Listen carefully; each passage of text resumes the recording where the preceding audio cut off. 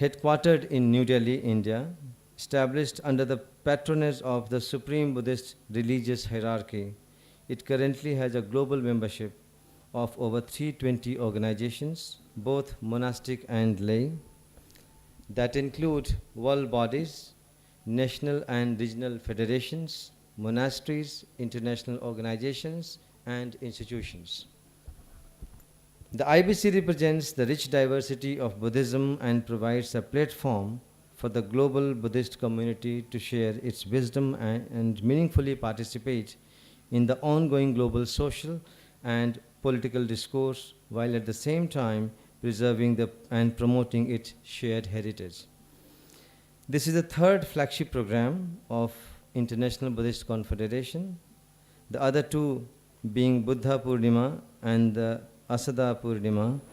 The Abhidhamma Divas last year was organized at Kushinagar at Mahaparinirvana Temple, where Honorable Prime Minister of India was the chief guest. He also inaugurated the international airport at Buddhist pilgrim town. Today, eminent monks from Sri Lanka, Myanmar, Nepal, Bhutan, ambassadors based in India, and other diplomats representing various countries are in attendance today in this hall on this auspicious Abhidhamma Divas. It was Sanskya, presently known as Sankisa, Basantpur, Farrukhabad, Uttar Pradesh, where the Sakya Muni descended from celestial domain of the 33 divine beings to Sankisya after teaching Abhidhamma Pitika to his mother. According to the Theravada tradition, it is believed that this day is blessed as the Buddha had gone to heaven to teach Abhidhamma Pitika to his mother. The teaching took 3 months and he came back to earth. His followers too marked the 3-month time by staying at one place and praying. It is known as 3-month rainy retreat, Vasa, for Buddhist monks and nuns. I derive pleasure in introducing dignitaries and luminaries from this Buddhist world on the dais. I have Most Venerable Dr. Ashin Nanisara, Chancellor, Sitagu International Buddhist Academies, Myanmar. We welcome you, sir, on the dais. Most Venerable Dr. Vasaka Dube, Mahinda Vansa, Mahanayaka Theru, Sri Sambudha Sasanodaya Sangha Sabha, Sri Lanka. We have with us on dais today Venerable Maitreya Sakyaputra, Vice Chairman, Lumbini Development Trust, Nepal. On the dais we have today Venerable Bhikkhu Sanghasena Mahathera, founder of Spiritual Director, Mahabodhi Meditation Center, Leh Ladakh. We have in attendance on dais the 5th Khedrup Rinpoche Ujjain Tenzing Thinle, President, Khedrup Foundation, Bhutan. We have Venerable Dr. Dhammapiya, Secretary General, International Buddhist Confederation. Shri Abhijit Haldar, Director General, International Buddhist Confederation. Professor Ravindra Kumar Sinha, Vice Chancellor, GBU. And Dr. Vishwas Tripathi, Registrar, GBU. I request all the dignitaries to mark the beginning of the day and celebrations with lamp lighting and offering floral tribute to Lord Buddha.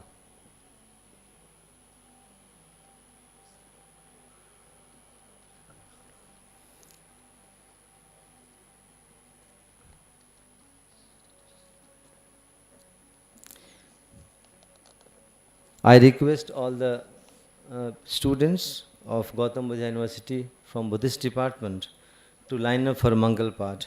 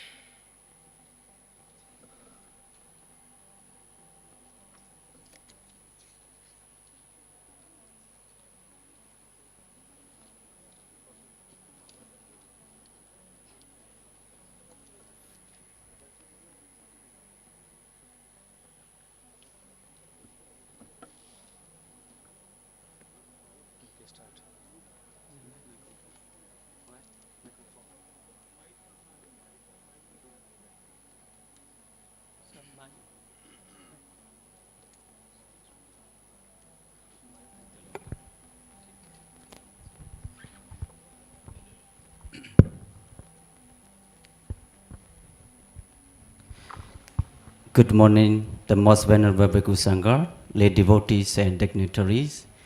As an opening of an auspicious Abhidhamma Divas celebration, we have to make a chanting Mangala Sutta for approximately 5 minutes. By the power of practicing and chanting Mangala Sutta, you may be free from any kinds of danger, never conquered by enemy, and your wealthy will be growth day by day, and you may be successful in all. So, Venerable Bhikkhu Sangha, let's get started chanting Mangala Sutta by starting Namo Tassa. Namo Tassa Bhagavato Arahato Samma Sambuddhassa Yamangalam Dodatayi Sainyetu Tatevaka Dodhana Nadike Sandi Athade Tinsa Mangalam Deti Dandewa Devena Tava Baba Vinadana Tava Lokahita Daya Mangalam Dhammana Mahe Ewa Metu Dayika Tamaya Bhagavata Vadiya Viyarati Sita Vani Anata Pintikata Arame Athago Inyatara Devata Abhikandaya Radiya Abhikanda Vana Kivala Kapan Sita Vana Obhatitawa Yena Bhagavatinu Bhatingami Uphatinga Maitawa Bhagavanta Bhivatitwa Ekamana Athati Ekamanda Tita Gota Devata Bhagavanta Gataya Isabati Bodhevam Nautasa Mangalani Asitayo Aginkamana Dodana Bhi Mangala Muddhama Adivana Sabalana Banditani Sadivana Buzasa Buzaniyana Ida Mangala Muddhama Bati Rupati Davadosa Pubisa Gata Punyata Ada Dhamma Panidisa Ida Mangala Muddhama Bhavudesi Satevisa Vinyo Satu Tekito Tuvadita Sayavasa Ida Mangala Muddhama Mada Pidu Upadana Buddha Dharata Tingaho Anagula Sakamanda Ida Mangala Muddhama Dhane Sadama Sriya Sanyaragani Satingaho Anavasani Kamani Ida Mangala Muddhama Arati Virati Baba Mizapana Sadayamo Abamado Sadametu Ida Mangala Muddhama Garavasa Nivadosa Tanudisa Kadinyuda Kalina Dhamadavana Ida Mangala Muddhama Khandisa Dovasada Dhatamana Nisa Dadana Kalina Dhamadagesa Ida Mangala Muddhama Daposa Vyamasriya Sariya Tisana Dadana Nibbana Tisikriya Sa Ida Mangala Muddhama Bhaudhata Lokadame Siddhayata Nagambati Atokam Virasa Khema Ida Mangala Muddhama Eda Didani Gadwana Tabadama Parasita Tabata Tudhe Kisandi Tantita Mangala Muddhama Mangala Tauta Nithita Sadhu Sadhu Sadhu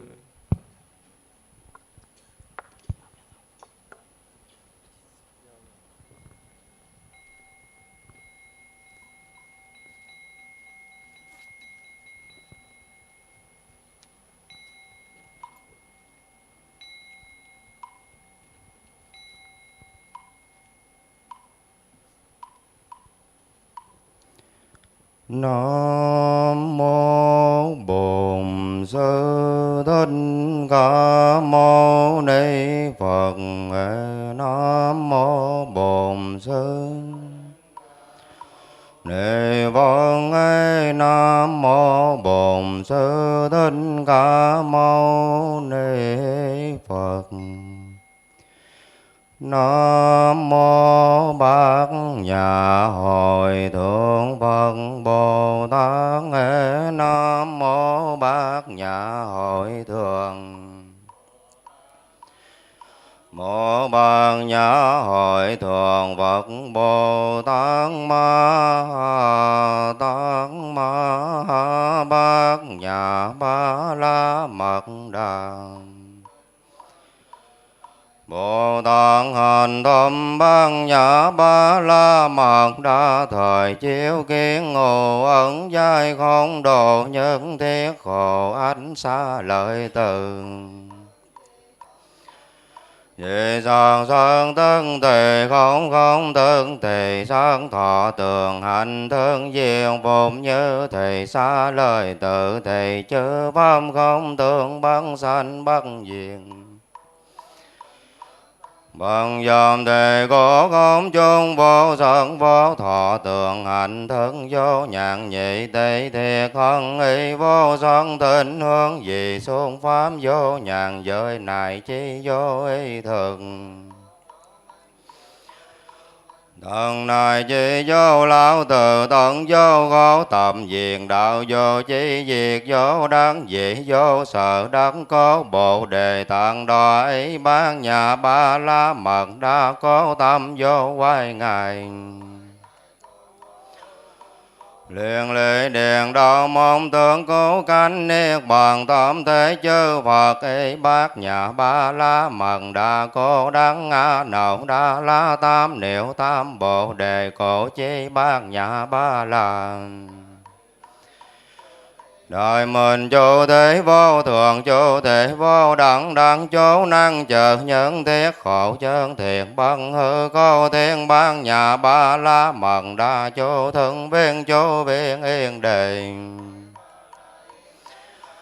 Thần yên đề bồ đề ta ba yên đế ba la thần yên đế bồ đề ta ba yên đề.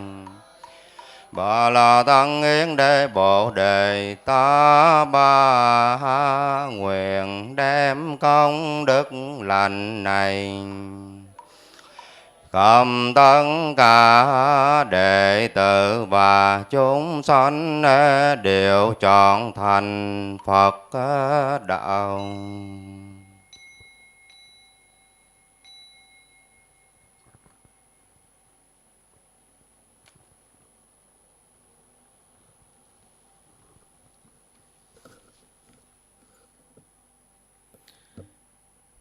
We are honored to have luminaries from the Buddhist world on the dais, and I request the people to get ready for felicitation, all the volunteers. May I request Venerable Dr. Dhammapiya, Secretary General, International Buddhist Confederation, to welcome our chief guest of the program, Most Venerable Dr. Ashin Nainasara, Sitagu Saidao, Chancellor, Sitagu International Buddhist Academies, Myanmar.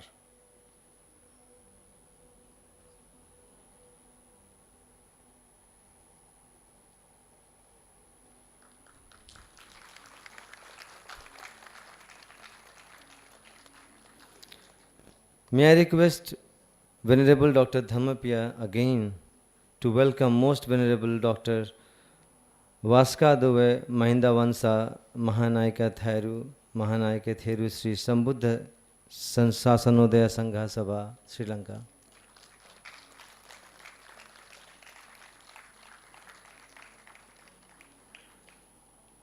May I request Sri Abhijit Haldar, Director General, International Buddhist Confederation, to welcome and felicitate other luminaries on the dais.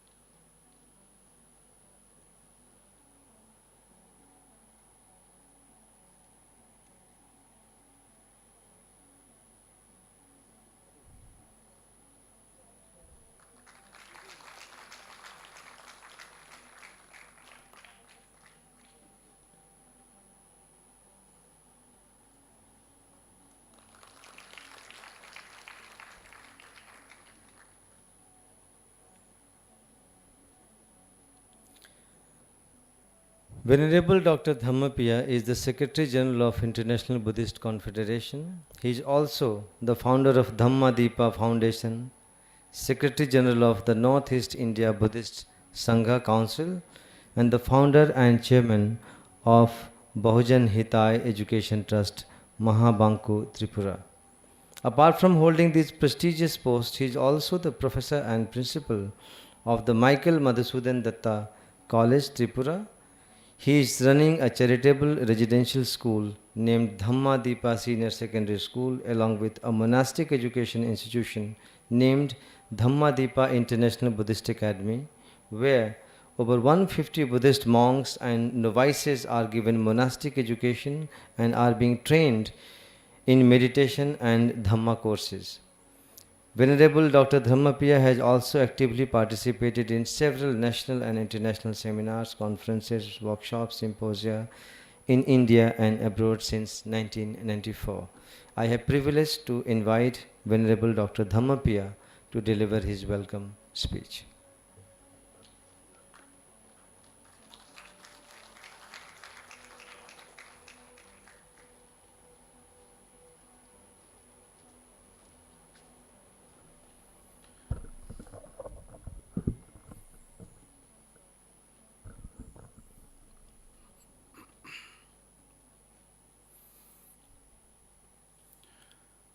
Namo tassa bhagavato arahato samma sambuddhassa Buddhang saranang gacchami Dhammang saranang gacchami Sanghang saranang gacchami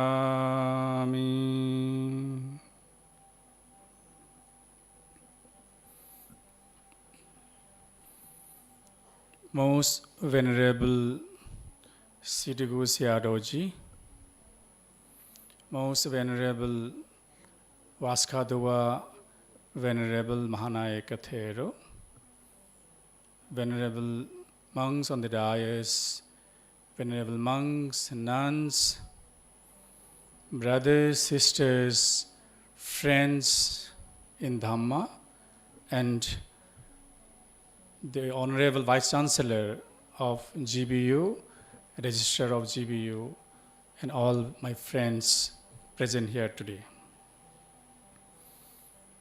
It's a very important occasion we are celebrating today, which is known as Abhidhamma Day or Pravarana Day.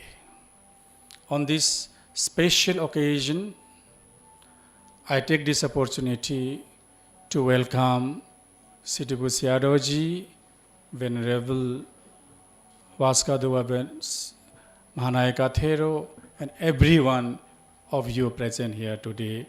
Hearty welcome to this auspicious occasion. Abhidhamma Day. Many of you might have not heard,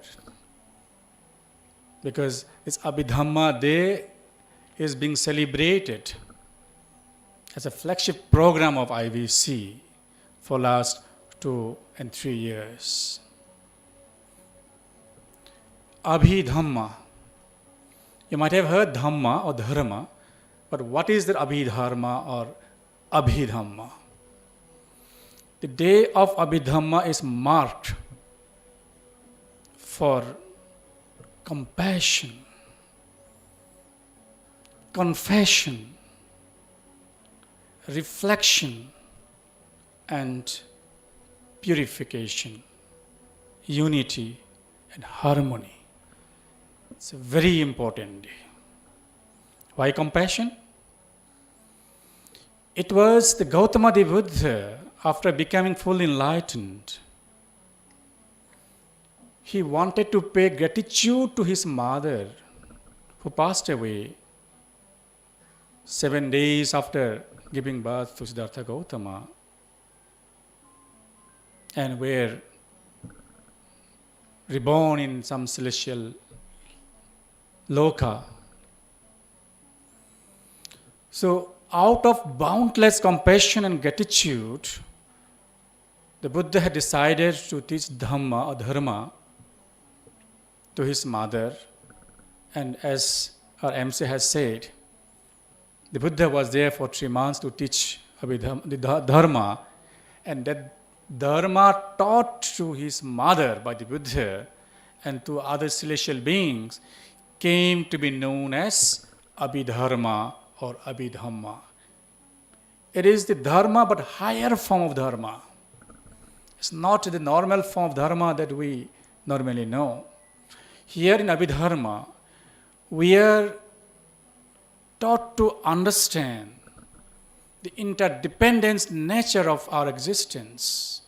It is not only we exist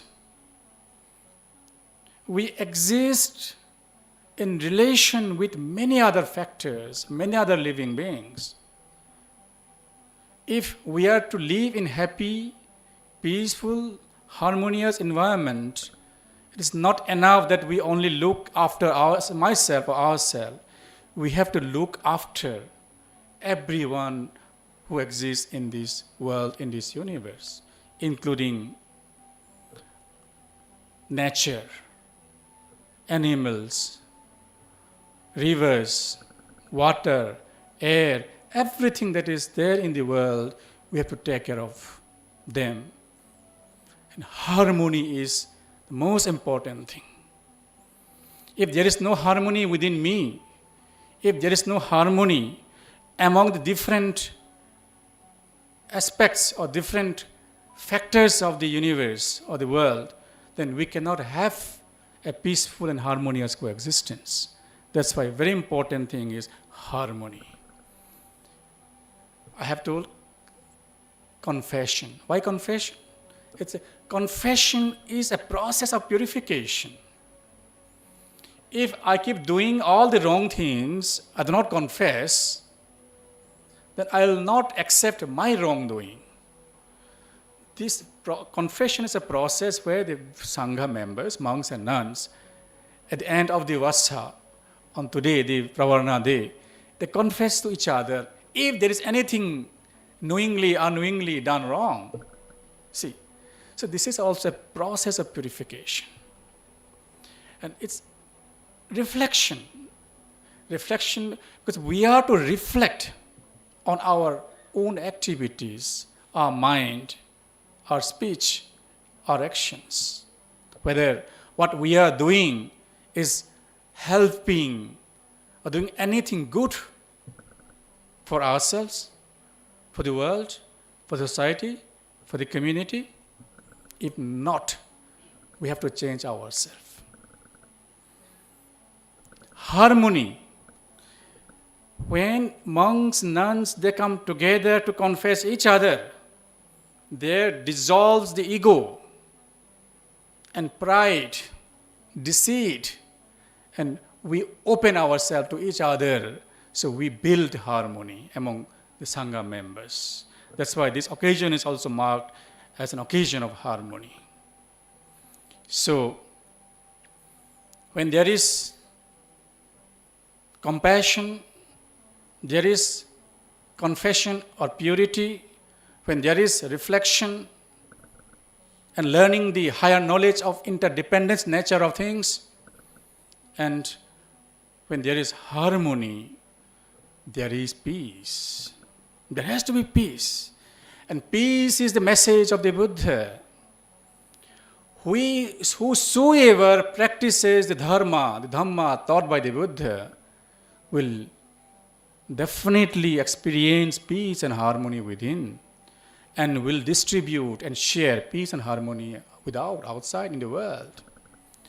Anyone who claims to be a Buddhist, practitioner of the Dharma taught by the Buddha, but what we think, what we speak, what we do, if it doesn't improve or promote the peace and harmony, if it causes disharmony, strife and discord, conflicts among different communities, in the family, in the society, in the world, then we are not Buddhists at all in the real sense. Because any Buddhist, whoever is a Buddhist, will definitely experience peace and harmony and will promote peace and harmony only. That is the teaching and the living example we can see from the life of the Buddha.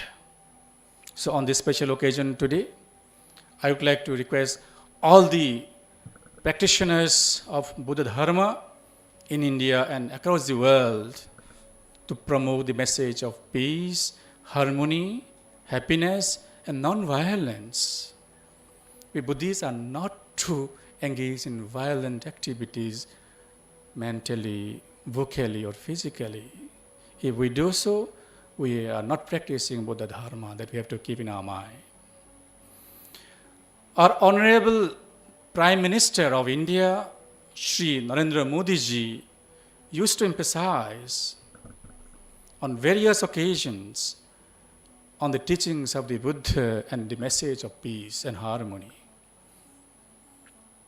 He used to say, the best gift India had given to the world is the message of peace, the Buddha. Buddha is the symbol of peace, the global peace. And the teachings of the Buddha is message for unity, harmony.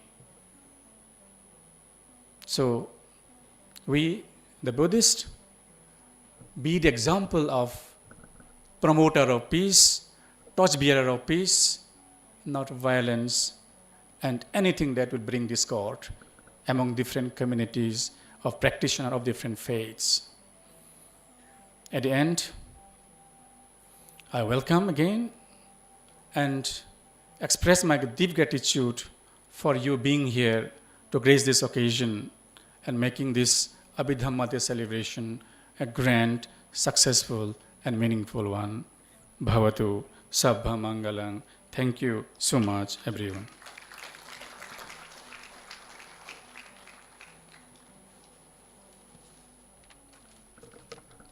Thank you, Venerable Dr. Bannapia. May I request our students from Department of Buddhist Studies and Civilization Studies to come up and do Dhamma Sangani Matika part. So I invite our students to perform Dhamma Sangani Matika part on stage.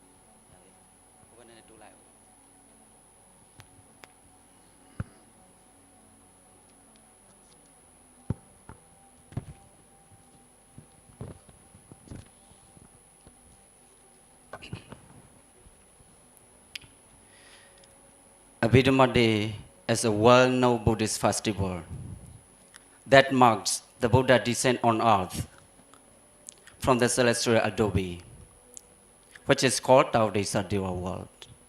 The main purpose of visiting to Taodesa Deva world is to preach Abhidhamma doctrine in order to reciprocate the gratitude of his mother, who passed away since he was 7-day child, and the welfare of devotees.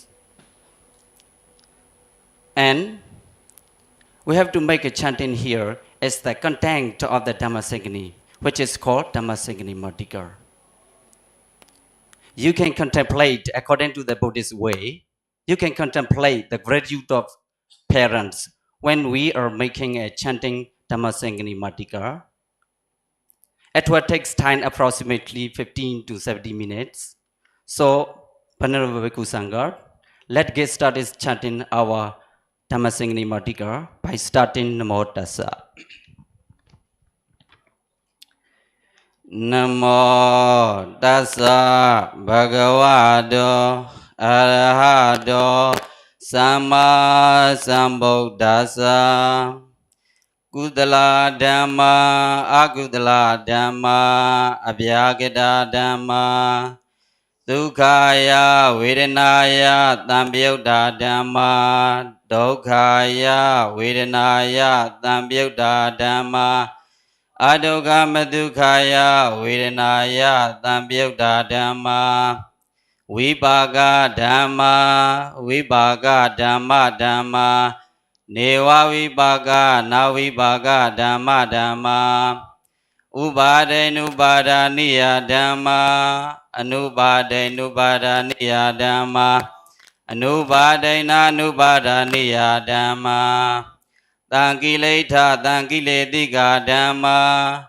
Atangiletika Dhamma Atangiletika Dhamma Tawidaka Dhamma Avidaka Visara Madda Dhamma Avidaka Avisara Dhamma Piti Dahagata Dhamma Dukkha Dahagata Dhamma Ubekha Dahagata Dhamma Dadanena Bhadava Dhamma Bhavanaya Bhadava Dhamma Neva Dadanena Na Bhavanaya Bhadava Dhamma Dadanena Bhadava Hetuka Dhamma Bhavanaya Bhadava Hetuka Dhamma Neva Dadanena Na Bhavanaya Bhadava Hetuka Dhamma Asya Gamino Dhamma Abhasya Gamino Dhamma Nevasya Gamina Abhasya Gamino Dhamma Dekha Dhamma Adekha Dhamma Neva Dekha Na Dekha Dhamma Parita Dhamma Mahagata Dhamma Abhamana Dhamma Parita Ramana Dhamma Mahagata Ramana Dhamma Abhamana Dhamma Rama Mezima Dhamma Banida Dhamma Maisada Niyada Dhamma Dambada Niyada Dhamma Aniyada Dhamma Magaramana Dhamma Magadhamma Adipino Dhamma Obana Dhamma Anobana Dhamma Obadino Dhamma Nida Dhamma Anagata Dhamma Pisobana Dhamma Adita Ramana Dhamma Anagata Ramana Dhamma Pisobana Ramana Dhamma Izada Dhamma Bahida Dhamma Izada Bahida Dhamma Izada Ramana Dhamma Bahida Ramana Dhamma Izada Bahida Ramana Dhamma Danidadana Dambadiga Dhamma Anidadana Dambadiga Dhamma Anidadana Abadiga Dhamma Hedu Dhamma Na Hedu Dhamma Taheduga Dhamma Aheduga Dhamma Hedu Dhambyuda Dhamma Hedu Vibhyuda Dhamma Hedu Sewa Dhamma Taheduga Sa Taheduga Sewa Dhamma Nasa Hedu Hedu Sewa Dhamma Hedu Dhambyuda Sa Hedu Dhambyuda Sewa Dhamma Nasa Hedu Na Hedu Khobana Dhamma Taheduga Bi Aheduga Bi Tabisya Dhamma Abhisya Dhamma Thinkata Dhamma Athinkata Dhamma Dadani Dadana Dhamma Anidadana Dhamma Tabadiga Dhamma Abadiga Dhamma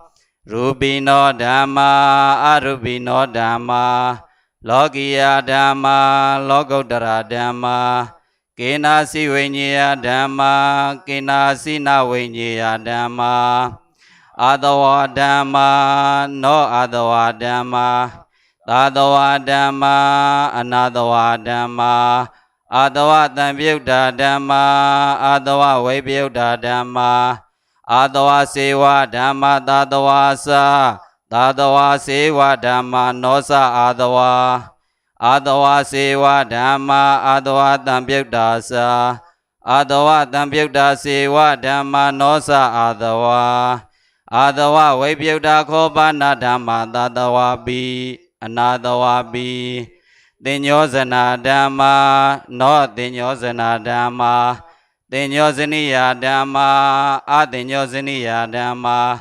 Dinyosana Tambyuda Dhamma Dinyosana Vibhyuda Dhamma Dinyosana Seva Dhamma Dinyosaniyasa Dinyosaniya Seva Dhamma Nosa Dinyosana Seva Dhamma Dinyosana Tambyudasa Dinyosana Tambyuda Seva Dhamma Nosa Dinyosana Vibhyuda Kobana Dhamma Dinyosaniya Bi Adinyosaniya Bi Gantha Dhamma No Gantha Dhamma Gantaniya Dhamma Agantaniya Dhamma Gantha Tambyuda Dhamma Gantha Vibhyuda Dhamma Gantha Seva Dhamma Gantaniyasa Gantaniya Seva Dhamma Nosa Gantha Seva Dhamma Gantha Tambyudasa Gantha Tambyuda Seva Dhamma Nosa Gantha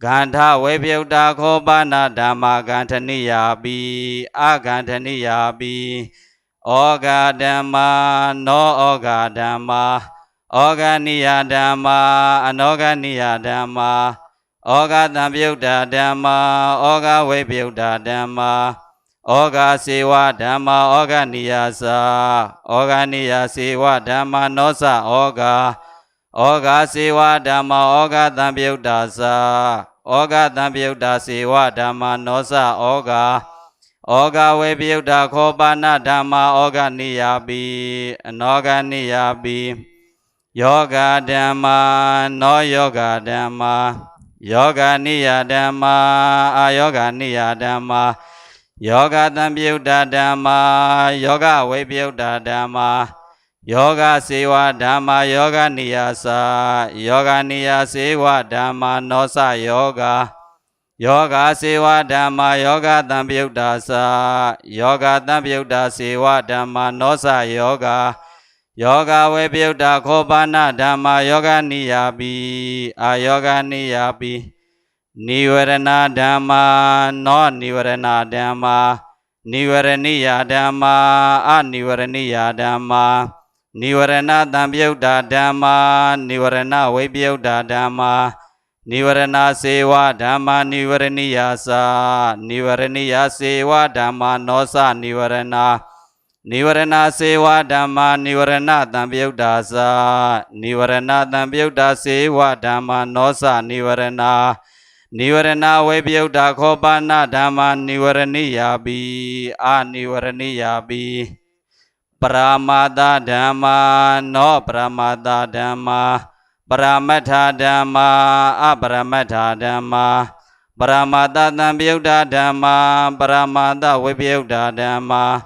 Paramada Seva Dhamma Paramathasa Paramatha Seva Dhamma Nosa Paramada Vibhyuda Kobana Dhamma Paramatha Bi Aparamatha Bi Dharamana Dhamma Anaramana Dhamma Siddha Dhamma No Siddha Dhamma Siddhadika Dhamma Asiddhadika Dhamma Siddha Tambyuda Dhamma Siddha Vibhyuda Dhamma Siddha Tantatha Dhamma Siddha Vaitantatha Dhamma Siddha Thamudhana Dhamma No Siddha Thamudhana Dhamma Siddha Dhabuno Dhamma No Siddha Dhabuno Dhamma Siddha Nupriwadino Dhamma No Siddha Nupriwadino Dhamma Siddha Tantatha Thamudhana Dhamma No Siddha Tantatha Thamudhana Dhamma Siddha Tantatha Thamudhana Dhabuno Dhamma No Siddha Tantatha Thamudhana Dhabuno Dhamma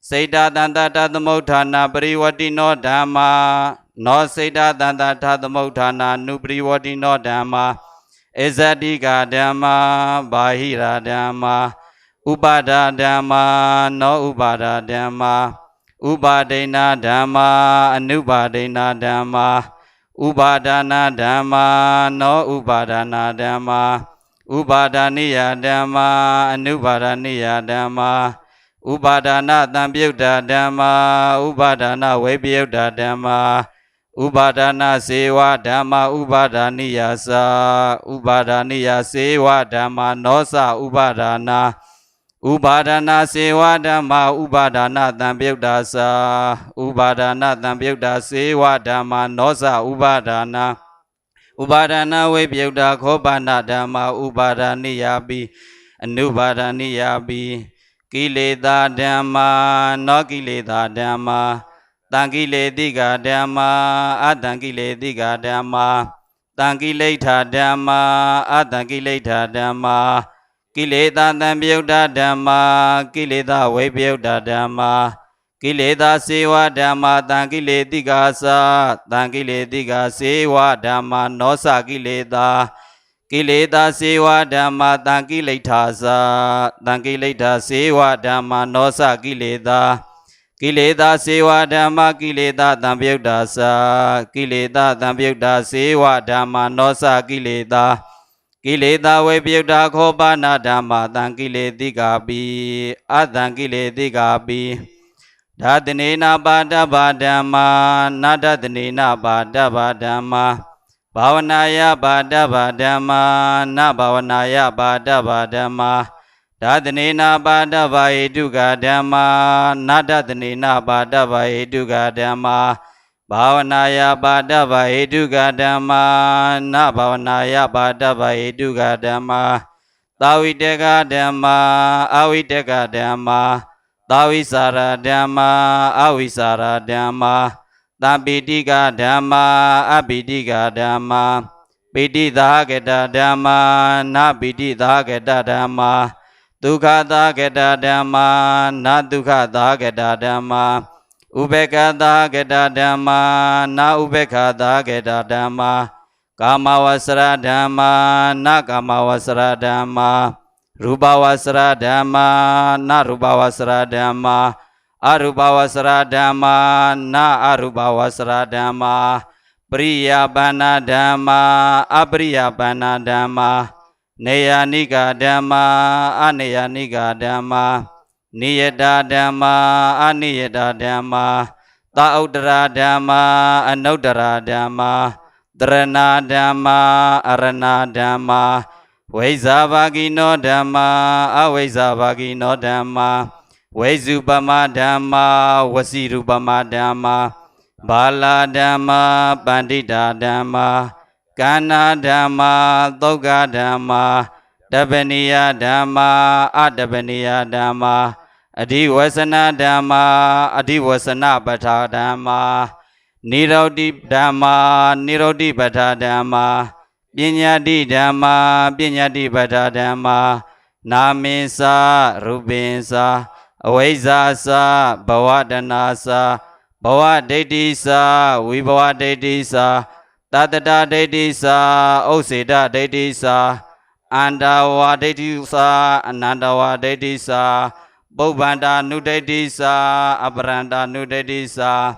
Ahirikinsa Anodabisa Hirisa Odambisa Dawasatadasa Baba Medasa Dawasatadasa Kalyana Medasa Abadi Gudala Dasa Abadi Votana Gudala Dasa Tamabadi Gudala Dasa Tamabadi Votana Gudala Dasa Dadu Gudala Dasa Manadikara Gudala Dasa Ayarana Gudala Dasa Padesa Tamobada Gudala Dasa Thana Gudala Dasa Adhana Gudala Dasa Eza Wawa Mada Wawa Khandisa Thorezensa Takarensa Padidanta Rosa Indriyetu Agauta Dwara Dasa Bhozane Amadenyudasa Indriyetu Gauta Dwara Dasa Bhozane Madenyudasa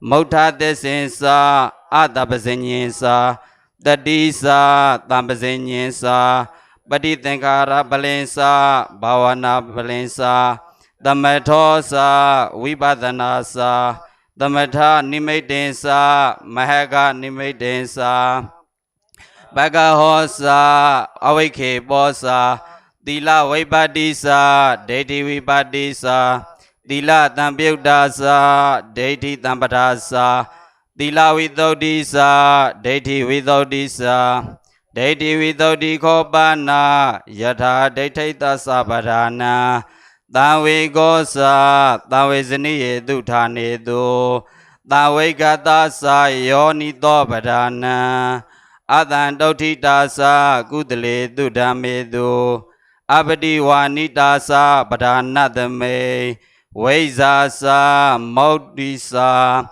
Kaye Nyana, Obade Nyanandi, Sadhu, Sadhu, Sadhu.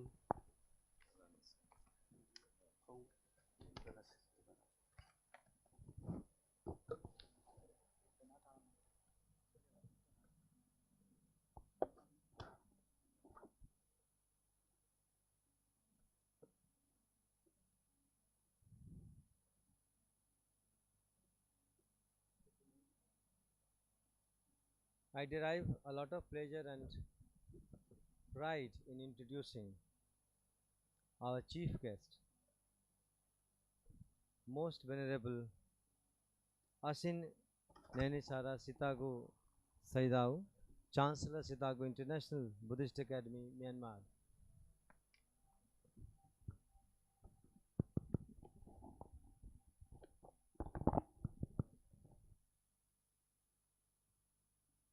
Most Venerable Saidao Asin Nansara was born on February 23rd, 1937 in the town of Saigon, Pegu Division in central Myanmar. At the age of 7, he went to local monastery to study. There he learned his education in Buddhist scriptures, and at the age of 15 he was ordained as a Samanera in a novice, as it translates, and he later received his higher ordination as Buddhist monk at the age of 20 in Saigon. He passed his primary, middle and higher examinations respectively in Pali Buddhist scriptures in the years 1956, 1957 and 1958. He earned a master's degree in Buddhist doctrine at King Mang Pali University in Mandalay. He then completed a diploma course in foreign language, that was English, at the Sangha University in Yangon for the propagation of Buddhism. In 1965, he founded BBM College in the town of Leimetna in Delta region of Lower Myanmar and worked as the headmaster and chief administrator of that institution until 1968. In 1968, he moved his residence to Sagang Hill in Upper Myanmar and began to teach Buddhist scriptures to the monks, nuns and novices. He also continued his study of English as well as trained in Buddhist homiletics under the guidance of Venerable Asin Pandita Aniskan Saidao for the purpose of preaching to lay Myanmar Buddhists. He remained in Sagang Hills until 1975. Between the years 1975 and 78, he lived in seclusion and practiced meditation at the forest monastery of Thakbaik Ang Twayan in Mon state of Lower Myanmar. In 1979, he established his own monastery, Sitagu Vihara, in Sagang Hills and resumed teaching the Buddhist doctrine and scriptures to monks, nuns and novices of the surrounding region.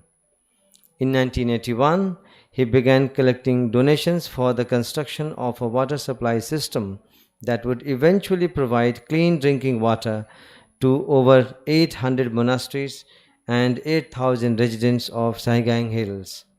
In 1987, he began the construction of a 100-bed hospital for the monks, nuns, novices and poor people of surrounding area. It is a well-equipped state-of-the-art hospital with all medical and nursing non-medical staffs permanently. In 1994, he began the construction of the International Buddhist Academy. Its goal is to teach and train missionary students, monks and nuns in the hopes of further spreading the Buddhist teachings. The academy is currently under construction in Sangay Hills, Myanmar. In 1981, he took his first foreign missionary journey to 6 countries in South and Southeast Asia. Since then, he has completed over 12 missionary journeys to more than 30 countries around the world, propagating Buddha and his teaching, his philosophy. During his visit to the United States, he has lectured in many universities. In 1996, he founded the Sitagu Buddha Vihara in Austin, Texas, United States, as a center for propagating the Sasana in the West. In 2012, the Vihara was expanded. Besides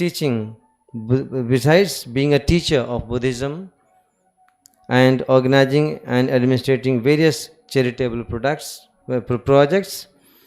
in Myanmar over the years, he has also written prolifically on Buddhism and published nationally and internationally. So I have pride in inviting our chief guest to deliver his keynote address of the event today. Over to you, Venerable.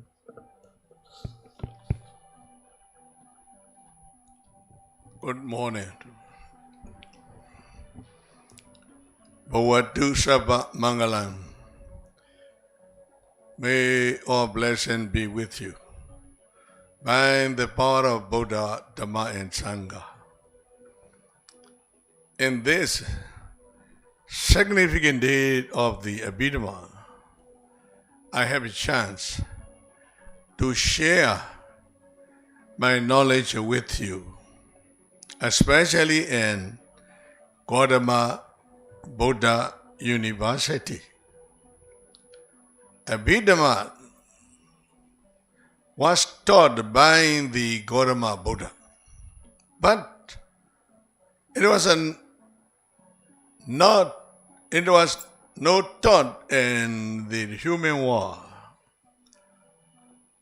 But Buddha taught Abhidhamma in the celestial world, Tavarisa heaven. Therefore, in the so many commentary comment, Abhidhamma means Abhi-atiriko Dhammo, so excellent doctrine. I would like to say here, this Abhidhamma was taught in the Tavarisa heaven, celestial world. Therefore, I can say Abhidhamma is a celestial teaching, celestial doctrine. Abhidhamma, in this Abhidhamma, Buddha never used any personal name, any personal account, any personal story. In this Abhidhamma doctrine, Buddha used only true name, intuitive name.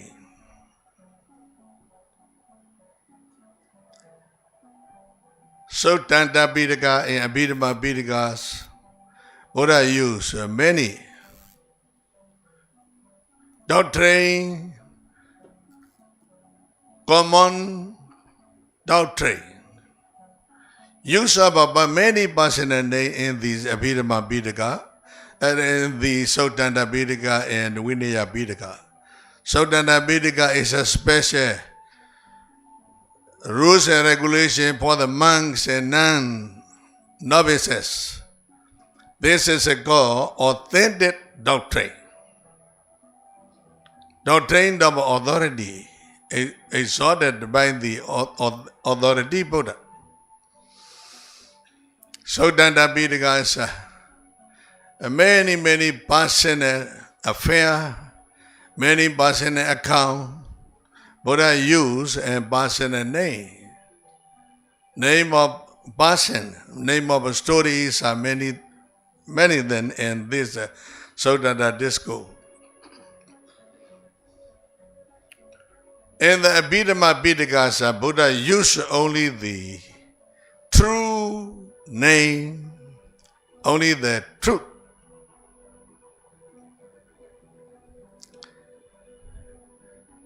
Therefore, Abhidhamma study is a very wonderful. When we study the Abhidhamma, we will enter into the oceans of Paramattha, mind, mental state, materiality, and Nibbana. Four Paramattha states are mentioned, especially expounded by the Buddha himself in Abhidhamma ocean. Abhidhamma study is a scientific study. I would like to tell you one example. In this bottle, everyone put the water. Everyone used to say this is a water bottle. Scientists say it is not the water. They analyze this water into two portions, hydrogen and oxygen. Hydrogen and oxygen. When the classifying like this, water is disappear. In the same way, in the Abhidhamma Pitaka, when you are study in Abhidhamma deeper and deeper, you are many wrong perceptions will be disappear. Self-perception, atta sanya. Self-perception, atta sanya. Permanent perception sort of permanent, nesa sanya. Atta sanya, permanence of the self. All of wrong perceptions will be disappear when we study the Abhidhamma Pitaka deeper and deeper. According to the Abhidhamma standpoint, we try to analyze this water. Now you are seeing, shaken. This is not water. Shaken is an element of air. Now I am feeling the cold nature. This is an element of the Dejo Dhatu, elements of the fire. The fire element, when rises are very hot, lower down is very cool. Cool and hot are same in nature. It is a Dejo element, fire element. Now liquidity and fluidity and flowing. This is the one kind of element, apo dhatu. Elements of the flowing and fluidity. If you put this bottle of the water into the deep freezer, 1 or 2, 3 hours later, we shall pull out and see, look, again. Totally change into very hard, like a stone. Ice stones are very hard. In the outside, this stone gradually melted into the water and flowing. So in this water, according to the Buddhist philosophy, Buddhist Abhidhamma, we can analyze into 4 elements. What do we do? Hardness nature and softness nature. Abodhatu. Fluidity and flowing down. Abodhatu. Tejodhatu, heat or cold. Vayodhatu, shaking and moving. according to the Buddhist philosophy, these four great primary elements are working together respectively.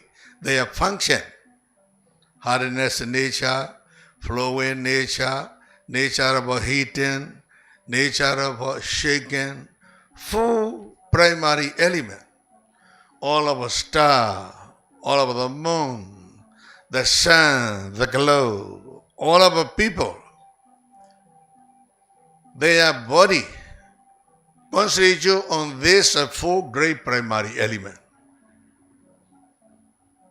Therefore, these elements, four elements, are called great Buddha, Mahabuddha, great element. They have a great power, enormous power, huge power. Because all over the globe, the sun, the moon, the star, human body, everything depends on these four great body elements.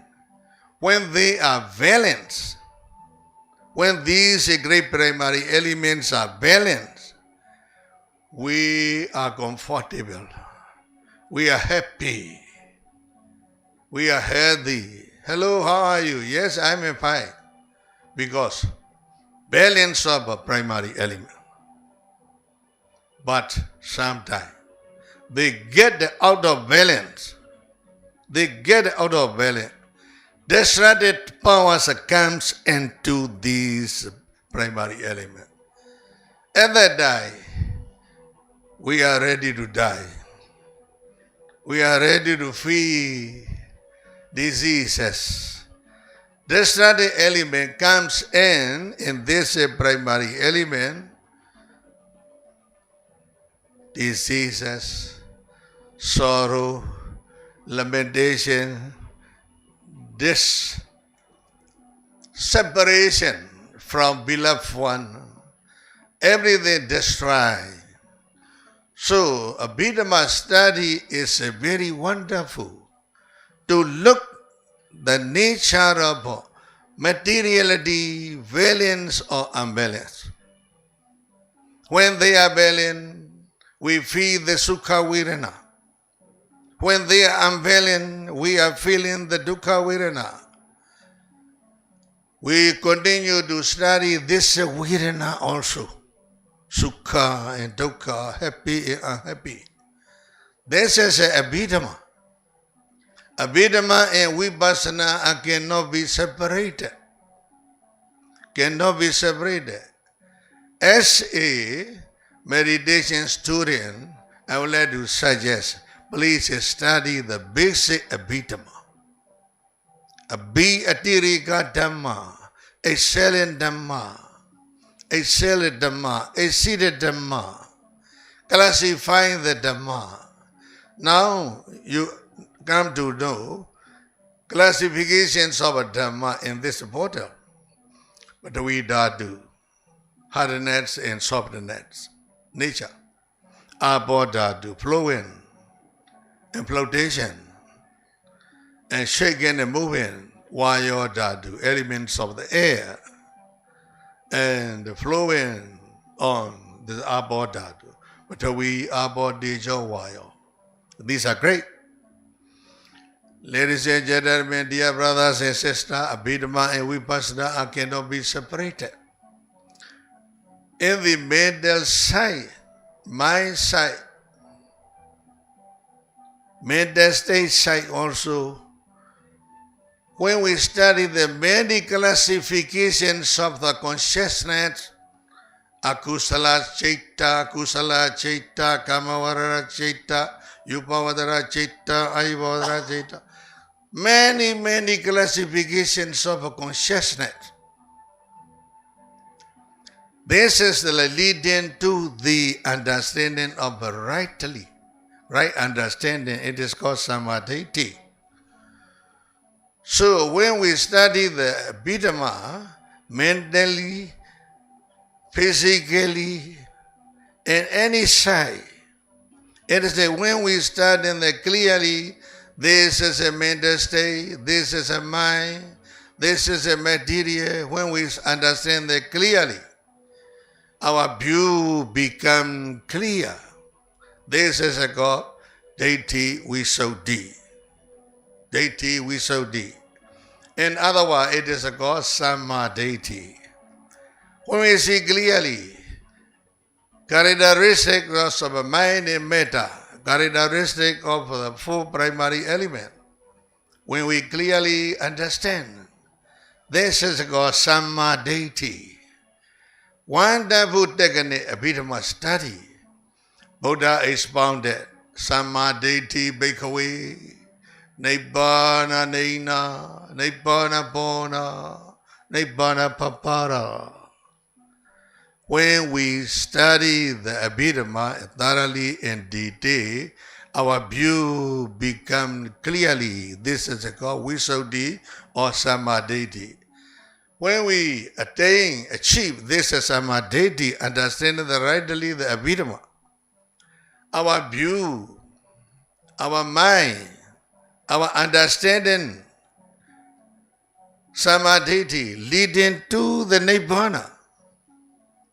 Buddha already stated in so many sutras, Suttanta Pitaka, Samadhi bhikkhave, Nibbana nena, Nibbana bona, Nibbana papara. So I would like to suggest all of my dear brothers and sisters, especially Chancellor, Professor, Lecturer of Gautama Buddha University, do not miss to study the Abhidhamma. Why? To go to the Nibbana easily. When we study in detail thoroughly in the Abhidhamma, mind, mental state, metta, characteristic of a mind and metta, understand, we will gain the clear vision. This is called deity Visuddhi. Samadhi, when we gain this Samadhi, we are ready to go to the Nibbana. So, may all of you be liberated from the bondage of the wrong view. May all of you be liberated from bondage of the wrong perception. By the power of understanding of the Abhidhamma, you should remove all of these wrong view and wrong perception. Ladies and gentlemen, may all of you achieve Samadhi leading to the Nibbana. May the Abhidhamma spread all over this Gautama Buddha's university, because Gautama Buddha stated this Abhidhamma in celestial world. Thank you all.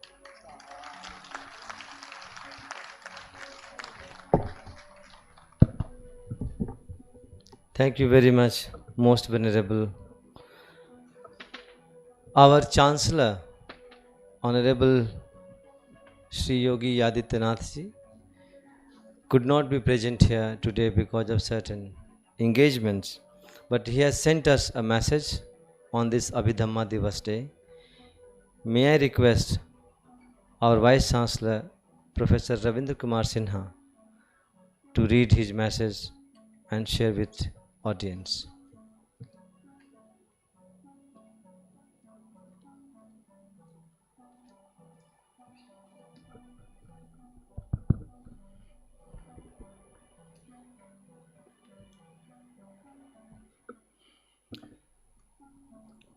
Good morning to you all.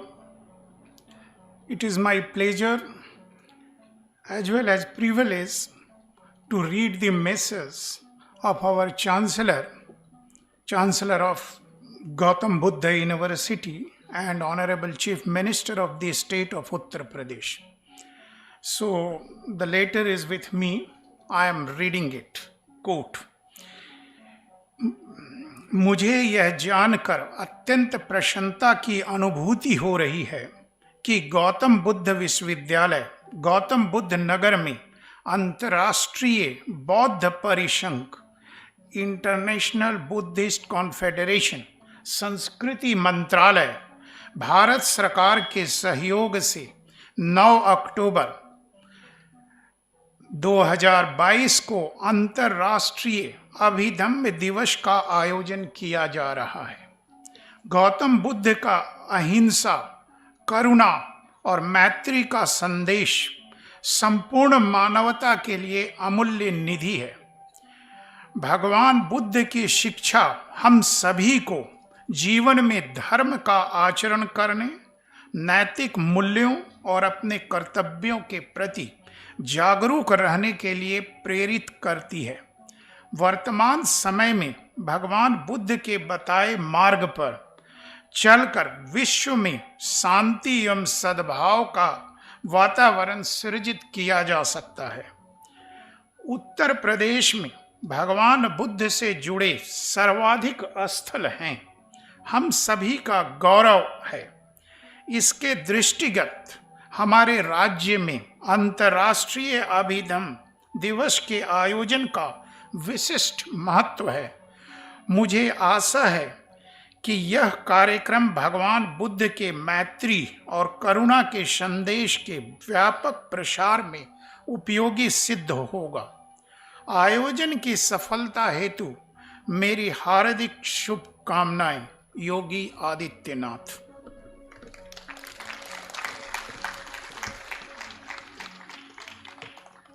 We are indebted for his dynamic leadership and visionary support that we get all the time from our Chancellor CM Yogi Adityanath ji. Most Venerable Dr. Wakasa Dube Mahinda Vansa Mahanayake Theru is also the Deputy President of Sri Lanka Nikaya, which is the largest, comprising of 14,000 of Mahasangha in Sri Lanka. To commemorate this auspicious occasion, Most Venerable Mahanayake Thero has brought a replica of holy relics casket found in Pipirawah, Kapilavastu in 1898 to be gifted to the Chancellor Yogi Adityanath, our CM. I cordially invite the Deputy Secretary General, Most Venerable Dr. Madama Pangama Asaji Anuyake Thero to the stage, and also our Director General IBC to accompany him in gifting this replica that he has brought. On behalf of our Chancellor, Honorable CM Yogi Adityanath ji, Vice Chancellor Gautam Buddha University, Professor Ravindra Kumar Sinha will receive this gift.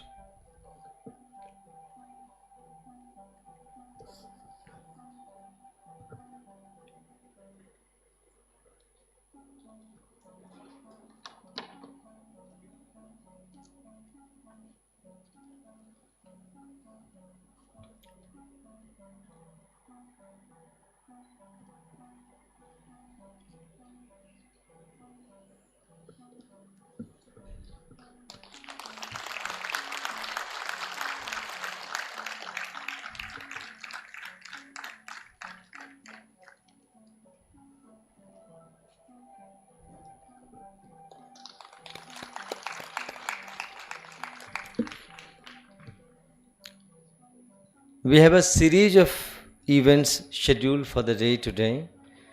We have a panel discussion on significance of Abhidhamma right after the tea break. We have a screening of a short film on International Buddhist Confederation's project in Lumbini, Nepal. And then we have many performances in cultural program, which will be followed by Kathak performance by a student of Gautam Buddha University. Chandalika, the dance drama by Tagore, will be performed by students of GBU, and many other cultural programs from students of Subharati University. Before we break for the tea, I request the authors of the book Recent Development in the Studies of Abhidhamma in India to come on stage and release the book.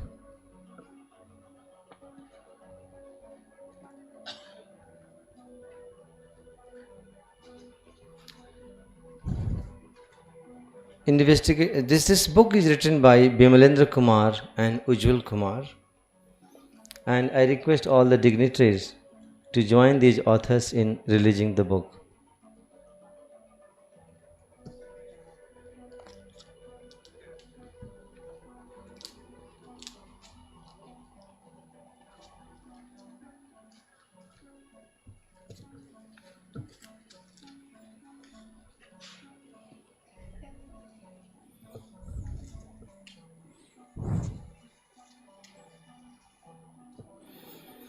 The authors Bimlendra Kumar and Ujjwal Kumar. Bimlendra Kumar is working as Professor of Pali in Department of Pali and Buddhist Studies, Banaras Hindu University.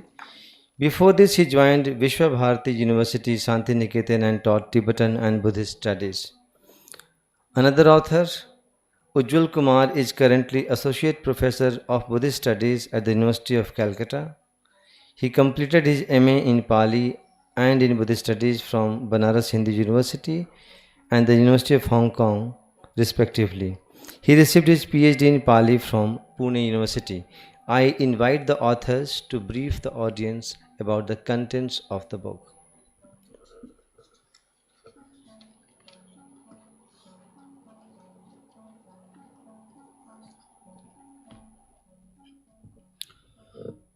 अनंत करुणापयम तथागतम अनुत्तरम बंदामि शिरसा बुद्धम धम्मम साधुगणम पीच. Most venerable Asin Yanisa, Sayadaw Sitagu International Buddhist Academy, most venerable Dhammapiya ji, Secretary General IBC, most venerable Mettey Sakyaput, most venerable Ugen Thille Tenjin ji, most venerable Bhikkhu Sangha Sen, most venerable our Vasak Dubey Mahinda Vansa ji, most respected our Vice Chancellor Gautam Buddha University, Professor Ravindra Kumar Sinha ji, and Registrar Gautam Buddha University, Dr. Biswas Tripathi ji, and Bhikkhu Sangha, most venerable monks, Bhikkhunis, Upasak, Upasikas, and lovers of Buddhism. It gives me immense pleasure to introduce this book, Dhamma Anushilana, investigating the Buddhist principles before the August gathering on this International Abhidhamma Day organized by International Buddhist Confederations. There has been serious attempts by the Buddha also, and at the time of Buddha also, and his disciples to interpret the teachings of the Buddha in a different manner. And there was a tradition to interpret the teachings of the Buddha by disciples like Most Venerable Dhammasenapati Sariputta and Mahakachan in a very decent manner to the public or to the common mass at that time. After passing away of the Mahaparinibbana of the Buddha, there were so many attempts to understand the teachings of the Buddha in different manners, and anthologies and commentaries, tikas, anutikas were written to interpret the teachings of the Buddha and understand the teachings of the Buddha. Here, this Dhamma Anushilana is a collection of or anthology of 17 several articles collected from the distinguished Buddhist scholars all over the globe to interpret the teachings of the Buddha in a different manner, and how the teachings of the Buddha are interpreted by the different traditions also. So in this book there has been an attempt to collect the teachings of the Buddha and interpret in a different manners. There are 4 parts in this book.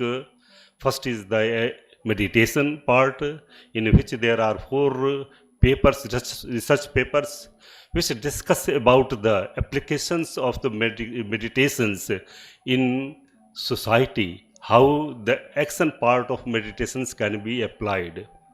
Second part of this book is discussing about the persons and the personality and the schools of the Buddhism, different sects of the Buddhism, there are traditions of the different sects of the Buddhisms. These have been discussed in the second part.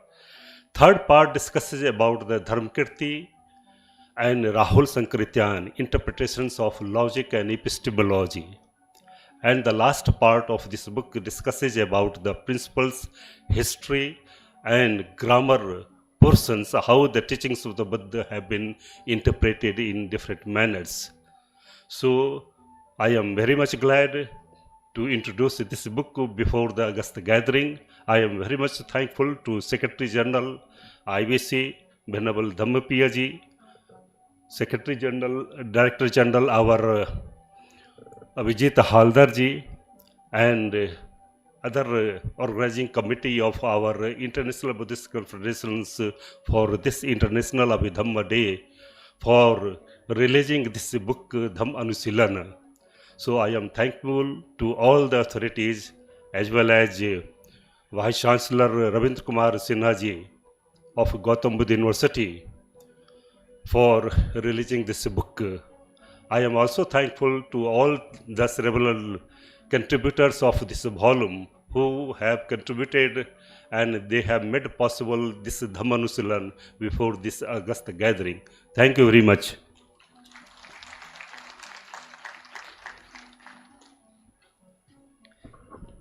Thank you, sir. There is a break now with two announcements. The Sangha members will proceed for lunch, escorted by our volunteers from that gate on my left and your right, and rest of us will join for a cup of tea in the cafeteria. And we meet here at 12 o'clock again, and we proceed with our scheduled programs. So with a belief that we will maintain time and come back, let us break for now and let us go for tea. Sangha members will go for lunch and we will go for tea break. Thank you.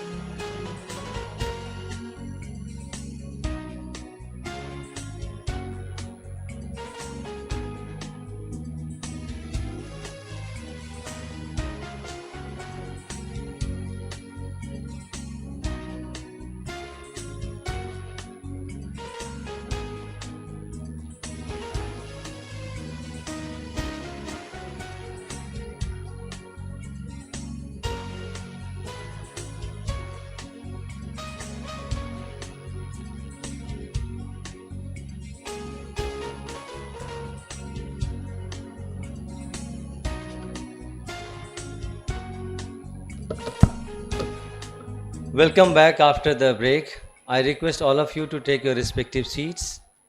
Let us maintain the order and start the program.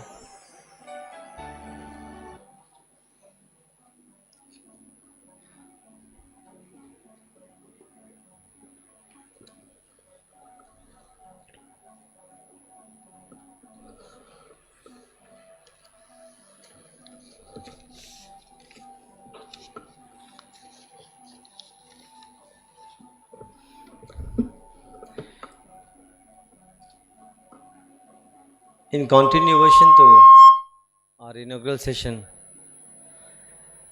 I have privilege in introducing to you Venerable Maitreya Sakyaputta, Vice Chairman, Lumbini Development Trust, Nepal. He is an ardent practitioner and expert in Buddhist philosophy, peace and development, and practices engaged Buddhism. He attained his MA Buddhist Studies from Lumbini Buddhist University, Nepal, and we are honored to have him here on the dais. May I request Venerable Maitreya Sakyaputta to deliver his speech.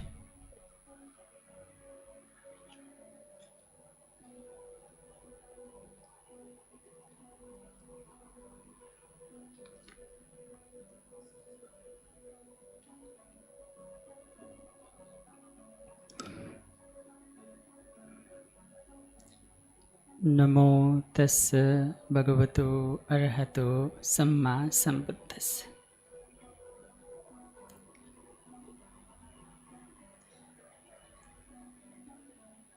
My homage to the Mahasangha here,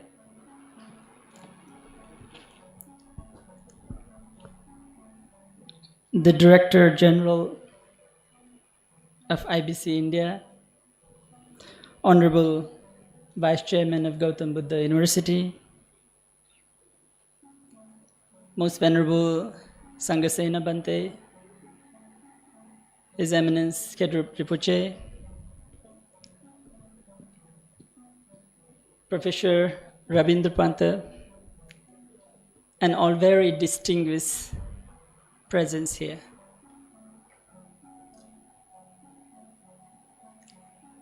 Though I do not have much to say today, but I would like to take this moment to express appreciation to Dr. Dhammapiyaji and to entire IBC team, because they together have created the tradition of remembering, recalling, and celebrating Abhidhamma Day. I consider myself more as a colleague of IBC. And past 3 years, I have had the privilege to see IBC team members work hard to organize events in Kushinara, in Sarnath, and today here at the premise of Gautam Buddha University. I strongly believe that the current century is century of Asia.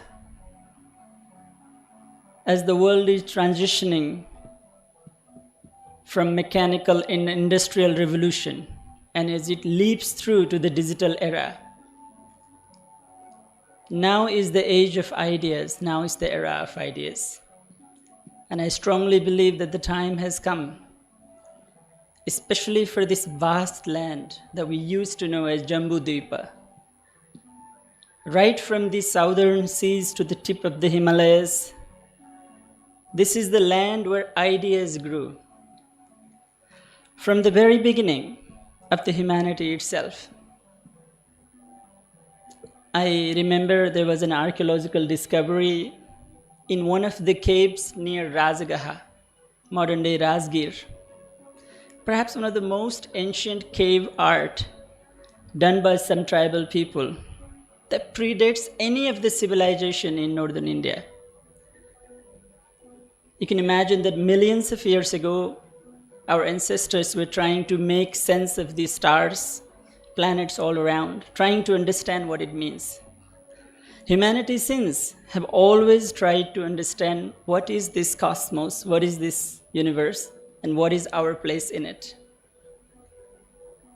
Gautama the Buddha, he represents the very apex of thought process. The beauty, the brilliance of Gautama the Buddha was that he took a giant leap from an outward examination to the one examining. He took a dive into the human mind itself, the perception itself.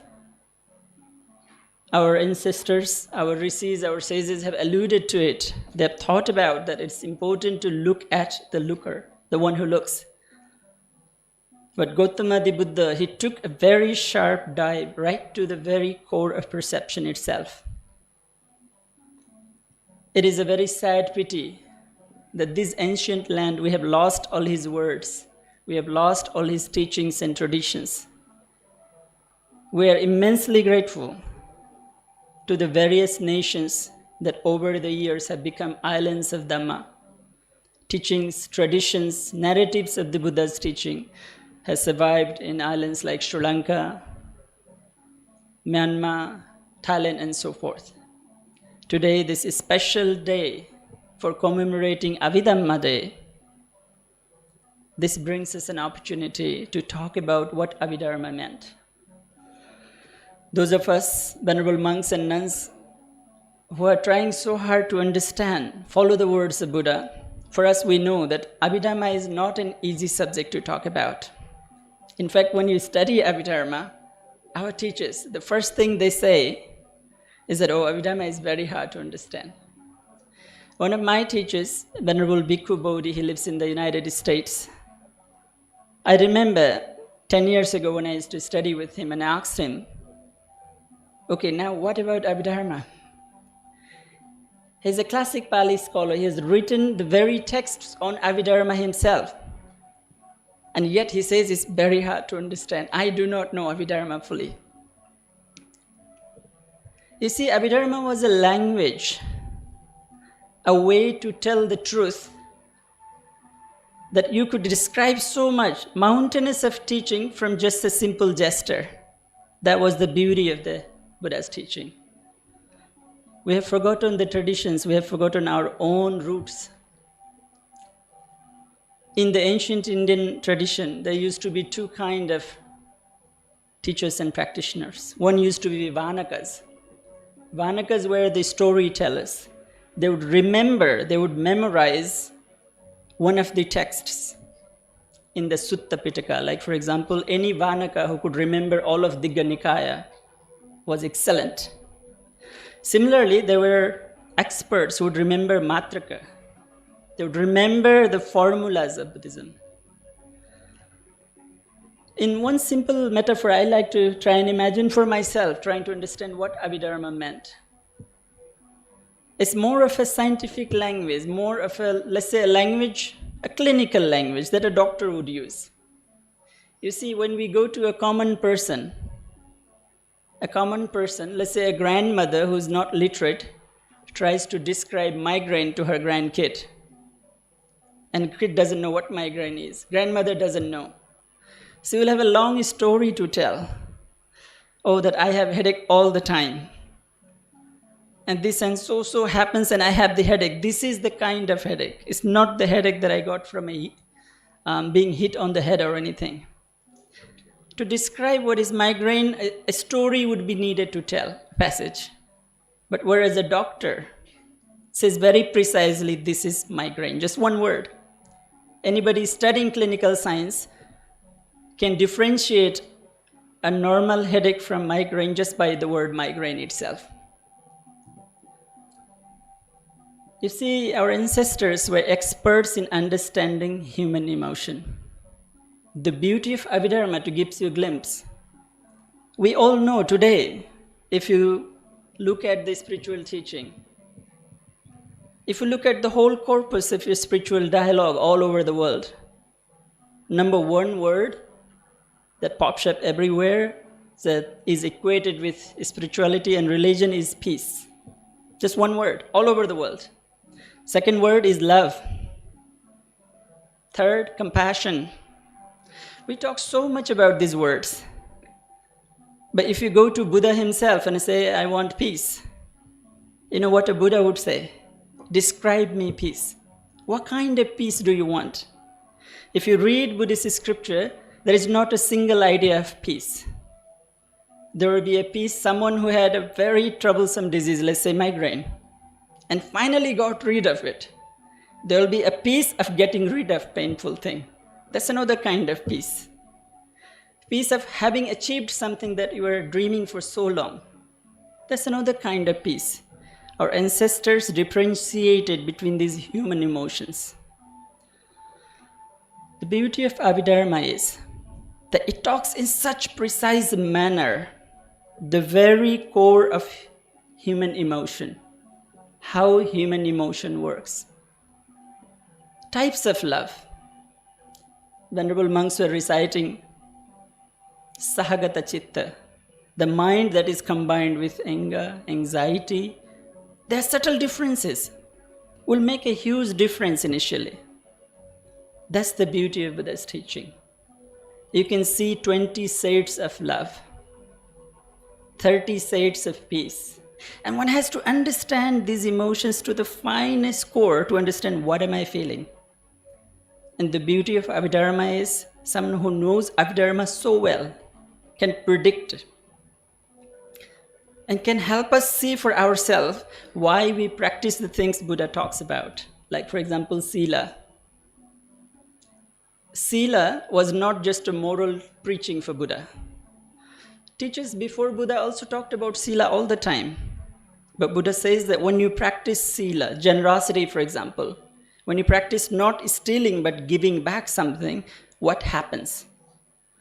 And then a chitta arises in you that is combined with letting go. And Buddha says, what happens with that chitta? When that chitta is there, then there is jnana, there is wisdom combined to it. And Buddha says that when you cultivate this, then the jnana comes. If you create this mind, wisdom comes to you. And if you combine it with wisdom, perception comes. Through perception, ashava goes away. The mind is cleared. That's the beauty of Abhidharma. As I said, eminent audience, that I do not dare to go in the depth of Abhidhamma. This is a very vast topic. But the time has come to look into Buddha's teaching, what it really means. What is the human mind? What are these emotions to its core? I really appreciate that today, especially in 21st centuries, we have to find ways to unite this vast region with common ideas, common values, the value of humanity, value of understanding who we are as human beings. I would like to express once again my gratitude to IBC, and also especially opportunity to get to see Gautam Buddha University. And I'm so amazed to see so many venerable monks and nuns all the way from Vietnam, from Myanmar, studying here. Me and our venerable monk, we were talking about the life must be difficult for someone having left Vietnam and coming and studying Buddhism here. You are re-walking on the same footsteps that monks and nuns used to walk 1,000 years ago when they came to study in ancient Nalanda and Bikramshila and so forth. I would like to congratulate Gautam Buddha University also for being a home to all the venerable Sangha from all over the world. May the teaching of Buddha continue shining. May we find what Buddha meant. May we rediscover the process of thinking the Buddha used to bring forth the radiance of enlightenment. Pavatu Sappa Mangalam.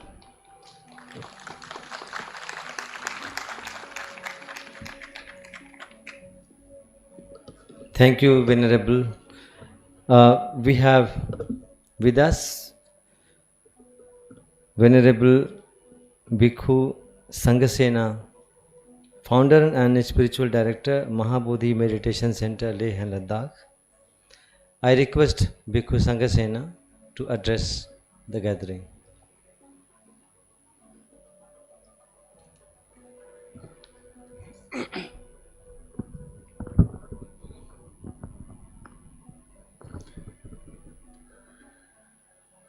Buddhaṃ saranam gacchāmi, Dhammang saranang gacchami, Sanghang saranang gacchami.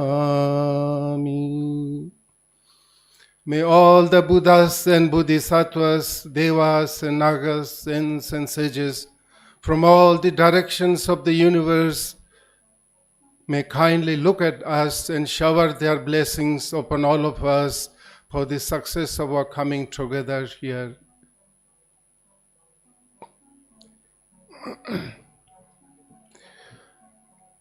Respected Professor Ravinder Kumar Singh Ji, the Vice Chancellor of Gautam Buddha University, Shri Abhijit, Director General of the IBC, and Most Venerable Methya Sakyaputta, the Vice Chairman of Lumbini Development Trust, Nepal, and Most Venerable Khemdrup Rinpoche Urgyen Tenzin Thinle, the President, Khemdrup Foundations, Bhutan, and all the respected members of Holy Sangha, the Bhikkhu and Bhikkhuni Sangha, and other distinguished guests and participants from different countries and different parts of our country in this very historic and auspicious day, the International Day of Abhidhamma or Abhidhamma Divas celebration here in this beautiful hall of the Gautam Buddha University. We all join together to express our profound gratitude to the IBC, the International Buddhist Confederations, and the Gautam Buddha University for organizing this very auspicious occasion after the 2 years of terrible COVID pandemic. We are seeing first time such a huge gathering of Sangha members here. As you all know, now IBC or International Buddhist Confederation was established quite some time back, and since then they have been organizing various very important Buddhist conference seminars on various aspects of Buddhism. That IBC was able to bring together the Buddhist leaders, Buddhist teachers, scholars, and Sangha members from all the Buddhist countries together. This happened for the first time in India after gap of many, many years. So thanks to the Minister of Culture, thanks to Government of India, thanks to the founding members of IBC, Venerable Lama Lobsang Ji was the first to organize the first conference and followed by the establishment of IBC. And now, under the dynamic leadership of Venerable Dr. Dhammapiya and his team,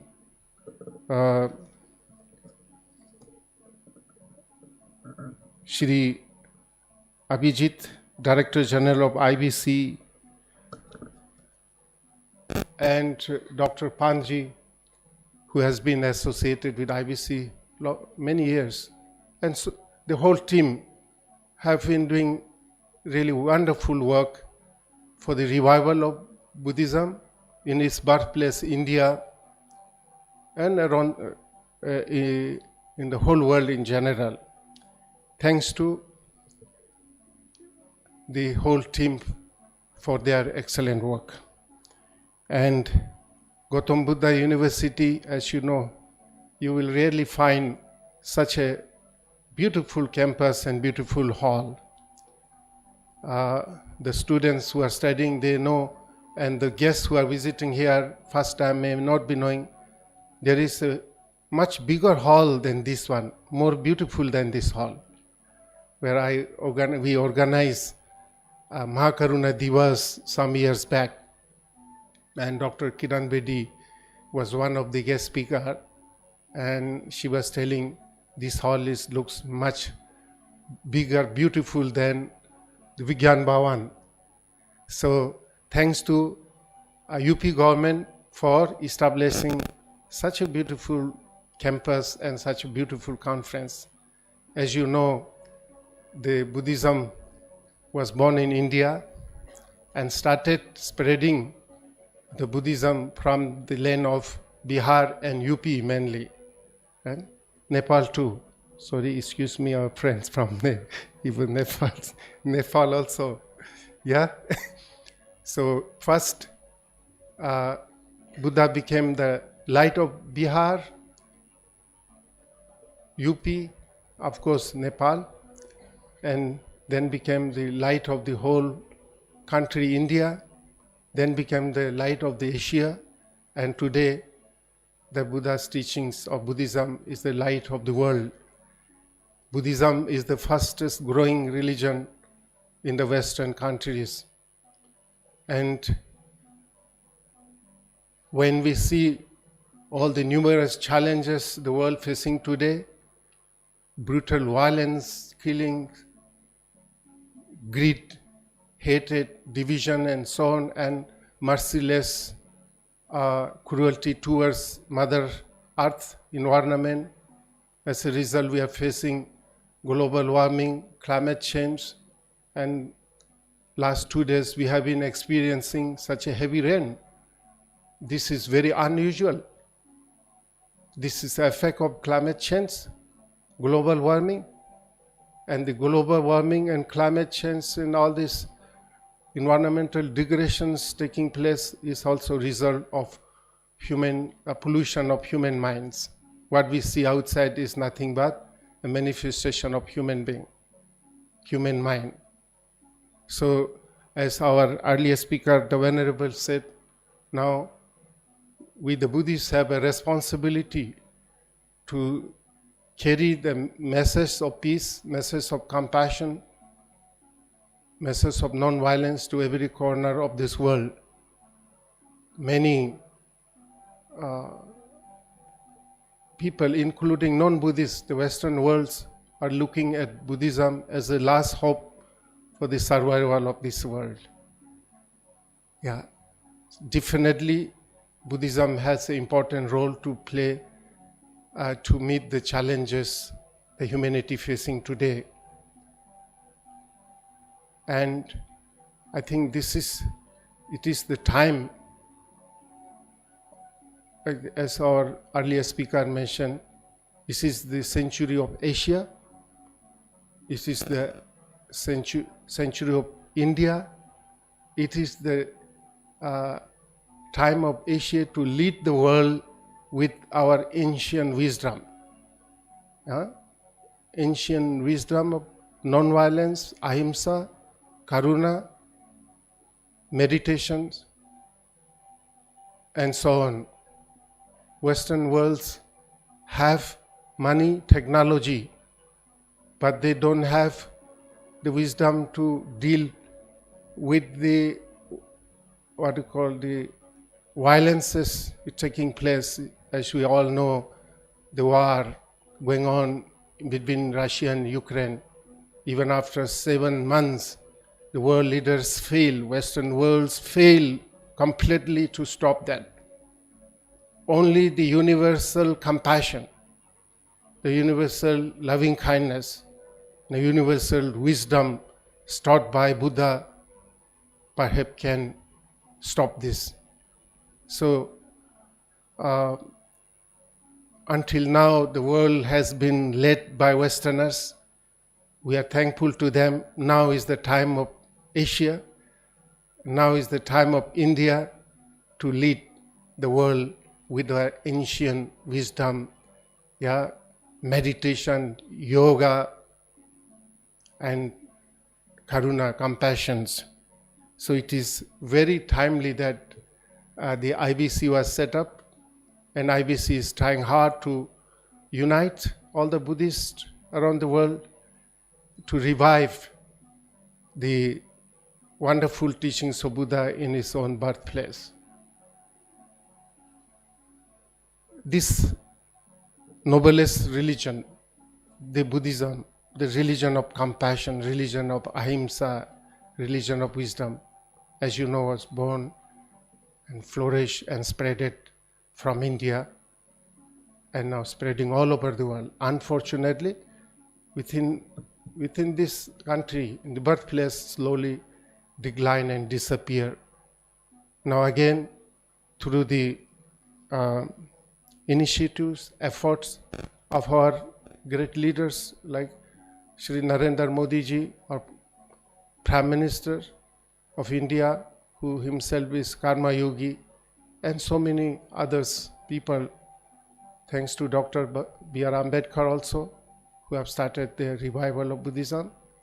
And now India again have a bright future.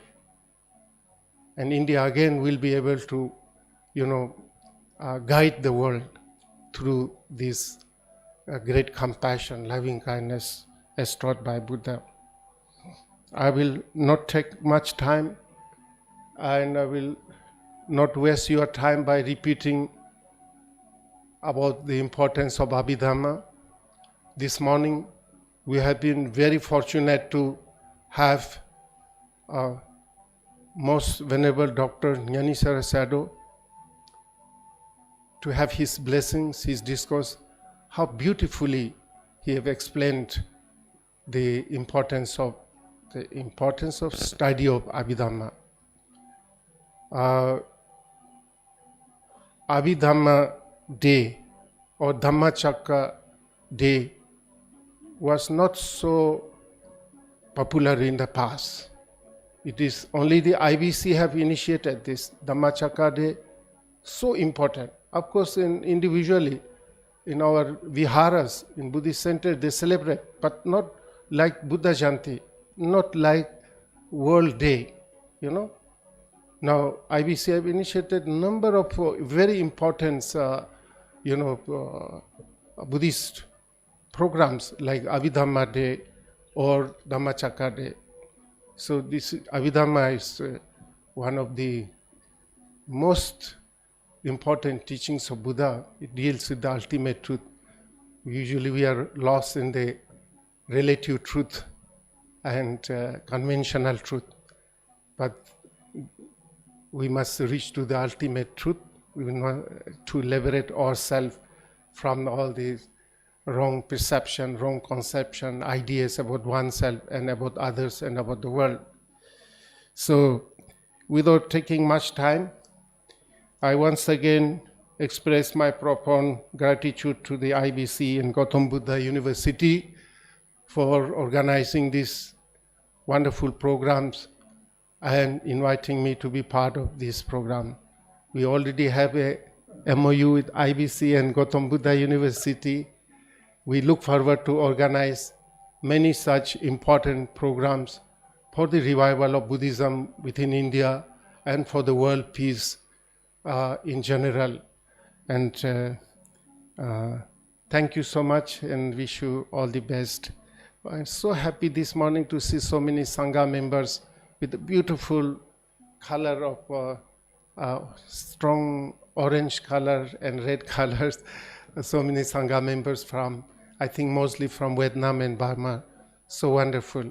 We do hope to see like this in every part of our country and to carry the flag of compassion, yellow flag written on compassion, Mahakaruna and Vipassana and Abhidhamma together. Thank you. Thank you.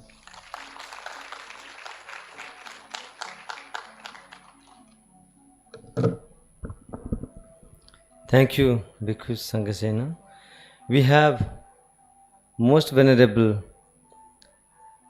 the fifth Khedrup Rinpoche, Tenzin Thinle, President Khedru Foundation, Bhutan with us on the dais. Venerable Rinpoche is the founder and incumbent president of Khedru Foundation, a non-profit religious organization in Bhutan. Venerable is also the head of Sangchen Ogeya Tusklang Monastery in Sanseng, Bhutan. We are honored to have you here, Venerable, and I request you to address the gathering.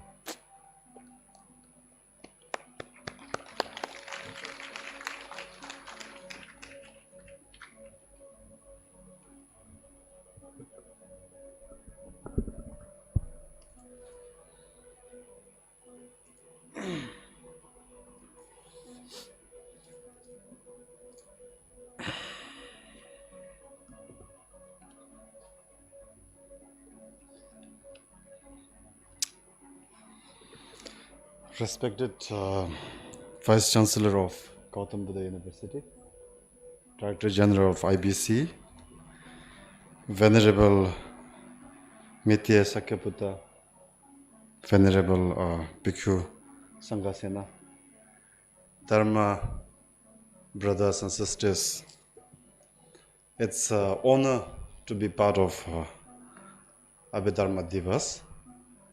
But I would like to remind you all that on this Abhidharma day, I have nothing to say about Abhidharma.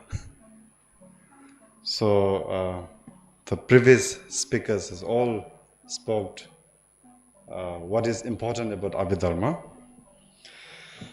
So, but anyways, we have a Bhutanese have a saying that when your turn comes, even if you have to bite stone, you should bite it. So it is almost like biting a stone here. So, well, as a Buddhist, it's a very proud moment to say that today's day, so-called Abhidhamma Divas, or in I think English, which we could probably say it as Descending Day of Buddha, is a day to commemorate gratitude, commemorate the gratitude between the mother and the son. And in the world, as we Buddhists, a promoter of a peace and harmony and compassion, it should always begin with yourself, right? So, a relationship between the mother and the son, as we all know, is about peace, it's about love, it's about compassion. And Buddha descended himself from Devaloka back to earth after teaching his mother the Abhidharma, basically. So it is significant of gratitude today. So we all should remember, first of all, every one of us here, we are not born from lotus. We have our mother, our father, our siblings, that's who have showered blessings, showered love and compassion upon us. So let us take 1 second to remember the love, the compassion, and this kindness which has showered upon us on this day of Abhidhamma Divas.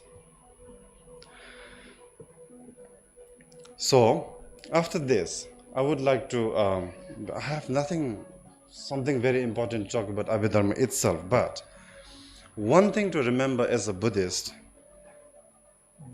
besides the message of peace and harmony and love and compassion, I think one of the important message of Buddha is that you are the one who could save yourself. Therefore, everything that we live in is all interdependent. Therefore, all those interdependent things are emptiness. This is, I think, how it is probably translated up to when it talks about like in a tenjing tenjung ma de mayimbe chunga yoba mayino. Deshe toni ma dobe chunga yoba mayino. So we are all dependent each other, Therefore, the connections that we need to draw in between ourselves and others is again love and compassion.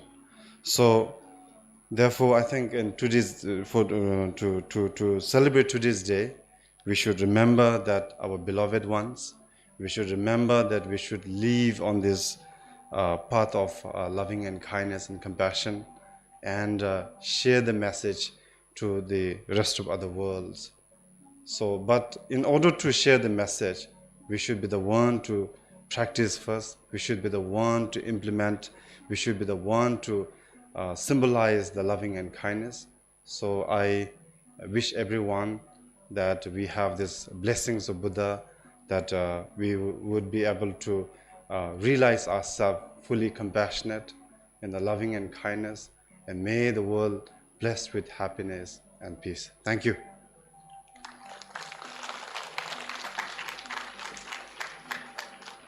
Thank you, Venerable. The IBC, International Buddhist Confederation, represents rich diversity of Buddhism and provides a platform for global Buddhist community to share its wisdom and meaningfully participate in the ongoing global social and political discourse, while at the same time preserving and promoting its shared heritage.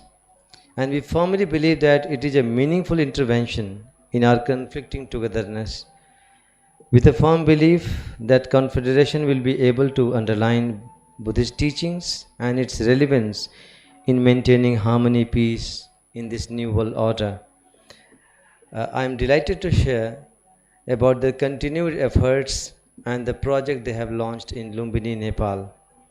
We are going to screen this short movie on this project, but before that, may I request Director General Shri Abhijit Haldar to brief us about the project and about the movie.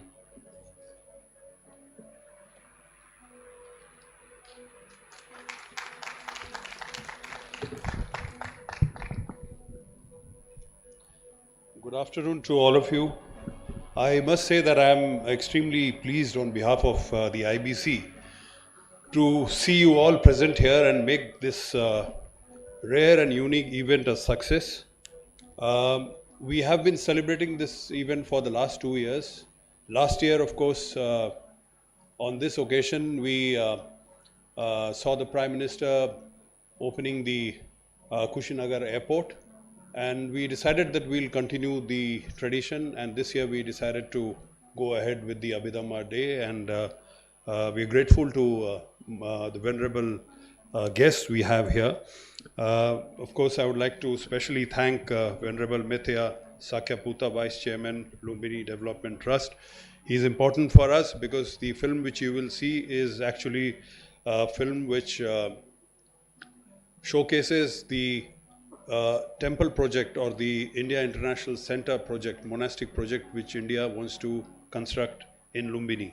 Also, thanks to our special guests, Venerable Bhikkhu Sanghasena Mahathera, Founder and Spiritual Director, Mahabodhi Meditation Center, Ladakh, to our honorable guests from Bhutan, 5th Khedrup Rinpoche, Ugyen Tenzin Thinle, Lendup, President Khedrup Foundation, Bhutan.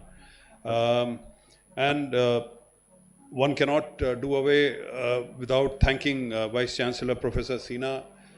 In fact, when I visited this university for the first time, about a month back, just to have a look at the facilities, I was really impressed from the time I drove into the university. It really has a very serene, satisfying, a very comfortable atmosphere, and I think there cannot be any better surrounding than this for an event like associated with Buddhism. Thank you, Professor Saab, for providing us this facility. And thank you also for providing us assistance on behalf of all your staff and other professors. All brothers and sisters, Dhamma brothers and sisters, thank you once again for being here. I'll just briefly talk to you about this project in Lumbini. As you know that Siddhartha Gautam Buddha was born in Lumbini. Now Lumbini is located in Nepal. It's not very far from the Nepal-India border. From the city of Gorakhpur, it's about 145 kilometers by road. So it's very close. And this is a place where many countries had built their own respective monasteries or Buddhist centers, which included countries like Japan, Korea, Germany, even Austria, which are associated with Buddhism, but in a very faint way, not like the way India is associated. But for some reason, India did not have a temple there, probably because our focus was more on the Buddhist sites in India, inside India. So in 2020, this particular piece of land, 80 by 80 meter, was identified, and the Lumbini Development Trust was kind enough to earmark that piece of land for us. But the process is a little long. So the Prime Minister of Nepal happens to be the chairman of the Lumbini Development Trust. In March this year, the present Prime Minister, Sher Bahadur Deoba, he signed an agreement giving us the land to the Indian government, and on behalf of the Indian government, the IBC was the responsible body which was to take over this land. So we signed an MOU, the IBC signed an MOU with the Lumbini Development Trust. Just as the MOU was signed, things changed drastically, and our Honorable Prime Minister Modi, was very excited to hear this news. So much so that on the day of Buddha Purnima, May 16th, he had other programs which were slated out in Delhi and other places. But he decided to travel to Lumbini and lay the foundation stone for this particular land. So it was a very major event, which was a gift, in a way you can say, from the people of India to the people of Nepal and to the people of I would say the global community. We are planning to start this project very soon. It's going to take about 18 months to 2 years to complete the project, given the weather conditions, etc. But I would like you to have a look at the project, a small glimpse of the project as it is perceived to be. As you know, when Gautam Buddha was born, Siddhartha Gautama was born, apparently when he walked first 7 steps, there were lotus flowers which had cropped up. And lotus has a very, very symbolic value as far as his birth is concerned. So we have designed this temple in such a manner that you will see it's a little unusual shape and design. Normally you have a bell turned upside down, kind of a dome structure in most of the monasteries. This particular design has a beautiful lotus flower on top, which is very unusual and very difficult to do actually for the architect and the constructor and the designer. But we'll have a look at the short film and we'll give you an idea. Thank you very much. So I request all the dignitaries to descend to the front row so that you can also watch the movie.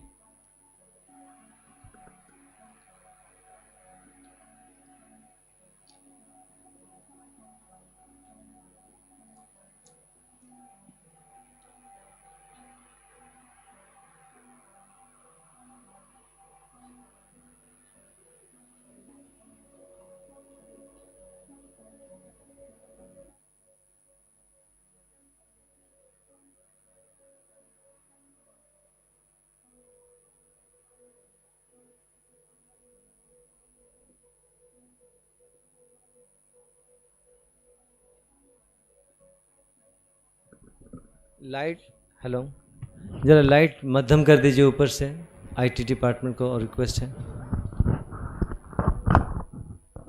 Light को dim कर दीजिए please.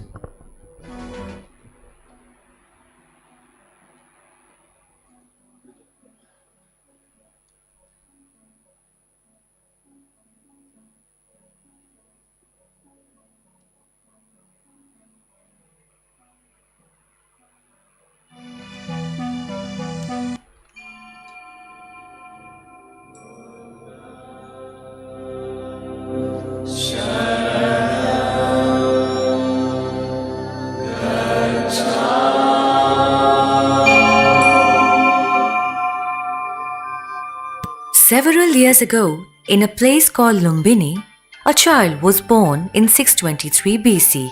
Born as Prince Siddhartha to King Sudodhan and Queen Mahamaya, He was the great Gautam Buddha. Situated in the holy land of Nepal, Lumbini has always been an important Buddhist pilgrimage center for monks and devotees from the 3rd century BC.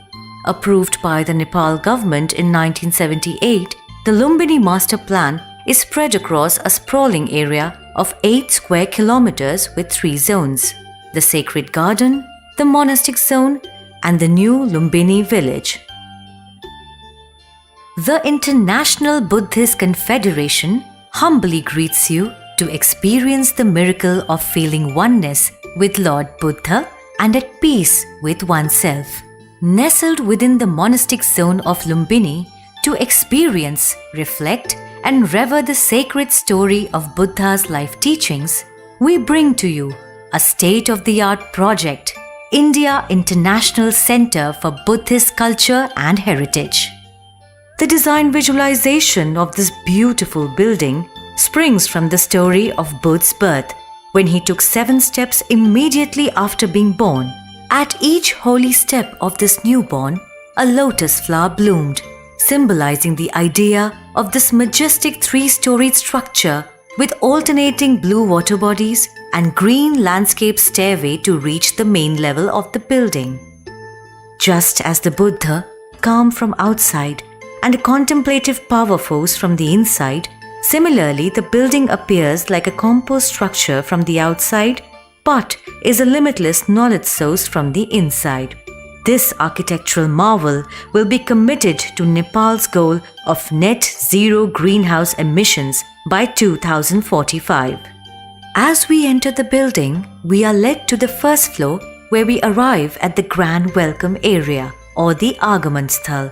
This space will serve as an orientation zone of the premises, its routes and facilities provided. Moving towards the prayer hall or the Vandana Sthal, you witness a beautiful modern-day chaitya built with a massive capacity to accommodate both devotees and visitors. Pray peacefully with acoustically treated surfaces to achieve a sound, safe environment, bringing you a sense of complete calm while you pray. The power of devotional ambience in the surroundings will guide you to the meditation hall or Dhyana Sthal. Devotees can pause, reflect, and meditate here with the Buddhist chants of Buddham Sharanam Gacchami.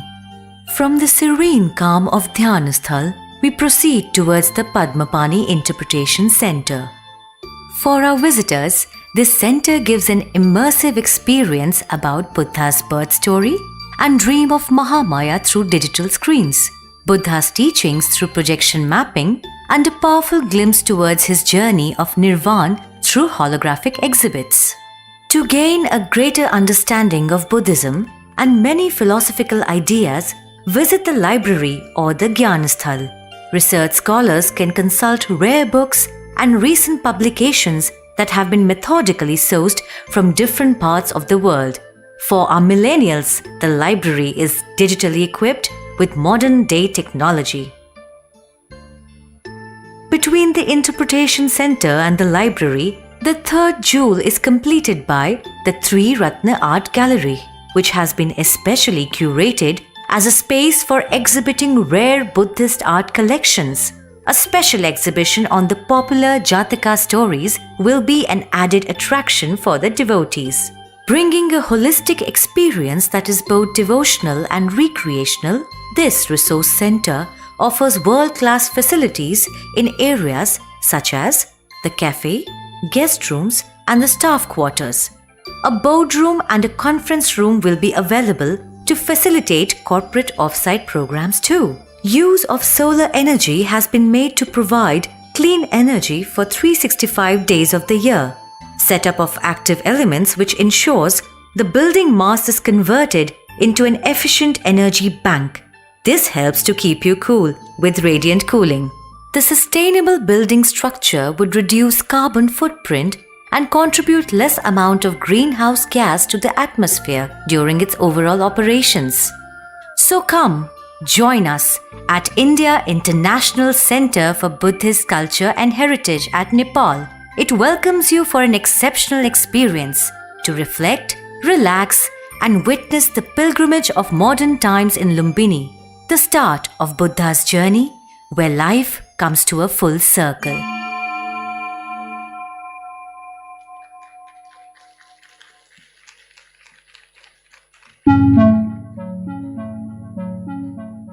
It is a wonderful intervention and a great initiative by Buddhist Confederation.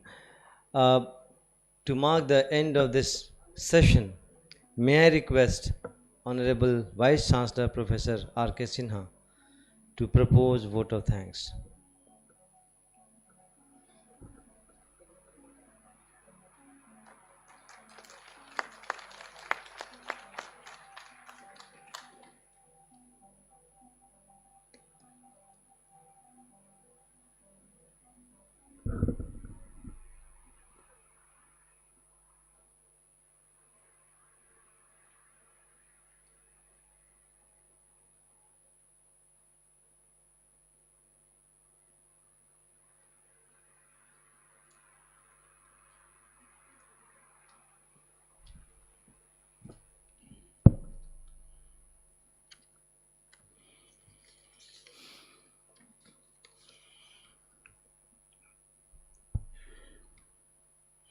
Good afternoon to you all. Venerable monks and nuns, esteemed colleagues, delegates, ladies and gentlemen, brothers and sisters. It is my privilege to have been asked to propose a vote of thanks on this occasion. I, on behalf of Gautam Buddha University and International Buddhist Confederation, an entire organizing team, let me call it fraternity of a Buddhist community here, together, and on my own behalf, extend a very hearty vote of thanks to all for gracing this event. At the very outset, I must say something about Abhidhamma Day, which has been repeated and very well explained by honorable speakers to celebrate this event. International Abhidhamma Day denotes the finish of a 3-month rainy retreat, Varsha Vas, for the Buddhist monks and nuns, during which time they stay at one spot in the vihara and pray. Abhidhamma Day marked the Buddha's return to earth from the heaven after preaching Abhidhamma teachings to 33 celestial gods and his mother. We all know that the message of Buddhism in Sri Lanka was first carried from India by Emperor Asoka's son Mahinda and daughter Sanghamitra. There is also a belief that on this day, Arhat Mahinda came back from Sri Lanka to Magad and told his father, Emperor Asoka, that Sri Lanka had accepted the Buddha's message with so much energy. The place is documented by the King Asoka, the greatest patron of the Buddhism, by constructing elephant pillar signifying the importance of the event that took place at Sankisa. It is noted in the Buddhist text that after teaching Abhidhamma to the Devas and his mother as a witness, he descended here. The auspicious day coincides with the end of the first rainy retreat and the Pavarana festival. At the same time, it is my privilege to thank the chief guest of the event, Guru Dr. Ashin Nanisara, who has left after giving his speech, Chancellor Sitagu International Buddhist Academy, Myanmar, for gracing this occasion, Venerable Methya Sakyaputa, Vice Chairman, Lumbini Development Trust, Nepal, Venerable Sangeshna Mahathera, founder and spiritual leader, spiritual director, Mahabodhi International Meditation Center, Leh, Ladakh, special guest, Most Venerable Dr. Vasaka Due, Mahina Davamsa, please forgive my pronunciation, Mahanayaka Theru, Sri Lanka, and Professor Bimalendra Kumar from BHU, that is Banaras Hindu University. My sincere thanks goes to none other than the Honorable Chancellor and the Chief Minister of Uttar Pradesh, Maharaj Yogi Adityanath, for sending the message for the success of this event. I thank him also from this dais. I would also like to take this opportunity to place on record our hearty thank to International Buddhist Confederation, especially for the support and guidance extended to all of us in organizing this important event at Gautam Buddha University campus. And thanks again, International Buddhist Confederation, for selecting this university as a hosting place. A special thanks to Venerable Dr. Dhampia, Secretary General, International Buddhist Center, Mr. Abhijit Haldar, Director General, IBC, and Professor Ravindra Pant, Director, IBC, for giving us this opportunity. We are looking forward to have a more collaboration in the near future with International Buddhist Center. Finally, the wheels, I must say, the wheels started rolling weeks ago. It required plannings and bird's eye view for details. We have been fortunate enough to be backed by the team of a very motivated and dedicated colleagues, staff, and students, particularly Buddhist monks and nuns, for chanting Mangala Path and Matika of Gautam Buddha University, who has worked for the success of the event. Ladies and gentlemen, once again I want to state that we are most grateful to all the eminent speakers and participants on this event. I, on behalf of Gautam Buddha University family, extend my thankfulness and gratefulness for being with us. Been a great pleasure. Thank you very much. Namo Buddhaya.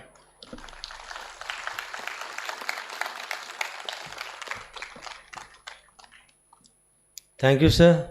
So we break for lunch, and after the lunch we have a panel discussion, very short duration panel discussion, followed by series of cultural events where we'll have a Kathak performance, that is Indian classical dance, and then we'll have a dance drama called Chandalika, written by Tagore, Rabindranath Tagore, and performance by our ex-student Nitin Chandra, followed by a performance by students from Subharati University. So I request all of you to join us on lunch outside in the same cafeteria, and let us quickly finish our lunch and come back to the hall for performance and supporting the performance. Thank you very much.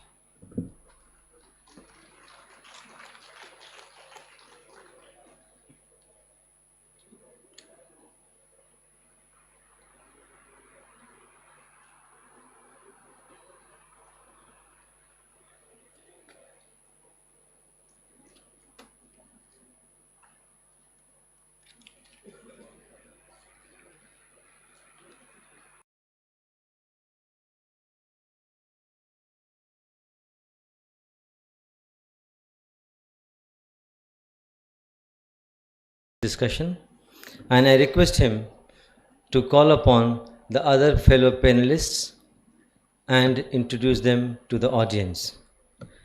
I request Deputy Secretary General, International Buddhist Confederation, Dr. Damenda Porge to ascend the dais. I request Venerable Ananda Bhikkhu to ascend the dais. I request Venerable Bhikkhu Nigarodha, Secretary Vishwa Shanti Vihar, Kathmandu, Nepal, to ascend the dais. And I request Khenpo Kinle Gyaltsen, Songtsen Library, Dehradun, to ascend the dais as panelists. I request Professor Bimalendra to ascend the dais. And over to you, sir.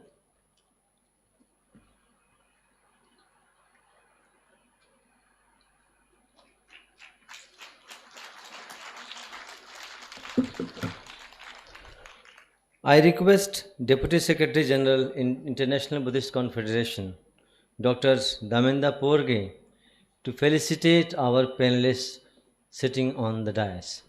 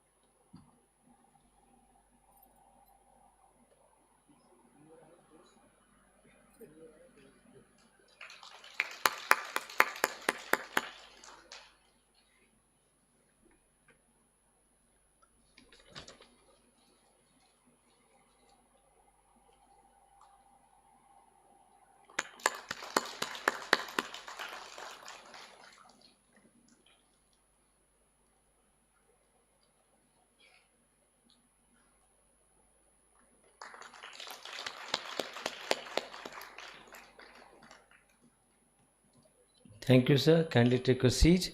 And now I hand over the mic and dais to Professor Ravindra Pant.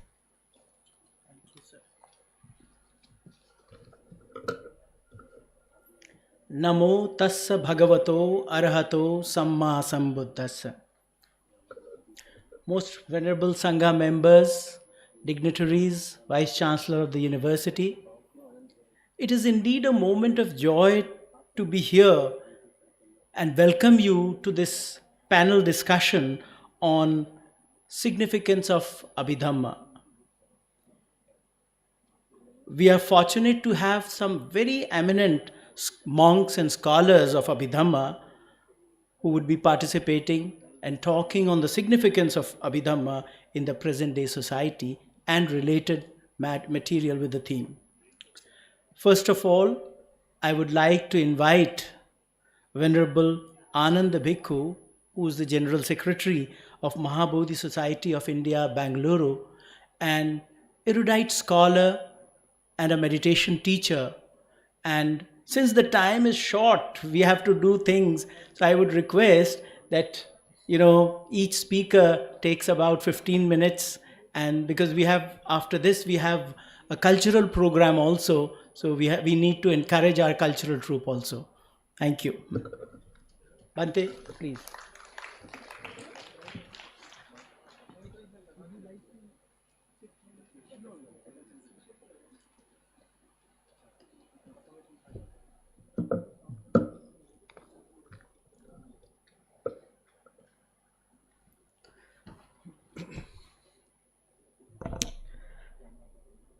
Namo tassa bhagavato arahato samma sambuddhassa. Homage to the triple gem. Homage at the holy feet of our teacher, Most Venerable Acharya Buddharakita Badavanteji. Homage to all the Venerable Sangha members here. Respected Dr. Ravindra Pantji, today's moderator in this session. Venerable Nigroda Bhanteji, Venerable Khenpo Gyaltsen, Bimlendraji and Dimendruji, Honorable Vice Chancellor and Registrar and all the team of IBC, our Director General and Deputy Director General and all the directors, and dear students of Gautam Buddha University. Very, very hearty greetings on the occasion of Abhidhamma Divas, Abhidhamma Day.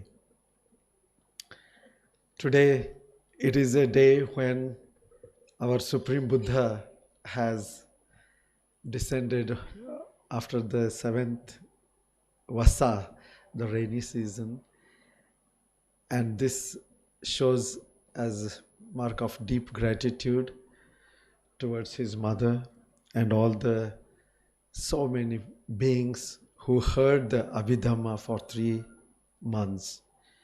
He taught it in Tavatimsa, the Devaloka, which is called Tavatimsa, the heaven of 33. But millions and millions of divine beings came and heard these teachings, and they were transformed. There is nothing like being grateful towards whoever have done good to us. And here is the mother who gave birth. And Lord Buddha, if we see his life after his enlightenment, he went back to Kapilavastu and he taught Dhamma to almost all his family members and transformed and made them into Aryas. This is the greatest gift that anybody can give ever to a family member. It is not that Lord Buddha, Siddhartha Gautama Bodhisattva, he left home and neglected. Even there are some people who say like that. But the thing is, he is the only one who really gave the greatest blessings and happiness to his family, the gift of enlightenment. They became enlightened, some Sotapanna, Sagadagami, Anagami, and Arhants like that. So also this mother was in Devaloka, so he gave this Dhamma. Now, Dhamma and Abhidhamma, though it is not really easy to differentiate, Dhamma, anything that came out of the holy mouth of Supreme Buddha is Dhamma or Abhidhamma, whatever you call it. It is the highest and highest and highest Dhamma. Everything is Abhidhamma. But still, for conventional reasons, we have this Abhidhamma. In one of the suttas in Anguttara Nikaya, Lord Buddha says, the practitioners, he asks the practitioners to study and practice Abhidhamma. But not just Abhidhamma, also Abhivinaya. So he says, Punachaparang bhikkhave bhikkhu dhamma kamo hoti piya samudaharo abhidhamme abhivinaye ularapa majjo. He emphasizes that we should study Abhidhamma, we should know Abhidhamma. So also Abhivinaya, that which takes to higher levels, which takes to exalted states. Every word, as I said, it is just a matter of the presentation. In conventional words, we call it Dhamma. In ultimate words, it is Abhidhamma. So, but Lord Buddha said, everybody has to study. It is, normally we say, oh, Abhidhamma is little difficult to study. But sometimes it is very, very easy. For example, if you want to express, say, what is anger or hatred, you may use 100 words and 100 ways of concepts. But if you go to Abhidhamma, it is so precise and so accurate, so easy. So Abhidhamma, sometimes it can be like very precise, like mathematics, very easy, nothing to confuse about. So Lord Buddha says any practitioner should study and practice Abhidhamma and also Abhivinaya, that is developing in training, higher training. So in Atthakathas, this Diga Nikaya, Majjhima Nikaya, Anguttara Nikaya, Samyutta Nikaya, Khuddaka Nikaya, they are called Dhamma, and the 7 books of Abhidhamma are called as Abhidhamma. So also in Vinaya, Parajika and Pachitya are called Vinaya, and Mahavagga, Chulavagga and Parivara are called Abhivinaya. So Lord Buddha emphasized this. And also for those who say, oh, I don't want to be intellectual, I don't want to be too much studying, just I want to meditate, for them also the advice is given by Sariputta Bhante. In Gulisani Sutta he says, Aranyakena uso bhikkhuna abhidhamme abhivinaye yogo karaniyo. That means you have to train, you have to develop in Abhidhamma and Abhivinaya. So this is the importance of Abhidhamma. Today, Dr. Panchji told me and invited to this conference, and he told we should bring this Abhidhamma into daily life. So tell something about significance of Abhidhamma in daily life. So when we see this Abhidhamma, which is just statement of truth, every sentence, every word that is explained in the Abhidhamma is just statement of truth, ultimate truth, nothing else. And that is a big solution or big clarity for our day-to-day life. For example, today morning our venerable monks chanted the Matika Dhamma Sangani, Kusala Dhamma, Akusala Dhamma, Abhyakata Dhamma. If we don't know what is wholesome, if we don't know what is unwholesome, then how will we conduct? Knowing, even in family, for example, husband, wife, if they don't know what is wholesome and what is unwholesome, if they don't know that anger is unwholesome, they will keep fighting. If they don't know jealousy is unwholesome, they will keep on producing jealousy. Isn't it? So if it is known, then at least when it arises in the mind, then, oh, this is unwholesome, this is wholesome. Like that, it is that clarity comes. So in Dhamma Sangani, the first book, all the Dhammas are mentioned. What are wholesome, what are unwholesome, what are neutral, what are, how. It is like putting in front of you, if this microphone is opened and put in front of you part by part, everything is visible, what is there inside. Similarly, what is there in our mind, everything is put part by part. So this is really a great blessing, because we lost the tradition. This knowledge, this rich knowledge, we just stopped studying. We just stopped thinking about. We just did not care. We teach children many other things, but not these fundamental things in the schools, in the school system. So if we want to develop a clear knowledge about what is good and what is unwholesome, because that is where samadhi begins.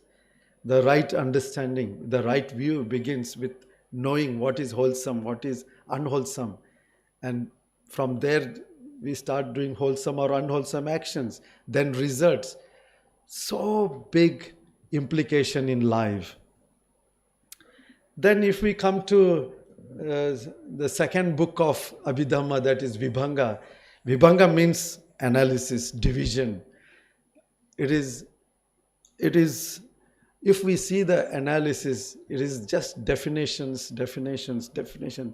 So precise definitions, and so to help to understand, our Supreme Buddha gave so many synonyms, meanings to explain so clearly.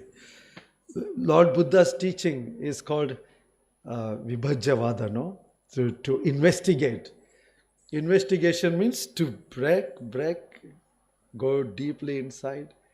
Yeah. Investigation is one of the very essence of spiritual practice. Faith is there, but faith should not end with belief. Faith should make us to inquire. Investigation. Lord Buddha emphasized so much that when Upali, there was one businessman, Upali, during the time of Lord Buddha. And this businessman, he goes to Lord Buddha to make a debate. And when he asks question, Lord Buddha answers, and he was so convinced. But still, to know more, he asks more and more questions. Then at the end, he says, I want to be your follower. But what Lord Buddha says, you know? He says, oh, Upali, don't take decision based on some emotion or quick decision. He says, you investigate. Understand, you are an influential person. There are so many followers. So you should think again. When Lord Buddha gave this freedom, then Upali said, oh Bhagavan, I get even more faith now because you are giving this freedom, this such broadness, such openness, such chance to investigate everything.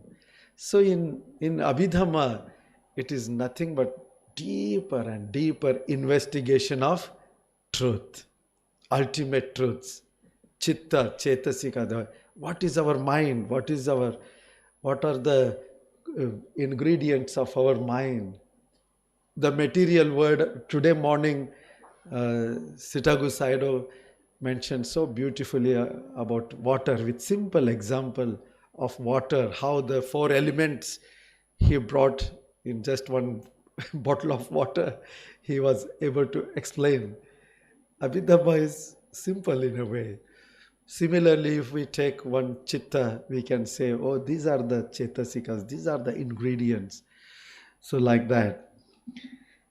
Then, if we go ahead like that, there is Dhatu Katha, very another interesting set of teachings, where we see what are all the things associated, what are all the things dissociated. If we inquire into our life, if you want to do something in your life, you will check, what are the benefits? You want to do business, what are the benefits? What are the losses? If you want to start one organization, you want to build one house, or you want to make even a small thing, always you start measuring what are the benefits, what are the losses.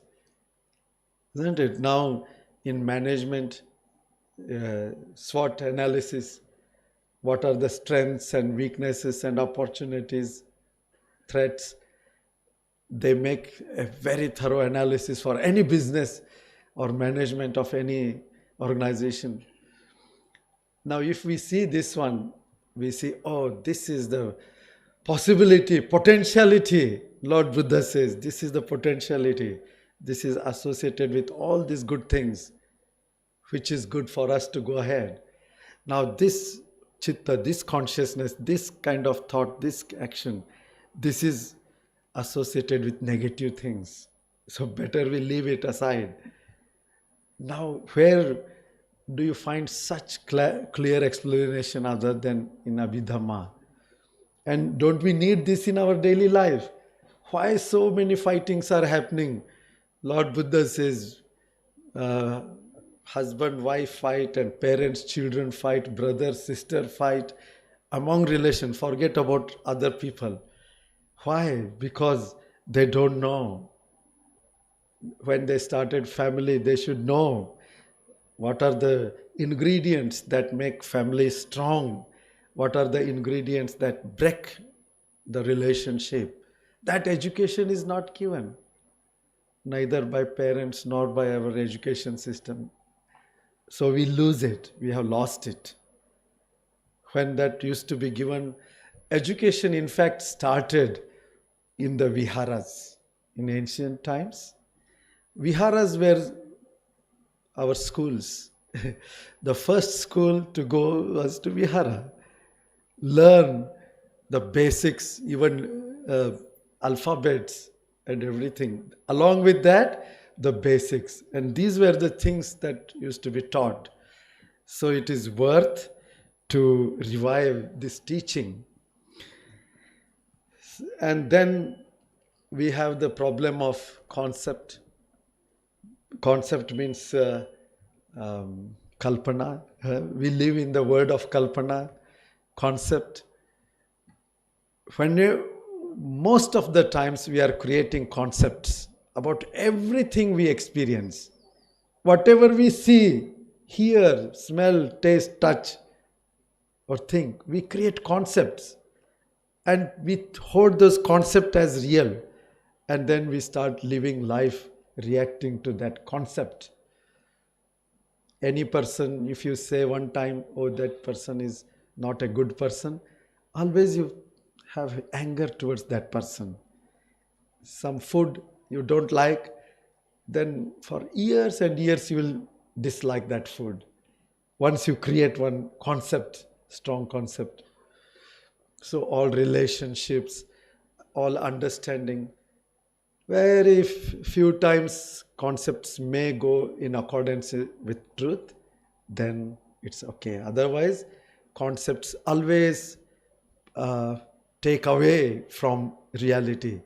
But when we study Abhidhamma, we come out of the world of concept and live in reality.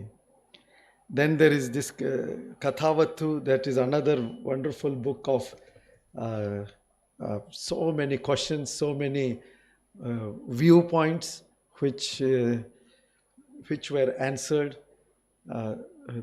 Wrong views, what are wrong views and why they are wrong views, that explanation. And then we have Yamaka and Patthana, last two. So these questions and counter questions and converse questions in Yamaka, so pairs and pairs and pairs, they are built up. But they all assimilate, they bring together, they synthesize. So there is division and there is synthesizing, analyzing and synthesizing. Because as our Sayadaw told in the morning, the elements, they are divisions, we can make divisions, but then they are got together as water. So that is also reality. When they are separated, that is also reality, but then when they put together, they make a big word, they make life. So Patthana explains the conditionality, so many conditions coming together, and what are all the results happening. What conditions come together, what results happen. So isn't it very important that we know at least, if not all the conditions, at least some conditions, what make our mind polluted, what make our mind happy, suffering, for our own life, not forget about others. So this Patthana brings that understanding, and then it takes us beyond all wrong views, the wrong view of permanence, the wrong view of annihilation, all kinds of wrong views. There is a big concept of permanent entity because these conditions are not pursued properly. On the other extreme, there is a big perception that there is nothing, everything is annihilated, it is finished. No. Causes and conditions come, they create events, and those causes and conditions create another event, another many events. So like that it goes on and on. So now this is Abhidhamma in gist. And if we understand correctly, then we know our mind. What is anger? What is jealousy? What is greed? What is ignorance? Especially ignorance. Abhidhamma removes ignorance. Otherwise, in the garb of knowledge, we are still ignorant. But when we know little Abhidhamma, it helps us to come out of ignorance. That is the greatest gift. So it is needed for daily life, it is needed for family life, it is needed for monastic life, it is needed for developing vipassana. So ultimately, liberation from the lowest to the highest point, it is needed. So I think this gives a small gist of the entire Abhidhamma, and we should promote this Abhidhamma Divas not just once, but in our whole education system. And I congratulate IBC, especially one of the directors, Dr. Panji, for inviting me. Thank you very much. And may this also go into NEP, National Education Policy. These are the things, real life education. So I wish one and all happiness and peace. Thank you very much.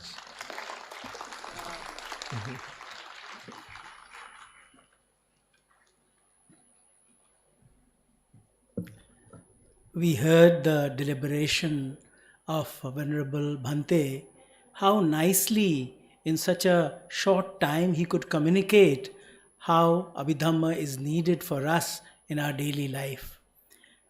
It was so good that he also introduced all the 7 texts of Abhidhamma Pitaka. I am really thankful to you because nobody talked about these 7 texts. Sayadaw mentioned some, but Venerable has nicely elucidated all the 7 texts of Abhidhamma. And one thing very crucial which he mentioned, he says he combined Dhamma and Abhidhamma, and he gave us the strength that Abhidhamma is not something very difficult, but we can practice it. But we need to practice it. Thank you, Bhante.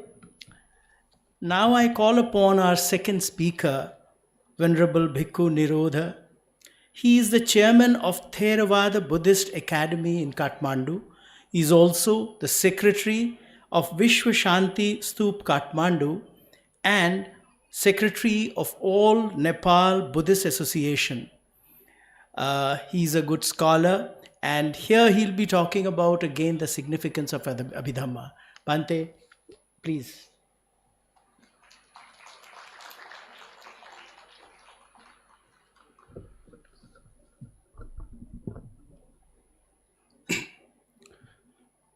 Namo tassa lokahita tathagatassa samma sambuddhamatulang sasaddhamma ganutamang avivadeya bhasisang abhidhammatha sanghang tatra uttabhidhammatha chatutha paramathato chittang chetasigang rupang nibbanang miti sabbada.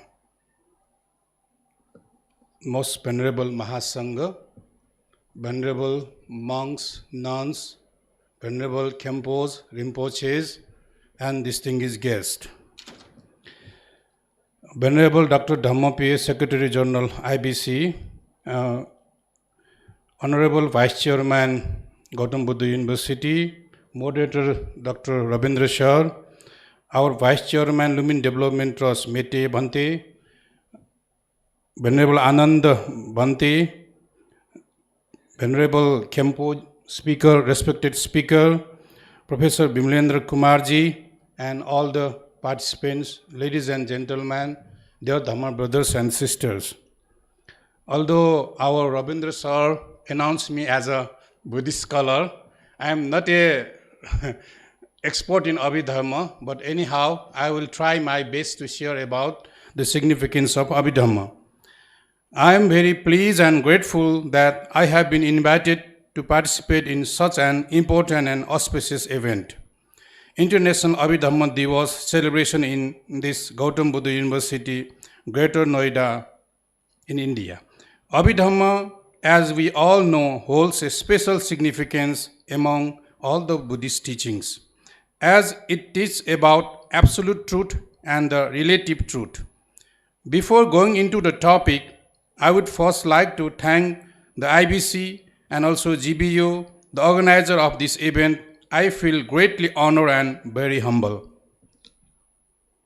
Teachings on the topic of Abhidhamma holds special place among the Buddha's discourses. The term Abhidhamma is made up of Avi and Dhamma. Padanta Buddha Ghosa in his Athasalini comments, Dhamma tireke dhamma vishese tena abhidhammoti uchati, meaning the term Avi signifies the quality of the Dhamma that are atireka and vishesa. Here the term atireka means supplementary, higher or further Dhamma, and the term vishesa meaning special Dhamma.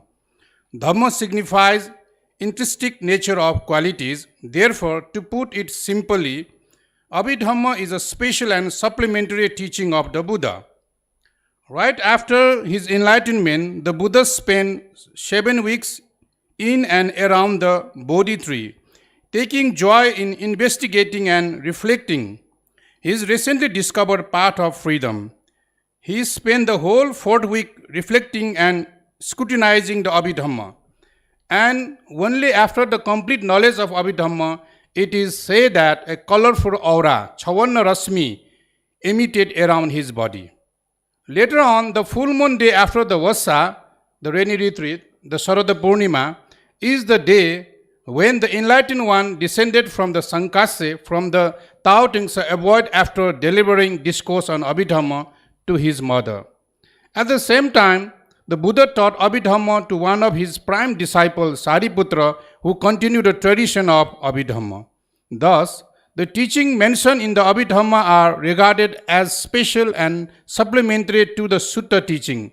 For instance, the Sutta says, Kusalang Katabang Bahung, meaning one should try to cultivate wholesome deed as much as possible. However, it fails to define Kusala and its types in relation to aggregate elements, sense faculties, and the truth.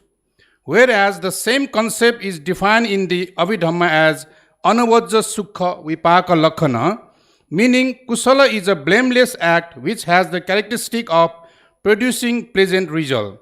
To further explain, if with an example, suppose a statue of the Buddha is decorated beautifully with flowers. Upon seeing this, one person might develop a feeling of greed and thinking of taking those flowers after the ceremony. Another person might develop a feeling of generosity and think of offering more flower because it brought joy and happiness to him. Here, two people develop distinct feeling upon observing the same scenario. Thus, an in-depth and perfect analysis of human mind and nature to its minute details is done in the Abhidhamma. As elaborated by the above example, human minds are very complicated to be understood. Different minds comprehended the same event in different ways. Lord Buddha has, however, in very detail explained with all the subtle aspects of human minds in the Abhidhamma. Therefore, those who are well versed in Abhidhamma are also well versed about the art of living in true nature, meaning also art of dying. To explain this point further, Abhidhamma talks about two kinds of truths, Sammuti Satcha and Paramartha Satcha, relative truth and the absolute truth. Generally, our experience in the physical world through senses is considered as relative truths. people, animal, houses are known to us only through their given names that are generally accepted. However, once they are disintegrated, relative truth vanishes. For example, a house, once they are broken into places, once will see only wood, steel, concrete, bricks, etc. as the remains. The house as truth no more exists. Similarly, so-called men and women, when they die, no gender as such remain. If we keep the dead bodies, slowly they will disintegrate into four elements. Men and women would not exist anymore. In case of absolute truth, the energy as such is only the nature, whether living beings or non-living things. As explained by Abhidhamma, even the energy is not permanent but keeps changing.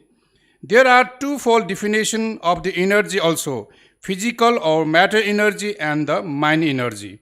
At the subtle level, all the matter energy can be disintegrated into electron, proton and neutron, whereas the mind energy is so subtle that the physical eyes cannot see them, that can only be experienced. The great minds who are learned, wise and visionary in the world are called philosophers. Internalizing the contradictory fact of this world and the celestial world, those great philosophers since time is immemorial have termed this world as Maya Jal or trap of illusion. According to Sutta analysis, a person is made up of Nama mind and Rupa matter. Nama and Rupa is further elaborated into 5 aggregates, then to 12 sense bases and to 18 dhatu 18 elements. Abhidhamma analysis takes it even further, employing the 1 Sutta method, 2 Abhidhamma method and 3 question-answer method. The Abhidhamma further elaborate Rupa into 28 parts, Chitta into 89 and 121 and Chetisika into 52. Thus, Theravada doctrine is that of the Vibhajavad, analysis of mind and matter to show that there does not exist underlying permanent entity, so to show the true reality of nature in their bearer existence. As customary of the Theravada tradition, responsibility of protecting and preserving the Abhidhamma teaching was handed over to Venerable Sariputra and his disciple. Venerable Moggaliputra Tissathera, chief presider on the Third Buddhist Council, compiler of Kathavatthu, was said to be an upholder of this Abhidhamma lineage. As evident from the episode of Kathavatthu Pakarana, the Abhidhamma tradition has tremendously contributed in the safeguarding the Buddhist teaching from criticism of non-Buddhists. Serving as a fortress against deviant views, it has lavishly developed and provided deep and intricate philosophical approaches for the easy and exact understanding of Buddhist philosophy, resulting in the widespread popularity among Buddhists and non-Buddhists as well. Out of the 84,000 Dhammaskandhas, 42 of half of the whole teaching of the Buddha belongs to Abhidharma. Therefore, with its systematic and methodological arrangement of the doctrine, its exhaustive analysis of mind and matter serves as an indispensable means of guidelines to understand the Buddha's teaching. It essentially is a key to unlock the treasure of the Dhamma. The Abhidhamma marks a consistent and highly successful attempt at the harmonious integration of ethics, psychology, and religion. It constitutes the result of an inquiry in the nature of human experience, both sensory and extrasensory. Following are the main 4 significance of the Abhidhamma. 1. Well organized in the chapter with matrix. 2. Chitta and Chetisikas well defined and better categorized than in Sutta Pitaka. 3. Technical terms with its numerous synonyms which are scattered throughout the Sutta Pitaka are compiled in one place. It gives exact definition of all Buddhist terminology, clarifying all Buddhist concepts. 4th, the Patthana Pali, which excels the result 6 Abhidhamma books, elaborates the 24 causal relations are masterly dealt with synthetically and analytically perspective. As Venerable Bhikkhu Bodhi says, the foundation of the Abhidhamma methodology remains in perfect harmony with the insight that lie at the heart of the entire Dhamma. According to the expression of W.S. Karunaratne on the sentiments, Abhidhamma literature is venerated as the finest flower pertaining not only to Buddhist philosophy but of whole Eastern philosophy as well. Abhidhamma teaches four aspects of the truth that are chitta, consciousness, cetasika, mental factor, rupa, matter, and nibbana, liberation. Of those, the first three are mundane, lokiya, and the last one is the supramundane, lokutara. One of the most popular Pali scholar, Mr. S. David, says Abhidhamma deals with one, what we find, two, within us, three, around us, and of four, what we aspire to find. Abhidhamma is the Buddhist analysis of the mind and the matter process. It is combination of philosophy, psychology, and the ethics. However, only verbal teaching and learning might not be helpful. To achieve the desired result, one must seriously examine, contemplate, and practice the teaching of the Buddha. For example, it is well known that the major cause of suffering are greed and grievance, which are again caused by illusion and ignorance. Only Abhidhamma teaches us that the way to get rid of illusion and ignorance, leading towards liberation from greed and grievance, thus cessation of the suffering. Therefore, the right understanding and practice of Abhidhamma is inevitable if one seeks liberation. I am representing from the Lumbini and from Nepal as the birthplace of Lord Buddha. Unfortunately, still the Tripitaka literature is not complete in our country, but nearly 65% the Tripitaka texts are translated and compiled. Also like to announce that just 3 months ago, one of our Nepali monk completely translate the Patthana Pali. Whole Patthana volume is completely translated. So just Venerable our previous speaker mentioned about the 7 texts. Around 5 texts is already complete. 2 texts is still under construction. It is context of Nepal. So the path to liberation, as summarized countless times in the sutras, are Sil, Samadhi, and Panya. It is the aspect of Samadhi and Panya that the Abhidhamma specially focus on. With it throws and supplementary explanation on even the subtle points of doctrine in immensely aids and elevates our knowledge and understanding about the intricate working of our mind, as if looking through a magnifying glass, which will create a strong breeze facilitating us to walk on the path to Nibbana. So at the conclusion, Abhidhamma is extremely important to comprehend fully the Buddha's word and realize Nibbana. Without a right understanding of Abhidhamma, one cannot comprehend the realities and a practical way of noble living. Abhidhamma helps us to rightly understand the profound teaching of the Buddha. As mentioned in the text, Patthana Pali will first disappear and then gradually the other discourses. Therefore, it is very important to protect the Patthana Pali to maintain the sustainability of all the teaching of the Buddha in the world. Therefore, celebrating Abhidhamma Divas like today has high relevance for preservation, protection, and promotion of Buddha's teaching, leading all of us toward liberation. Chirang Tithatu Saddhammo.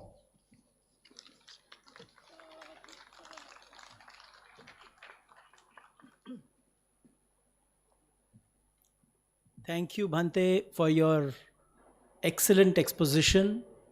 In his discussion, he mentioned about the history of Abhidhamma, how it came down and how it came to our Manushya and it went to all the directions and people started practicing it. He also mentioned that he quoted the Abhidhammat Sangaha, where he, in a nutshell, he said, Tattavutta Abhidhammatha Chatudha Paramathato Chittang Chetasikang Rupang Nibbanang iti sabbata, giving the sum total that Abhidhamma stands for the study of Chitta, Chetasika, which makes our mind, and Rupa gave the different types of Rupa. So, man and suffering, and how this man and suffering can come out by attaining Nibbana. Thank you, Bhante, for your wonderful exposition. Now I call upon Kempo Kenle Gyaltsen from Sonsang Library, Dehradun. He would be speaking on the wheel of 5 skandhas. How this Panchakhanda leads to suffering and how one can come out of it. Venerable, please.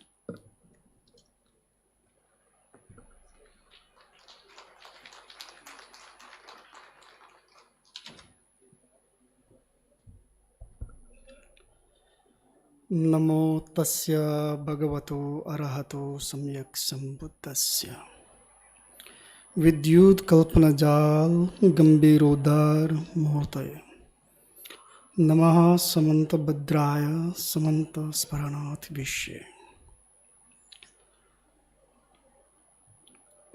All the guest speakers and all the people here, it's very fortunate for me to be here today in front of all you to talk about the Abhidhamma. The first thing I would like to say is Abhidhamma. Abhidhamma is actually the science. It's nothing, some science is coming new, this modern science is not actually the science. It's just a portion of actually the science. The holistic view science, actually Buddha already taught. That's why he said Abhidhamma. Abhi means nounness or presentness or the validity of that. And Dhamma means the science actually. It's talking about the whole things, whole universe, everything there. So when we talk about Abhidhamma, what it means there? It talks about He dharma hetu prabhava hetum tesham tathagat tesham chayo nirod evam vadi mahashramana. What it means is that if the causes and condition is there, the effect will come up. If that is there, this will come. And this kind of the dependent factor, it's stated here in these two. So therefore, when you talk about the Dhamma, when the Buddha talked about the Dhamma, he's not saying Buddha Dhamma or some Buddhist Dhamma or something like, nothing like that. He just state Dhamma, He Dharma Hetu Prabhava. That means it gives a connotation of the universal understanding. For example, if there is a fire, you put your hand, it can burn down. Iron, it can burn everything. Like for example, we are saying this is Buddha's Dhamma, this is Muslim, Hindu. It doesn't make sense for us when you talk about Abhidhamma. So what it means is, even if you put your hand, doesn't matter you're Muslim, Hindu or Buddhist, it will burn down. In the same way, what Buddha said is, if you are not following and practicing the Dhamma, this would happen, doesn't matter who you are. So you're bound to face the consequences. So this is what actually the Buddha said. So now here, I would like to talk about the 5 skandhas. Rup, Vedana, Sangya, Sanskar, and Vigyan. So these are the 5 foundation, the fundamental foundation in the Buddhism, whereon all the knowledges are built up. So how we get the knowledge, how we experience, right or wrong. Usually what happens, now we talk about first there comes a Rup. Rup is the first thing, the body. Vedana, then the feelings come there. Sangya, then their concept comes, perceptions comes. Sanskar, then concept comes. And Vigyan, that's the consciousness comes. What happens is usually, whatever we do in our day-to-day life experiences, with the body, we have a feeling, touch or whatever. With the eyes, we can see, we can have feeling good or bad. And according to that, if we see good, we feel happy, and we try to attach to it, and we try to get that. And we are not going to get it, and we are having problems. In the other way around, we see something unusual things, which is not pleasing to your eyes or pleasing to your body. You try to avoid it. It's not going to go. Then again, you end up here in the problem. And what happened is, this is a kind of feelings of the concept, perceptions. Then you perceive this is good, this is bad. Then what comes? The sanskar. Then the volitional actions comes there. Try to come the actions. Then what happens is, this really process of actions going on. We put seed in our mind stream. This is known as consciousness. Then these can give rise to the residual impact of the near future coming up. So this is the problem. So this we are facing all the times, morning until evening, sleeping, eating, wherever we go. So therefore, what Buddha said is, so look, you're not standing up right now. You have to stand up, the work for the life. Because you are either falling to the Trishna, attachment, or into the hatred. Because of these two, then because of the ignorance, you don't even know what is doing within you, what's happening within you. So that's why then you have this kind of perceptions, good and bad, then you have this kind of volitional actions, then it store it in your mind. Then what happens is, it doesn't end there. Now it is giving rise to the future residual impact. You sow one seed, then you have one plant. If here is one plant, then you have 100 seeds. If 100 seeds, then you go into multiplications of infinity ad absurdity. So this is how we are suffering in the problem. So why we need to do is, we need to do here, especially the Vipassana. If this is possible, you have to stand up here, look at it. And usually what happens is, for the ordinary people, Rup Vedana, form and feeling, after that we don't understand. We don't even realize. We don't aware what is happening within us. It goes on like a habitual tendency and patterns and goes on. So right now, what we have to do is, Rup Vedana we cannot avoid because it's there, because it's our residual impact. But from here, perception and conception, we can work out here. We can do meditation here. We can be alert. Awareness should be there. This is how we can cope directly with the, our habitual problems. And this we can able to solve. And I think it will help for all the people. It's a very practical things. And what Buddha is saying is like, see, it is as all as ages, but it is as now as right now. It's as fresh as now. It's very fresh. So that's why the Buddha said Abhidhamma. So some people say that, no, the Buddhism is going with the science. Science is new things. Buddhism is very old, tradition, religion, this, that. These are all misconceptions.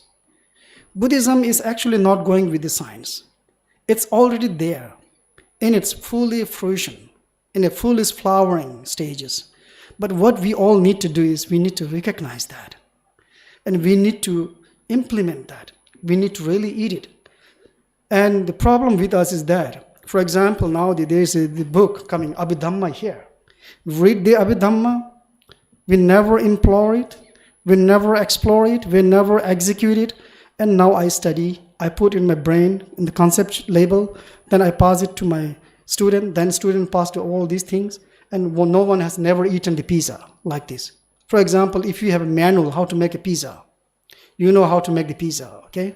Then what happened? You pass it down to somebody else. This is how you make a pizza. And he passes it down to some other people. Then it goes on and on. And when you are asked, has anyone ever eaten the pizza? So then you must say like, no, we have never eaten it. But, some of our friends, my brother's friend might have eaten. Something like that. So we have never tasted Dhamma, Abhidhamma. So therefore, especially not only for the monks and Buddhists, it's for all Dhamma. He Dharma, Hetu Prabhava. So if you do something that, this will follow up. So that is the universal law, universal reality. So no one can avoid it. And sometimes people say, no, the Dhamma is for the monks and nuns. We are the lay people, we can do whatever we like, we can enjoy. But the problem is, who has given you the excuse? You have to take that. Your consequences, you have to face the consequences. No excuse at all. Whatever you do, you have to face the consequences. That is why, for example, the Western science and technology is very highly developing. And now we have people going to the moon, underwater, we have explored the whole universe, we are making this. So what's the outcome? Whole set of disasters. That means the understanding of that Abhidhamma is missing there. So this is the problem. You haven't understanding yourself and you're trying to explore the whole thing. This is the real, how you make a collapse. It's how you collapse the whole things down together. So I will not talk too much of your time. So now what I want to say is, today is the day where the Buddha descended from the Devaloka after he repaid the kindness to his mother, giving teaching to his mother. And we have to think of our mother, because mother is the one who gave us this precious human life. And why precious? Because our human being has that capacity that if we try to practice, we can be enlightened. So this is that capacity. Human life is so precious. So animals don't have this kind of capacity. They cannot do because they cannot talk, they cannot understand. So here we have a guru, we have the Dhamma, the Buddha, and all this are here. And today, especially these days, so we will just remember our mother, and we can remember our mother of the mother, the forefathers, grandparents, and all the forefathers together, then we can just offer this dedication to all mother beings. With this, I would like to end here. Bhavatu Sabba Mangalam. Thank you so much.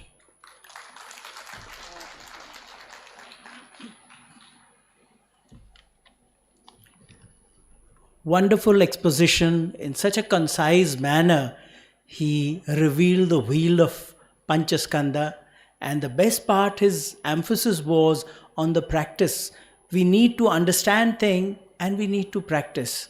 Dhamma has to be practiced, then only we can get result out of it. Just reading the scripture, just doing intellectual study won't take us anywhere. So for Dhamma, for the practice of Abhidhamma, we need to practice it. Friends, the last speaker for today is Professor Bimlendra Kumar. He is the former head of the Department of Pali and Buddhist Studies in Banaras Hindu University. For some time he has been involved, and the Government of India University Grant Commission, they have taken up certain activities, and one of them is the Abhidhamma studies. So today he will be talking about the recent development in the studies of Abhidhamma in India. Venerable Professor Bimlendra Kumar. Thank you. Thank you very much. Most respected moderator of this conference and this academic session, Mr. Ravindra Pantraji, most venerable Anand Bhikkhuji, most venerable Nigrod Bhanteji, most venerable Thilne, and respected our Dharmendraji,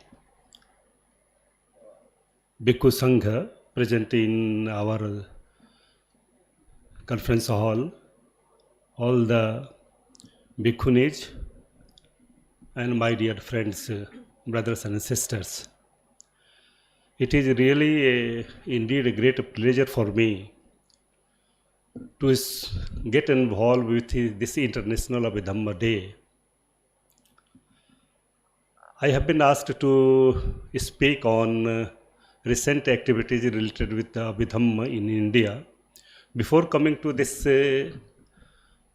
main theme, I would like to discuss that what is the Abhidhamma in a very brief manner. Then what are the significance of Abhidhamma and how it is most relevant nowadays, and what Government of India is doing nowadays related with the development of Abhidhamma, as well as the universities of India are promoting Abhidhamma nowadays. As we know that Abhidhamma is a philosophy which deals about the thought and practice, prayatti and padipatti, which takes a being from the state of suffering to the state of eternal bliss. It has been stated as excellent and profound teachings of the Buddha. Dhamma tireka dhamma vises athena abhidhammo. Acharya Buddha Ghosh has defined the term Abhidhamma as a yam yath buddhimanto salakhana pujita parichinna buddha dhikacha dhammo abhidhammo teen khatu. That which is more elevated, more worshipped, more reverent, more differentiated, and which has been told more than the Sutta and Vinaya, that is called Abhidhamma. There are 5 qualities of Abhidhamma, that is why it is separated from the Sutta and Vinaya, that is the Buddhimanto, Salakhana, Pujita, Parichinna and Buddhadhika. These are the 5 qualities that which separate it from the Sutta and Vinaya. For understanding Abhidhamma, there are 3 attributes, that is the Paramatha Desana, Jatha Dhamma Sasanam and Nama Rupa Pariched Katha. As a Paramatha Desana, Abhidhamma prescribes the 4 reals, namely Chitta, Chetasik, Rupa and Nibbana, consciousness, psychic factors, material quality and a state of eternal bliss. Much has been said about the four reals. I am not going to speak in a detailed manner. What are the four reals? As a Jathadhamma Sasanam, that Abhidhamma prescribes the things as they really appear, as they really penetrate into the nature of reality, that all things are subject to impermanence, all things are subject to suffering, and all dhammas are subject to soulless. This is the Jathadhamma Sasanam. And Namarupa Parichet Katha, Abhidhamma prescribes that it makes or it gives the discourses related with distinction between Nam and Rupa. Here Nam, in Dhamma Sangani, there is a question that what is the Nam? Then Tat Katmam Namam. It has been said that Vedana Khando, Sanya Khando, Sankar Khando, Biyana Khando, Asankata Cha Dhatu Idam Bucchati Namam. That here Nam or mind is the conglomeration or combination of the Chit and Chetsik, that is the consciousness and psychic factors. In another way, this is the beyond as well as Vedana, Sanya and Sankar Khanda. So it is Nam Rupa Pariched Katha, it describes like this. So significance of the Abhidhamma has been much told by our previous venerable speakers. I am not going to discuss in a very detailed manner, but the Abhidhamma prescribes all the four reals with the help of Matikas. In the inaugural session, we had heard the Dhamma Sangani Matika. What is Matika? Matika is matrix or angles or visions through which bigger ideas are being expressed in a understandable manner. Matikas have been defined as Mata Biyati Matika, just as a mother gives birth a small baby and nourishes the small baby becomes young. In the same way, Matikas are small points or visions through which bigger ideas are made expressible and understandable to common people. Abhidhamma Matika and Sutanta Matikas are two types of Matikas. Abhidhamma Matikas are 122 in number and Sutanta Matikas are 42 in number. Again, Abhidhamma Matika is of two types, Tik Matika and Duk Matika. Tik Matikas are those Matikas which are having three questions, and Duk Matikas are those Matikas which are having two questions.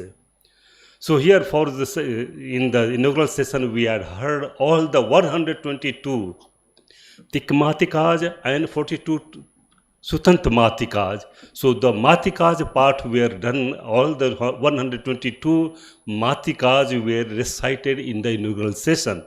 In a very, those were in a matrix or a small points or the visions, and those were made expressible. Like in the Nikhepakand, the first Tik Matika says about Katme Dhamma Kusala, Katme Dhamma Kusala, Katme Dhamma Abhyakata. Katme Dhamma Kusala, that is the Katme Dhamma, there is an answer that Tini Kusal Mulani, Alobho, Adoso, Amoho, Tam Sampayutto, Vedana Khando, Sanya Khando, Sankhar Khando, Tam Samuttanam, Kai Kammam, Bachi Kammam, Manu Kammam. Again, Katme Dhamma Kusala, Tini Akusal Mulani, Lobho, Doso, Moho, Tatkatha Cha Kilesa, Tam Sampayutto, Vedana Khando, Sanya Khando, Sankhar Khando, Tam Samuttanam, Kai Kammam, Bachi Kammam, Mano Kammam, Ime Dhamma Akusala. Katme Dhamma Abhyakata, that Yeche Dhamma Kriya, Cha Kamma Vipaka. These are the elaboration of the Matikas in the 4 chapters of the Dhamma Sangani. And again in the Vibhanga we are having the analysis of those 4 reals in a different manners with the help of the Panchakhandas, 18 Dhatus, Dwadas Ayatan, and there are 18 Vibhangas which have been analyzed in a detailed manner. The significance of Abhidhamma has been given in a detailed manner. So, what are the significance? Why Abhidhamma is more important nowadays? Nowadays, mindfulness, sati and vipassana they have become more important for the present day problem solutions. And if you go through the history, in the Mahaparinibbana Sutta, we find that Buddha says that for the establishment, Chiram Tithatu Sadhamam, that for the long life of this Sadharma, we must develop Bodhipakya Dhamma. So Buddha asked all his followers to develop 30 factors of enlightenment. These 37 factors of enlightenment are the sati, that is the 4 kayanupassana, vedananupassana, chittanupassana, dhammanupassana, then 5 indriyas, 5 balas, chaddaro, iddhipada, then satbhujanga and arya ashtangiko maggo. All 37 factors are for the enlightenment. These were asked by the Buddha to follow for the long life of the Sadharma. And this is the origin of the Abhidhamma. Some of the scholars are saying that this Bodhipakya Dhammas are the origin of the Abhidhamma. And from here, if you go analyze all these things, we will find that how 37 factors of enlightenment are relevant for the Abhidhamma also. In 37 factors of enlightenment, we find there are 5 times mindfulness or sati has come. Why sati has given much importance among the 37 factors of enlightenment? Because sati has been called by Venerable Gunaratana, our Sri Lankan scholar, that mindfulness is the heart of meditation. And Buddha also says that sati mindfulness is just like a doorkeeper. As a doorkeeper does not allow any undesirable person to enter into the house, in the same way mindfulness does not allow any undesirable immoral factors to arise on the surface of mind. So sati has been also said in Satipatthana Sutta that ekayanoyam maggo sattanam visuddhiya jadidam chattaro satipatthana kayanupassana, vedananupassana, chittanupassana, dhammanupassana. So here the significance of Abhidhamma comes under the mindfulness. And second is the vipassana, which is more important, that anicca adi vishesha pakarena passati iti vipassana. That vipassana is the name of knowing the nature of the reality, that all things are subject to impermanence, all things are subject to suffering, and all dhammas are subject to soulless. So this is the name of the vipassana, and through vipassana we can understand the nature of the reality. And just before that how Abhidhamma gives the lessons that we are causally related with our nature and environment also. And through the Abhidhamma we are able to know that man is causally related with our nature and environment also. And this nature and environment are causally also related with our man or human beings. How human beings are related with the interdependent. And we also know that law of dependent originations, that everything is dependent on some cause and conditions. But through the Abhidhamma we are able to know that how the things are causally related with each other. How these two things, or man or nature, are causally related with each other. How the avidya is related with the sankharas, or sankharas are related with the beyond or beyond to namarupa. How the two dhammas are related with each other causally. Through the Abhidhamma we are able to know each and everything. Through the Abhidhamma we are also able to know about the emotions. Emotions have become more important nowadays. So through emotions are positive also and negative also. There is a need of destruction of the wrong emotions. So through Abhidhamma, we are able to know that which are the wrong emotions. Here, wrong emotions are nothing but they are the immoral psychic factors, which are 14 in number, like Kodhupanah. So there are 14 types of akusala chetasikas, which are creating problem in our day-to-day life, or they are creating problem too in the path of concentrations also.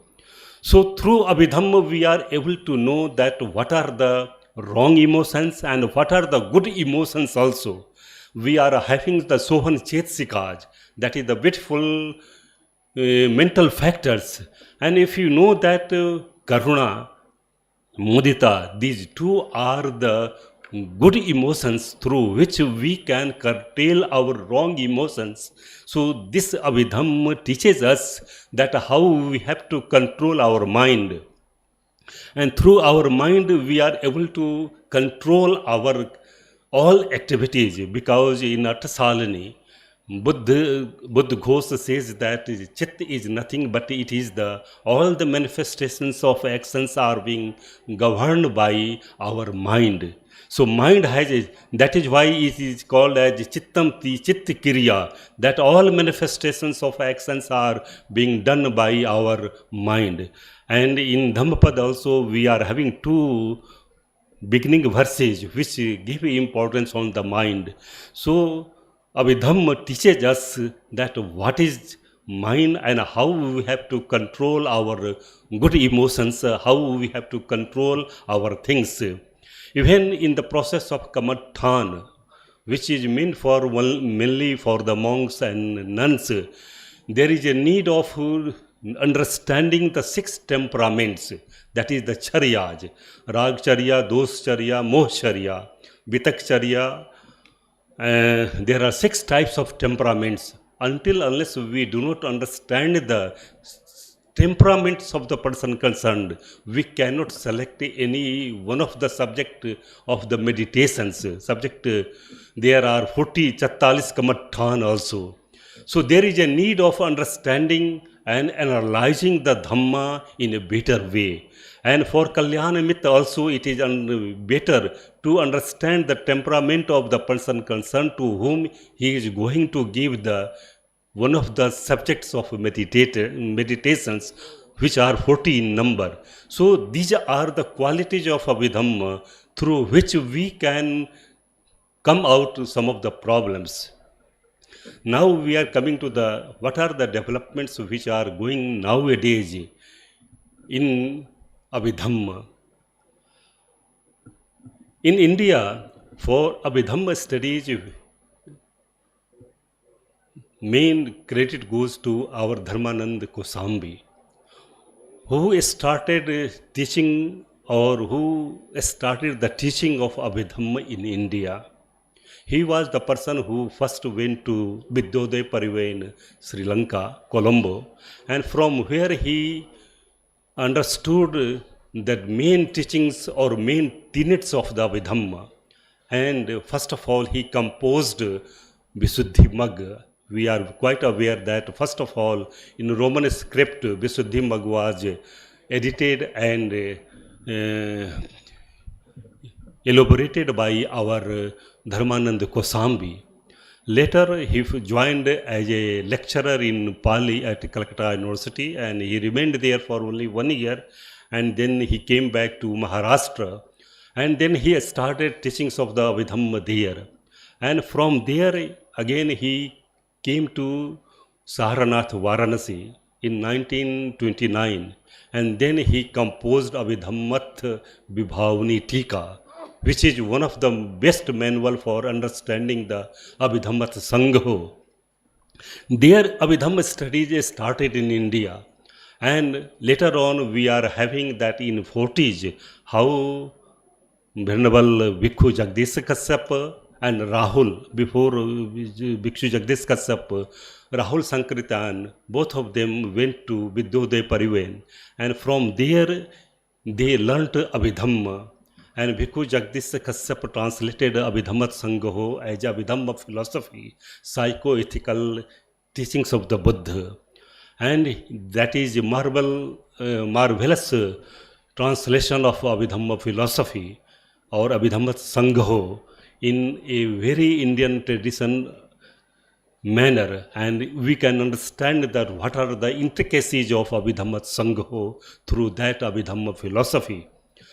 From there we are having that how Nalanda Mahavihar, there is a great succession of teachers who started teachings of the Abhidhamma within 2 minutes. How Abhidhamma studies were developed, and in the different universities the Abhidhamma studies were introduced. In Delhi University, in Calcutta University, in Pune University, we are having the teachings and research on Abhidhamma. And recently, some of the new courses in Delhi University, like analysis of mind, which has been introduced there. In Somaiya Institute of Dharma Studies, a new course of Abhidhamma has been started there. And again, in some of the universities on the mind, the courses have been developed as a diploma courses, and they are running nowadays also. Recently, Government of India constituted in the February 2020 a committee of the secretaries of the Ministry of Education, Ministry of Tourism, Ministry of Culture. A committee was developed for the revival of Buddhism, a revival of India, with main emphasis of Indian Buddhism, culture as well as tourism also. And the main emphasis was given that how Bodh Gaya be made as a hub of Buddhist tourism. This committee of the secretaries of the Ministry of Education, Ministry of Culture and Ministry of Tourism, they develop, and Ministry of Education started how this courses on Abhidharma can be developed. So Ministry of Education directed University Grants Commissions to develop massive online courses, MOOC courses on Abhidhamma. And there were 4 courses which were approved by the Ministry of Education on Buddhist studies and Pali. They are History of Buddhism in India, second Abhidhamma, and third was Buddhist philosophy, and 4th course was Buddhist tourism. These 4 courses were developed by the different subject experts.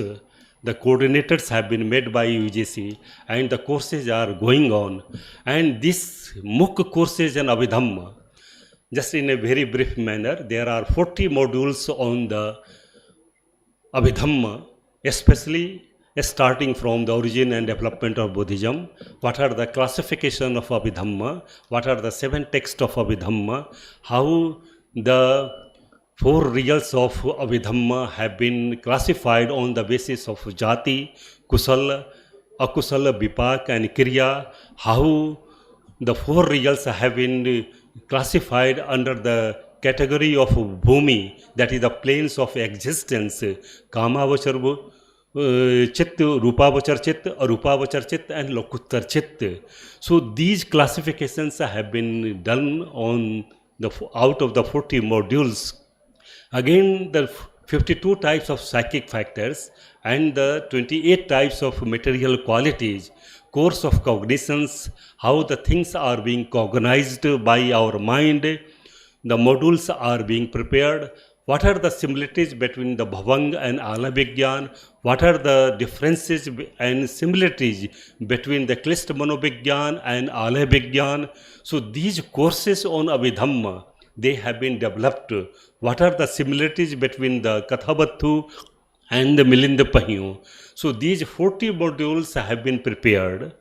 The video recording have been done, and these 40 modules are under the review by our Professor Ravindra Pant, who is one of the reviewer of all the 40 modules of Abhidhamma, and most probably from the January 2023, this course will be launched as a massive online course through SWAYAM platform of Government of India.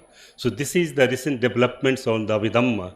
So I am very sorry I have taken some much time. So thank you very much, and I am very much grateful to IBC and organizing committee for giving me an opportunity to share some of the views. Thank you very much.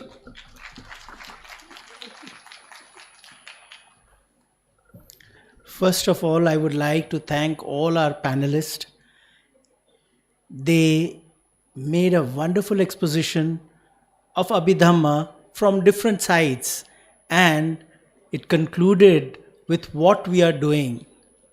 I am also thankful to the audience for listening so patiently, and I thank and I feel that this session has become a good success. Here I would like to tell you, I was sitting there contemplating, and I thought that today we are celebrating this auspicious International Abhidhamma Day in Gautam Buddha University. And if you remember one of the remarks, the Sayadaw in the morning in his chief guest address, he said that Abhidhamma goes along with Vipassana. So this is my earnest wish that we in Gautam Buddha University have a Vipassana hall, and I wish that soon 10-day courses of Vipassana would start here. In that way, I think we'll be able to fulfill the entire the Abhidhamma Day and its practice.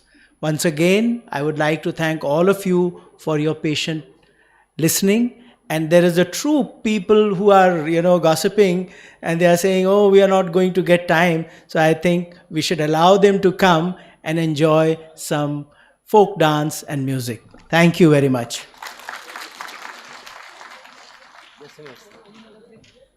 So before we wind up this session and make room for our performers to perform, for which they have been waiting since morning, I request my colleague Dr. Gandhidha Shakya, who wished to gift his books to Bhikkhu Anand Thero. Dr. Gandhidha Shakya.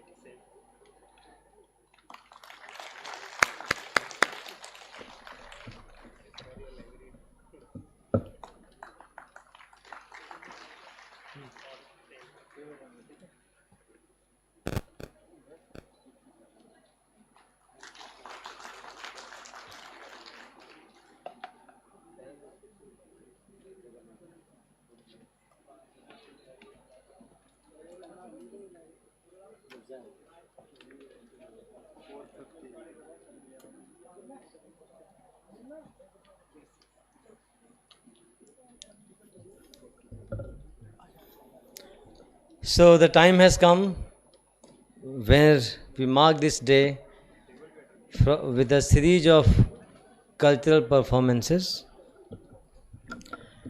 and I request all the artists backstage to get ready and our volunteers to clear the stage for performance.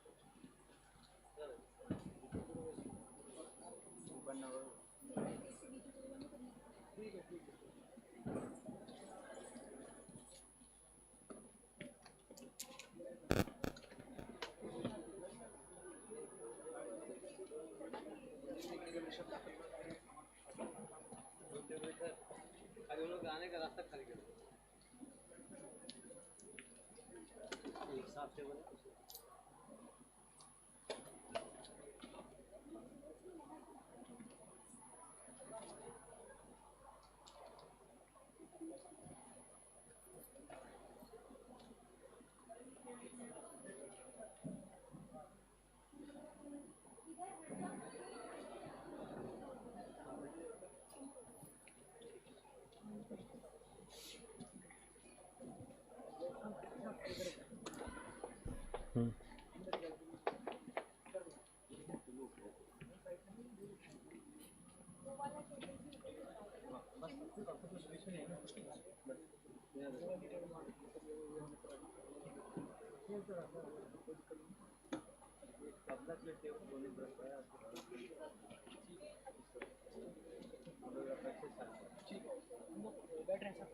सामने रहना वो ना बैठो ठीक है first जाना ठीक है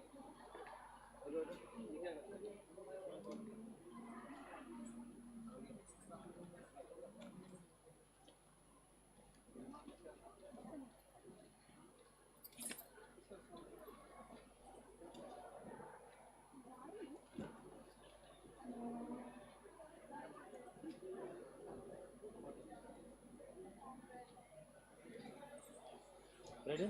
Yes, sir.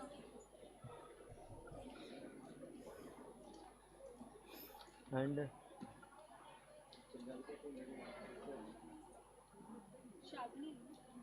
Shavani की टीम का गुलाब को इसका तो 5 मिनट खत्म हो जाएगा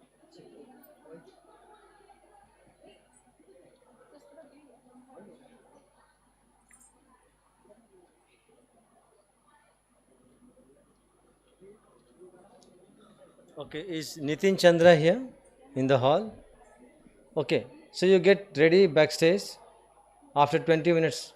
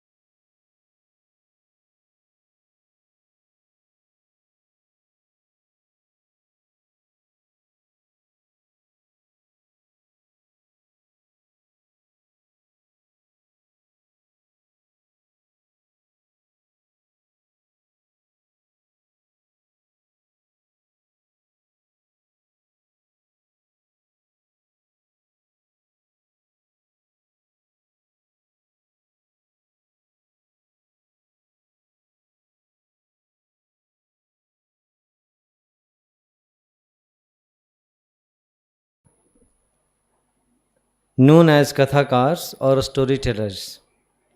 The term Kathak is derived from the Vedic Sanskrit word Katha, which means story. And Kathakar means the one who tells a story. Kathak dancers tell various stories through their hand movements and extensive footwork, their body movements and flexibility, but most importantly, through their facial expressions. I am proudly presenting one of our students, Arunima Avasthi from Gautam Buddha University, to present this form of dance, Kathak, where she is narrating the story of Krishna. Give her a big round of applause.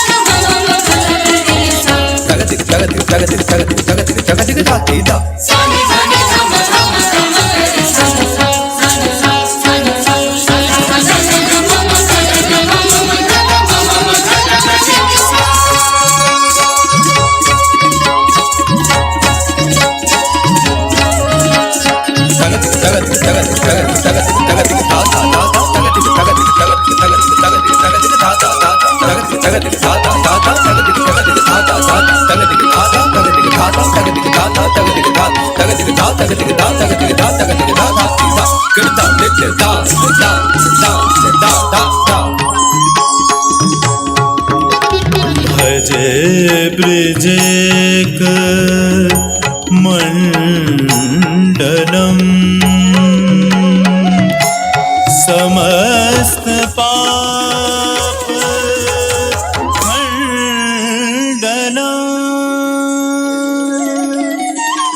स्वभक्त चित्त रञ्जनम् सदैव नन्द नन्दनम्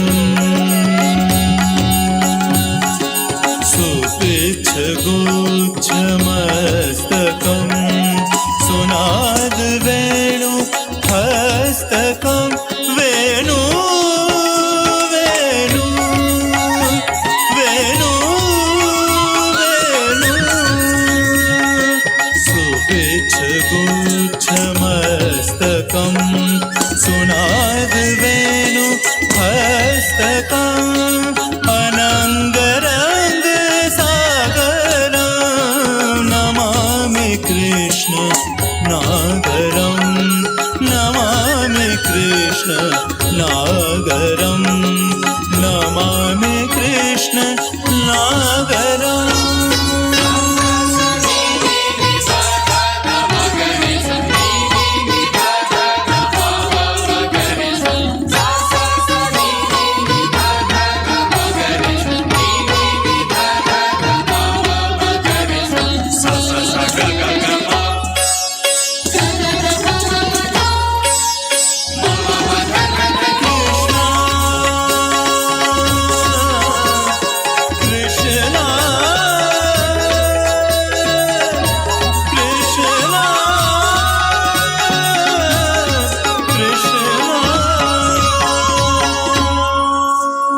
मनोज गर्व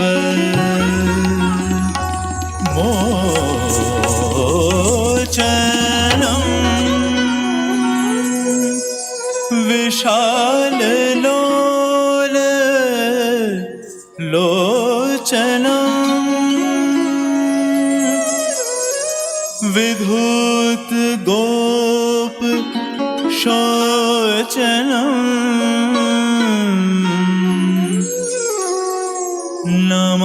नमामि पद्म लोचनम्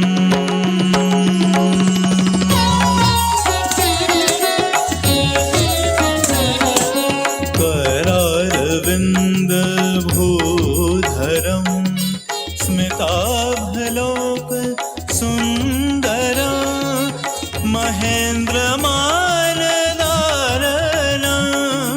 Namami Krishna वारणं Namami Krishna वारणं Namami Krishna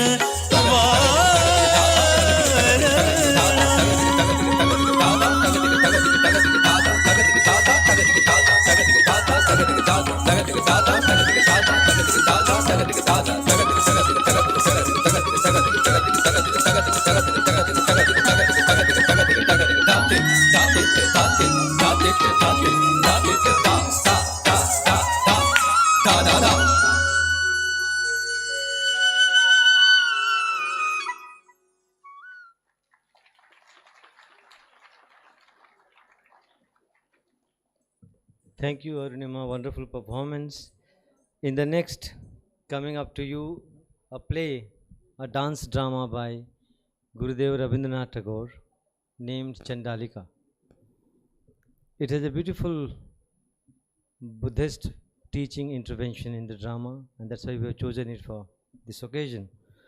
Rabindranath Tagore was a poet, novelist, storyteller, song composer, playwright, and a very versatile, endowed individual.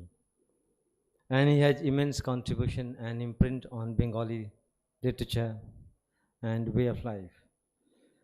He was highly influential in introducing Indian culture to the West and vice versa, and he is generally regarded as the outstanding creative artist of early 20th century in India. He was awarded the Nobel Prize for Literature in 1913 for his wonderful work called Gitanjali. Chandalika was published in the form of a dance drama in 1938. It is loosely based on the Buddhist legend Ananda, the famous disciple of Buddha, and was for the first time staged in Calcutta. So for you, we are presenting a very abridged version of Chandalika. I request Dr. Bipasha Som, my colleague, to narrate and begin the play.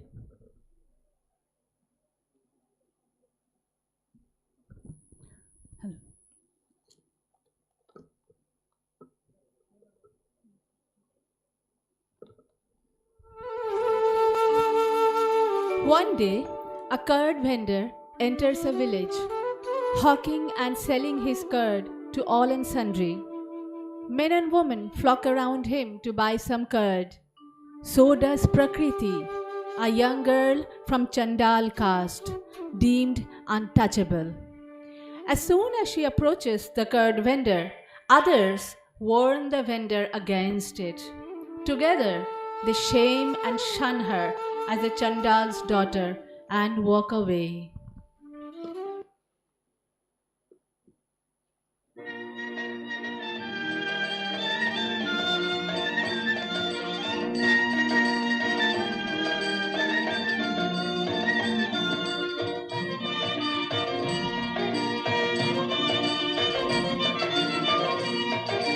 দই চাই গো দই চাই দই চাই গো দই চাই গো দই চাই দই চাই গো শ্যামলে আমার গাই তুলনা তাহার নাই নাই নাই গো দই চাই গো দই চাই দই চাই গো কঙ্কনা নদীর ধারে ভোরবেলা নিয়ে যায় তারে কঙ্কনা নদীর ধারে ভোরবেলা নিয়ে যায় তারে দুর্বাদল ঘন মাঠে নদীর ধারে ধারে ধারে ধারে সারা বেলা চড়াই চড়াই গো দই চাই গো দই চাই দই চাই গো দেহখানি তার চিকন কালো যত দেখি তত লাগে ভালো দেহখানি তার চিকন কালো যত দেখি তত লাগে ভালো কাছে বসে যাই বকে উত্তর দেয় সে চোখে পিঠে মোর রাখে মাথা গায়ে তার হাত বোলাই গো দই চাই গো দই চাই দই চাই গো ওকে ছুঁড়ে ছুঁড়াচ্ছি ও যে চন্ডালে নিরেছে নষ্ট হবে যে দই সে কথা জানো না কে ওকে ছুঁড়ে ছুঁড়াচ্ছি Humiliated and wounded, Prakriti is lost in the ocean of her anguish when her mother appears. She admonishes her for being too lost to attend to her household chores and urges her to complete them first. Dejected and defiant, Prakriti refuses to comply. Instead, she questions the meaning of this existence, the purposelessness of this life devoid of human dignity.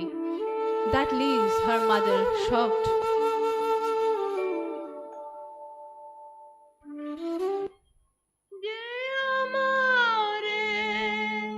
পাঠালো অপমানে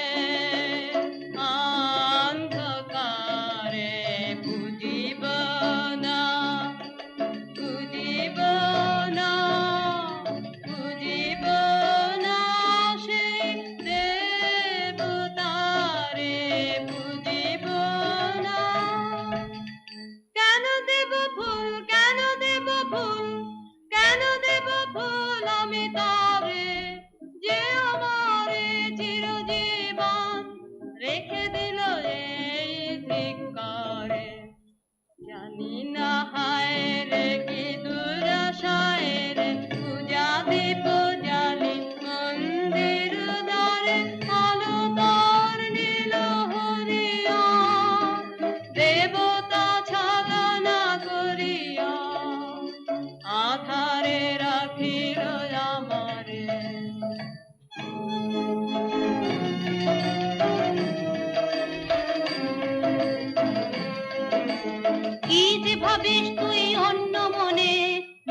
কারণে বেলা বহে যায় যে রাজবাড়িতে ওই বাজে ঘন্টা ঢং ঢং ঢং ঢং ঢং ঢং বেলা বহে যায় রৌদ্র হয়েছে অতি তীক্ষ্ণ তোর আঙিনা হয়নি যে নিকোনো তোলা হলো না জল পাড়া হলো না ফল কখন বাছুল তুই ধরাবি কখন ছাগল তুই চড়াবি তারা কর তারা কর তারা কর জল তুলে নিয়ে তুই চল ঘর রাজবাড়িতে ওই বাজে ঘন্টা ঢং ঢং ঢং ঢং ঢং ঢং ওই যে বেলা বহে যায় কাজ নেই মা কাজ নেই মোর ঘর কন্যায় কাজ নেই মা কাজ নেই মোর ঘর কন্যায় যাক ভেসে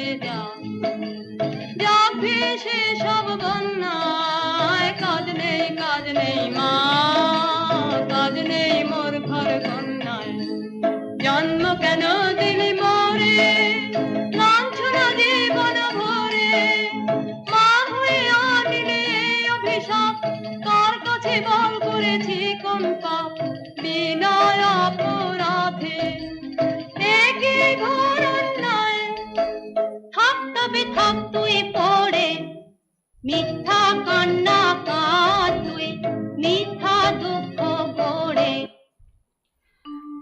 Anand, a disciple of Lord Buddha, is one day returning from a visit when he feels thirsty. Seeing Prakriti near a well on the way, he approaches her and asks for water. But being a Chandal, Prakriti is forbidden to offer water to the monk.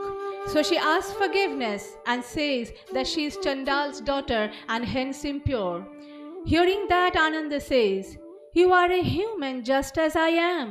What is a pure water if not the one that quenches thirst and cools the heated soul? Do not disrespect yourself." Surprised by his words, Prakriti serves him water.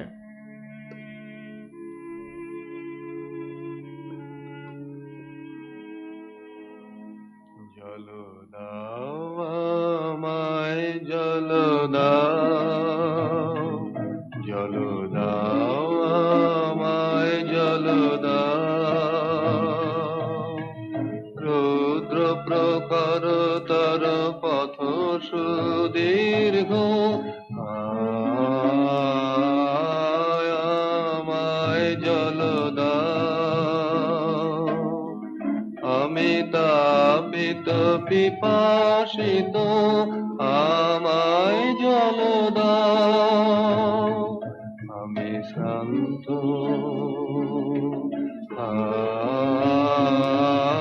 আমায় জল দাও ক্ষমা করো প্রভু ক্ষমা করো মোরে আমি চণ্ডালের কন্যা মোর কূপের বারে অসতী আমি চণ্ডালের কন্যা তোমার দেব জল হেন পুণ্যের আমি নহি অধিকারিণী আমি চণ্ডালের কন্যা যে মানব আমি সেই মানব তুমি কন্যা সেই বাড়ি তীর্থ বাড়ি যাহা তৃপ্ত করে তৃষিতে রে যাহা তাপিত শ্রান্তির স্নিগ্ধ করে সেই তো পবিত্র বাড়ি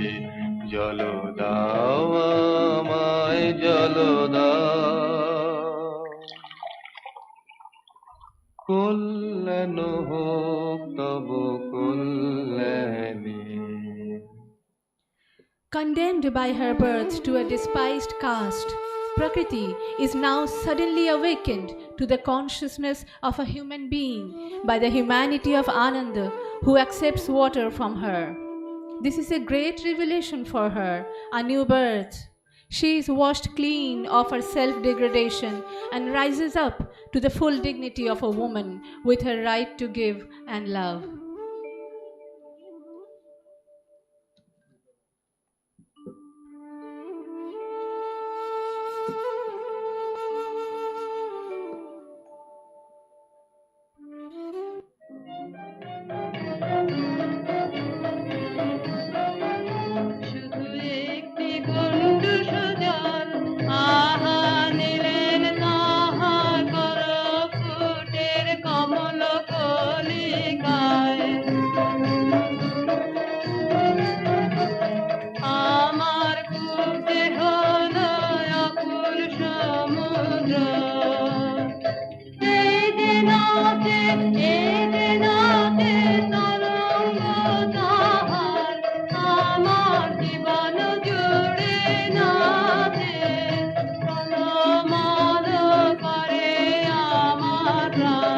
আমার জীবন জুড়ে নাচে ওগো কি আনন্দ কি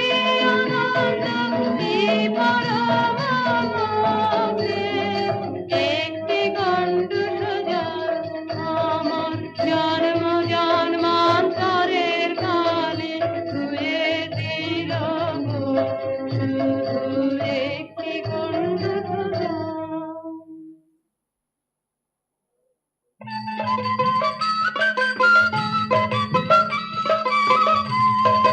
মাটি তোদের ডাক দিয়েছে, আয় রে চলে আয় আয় আয়। ডালা যে তার ভরেছে আজ পাকা ফসলে বলি হায় হায় হায়।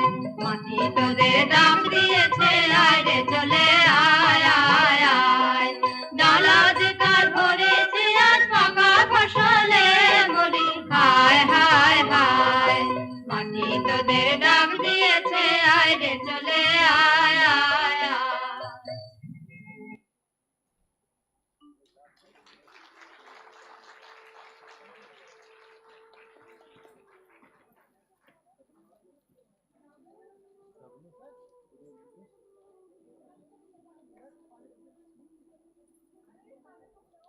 I request Shravani to introduce the performance to the audience. Hello everybody. So I'll welcome my teammates. We have Swati in the role of a villager. We have Ritu in the role of the Buddha, Ananda. And then we have Pratik over here who played our characterful Dahiwala. And we have Muskan over here who played the role of a flower vendor.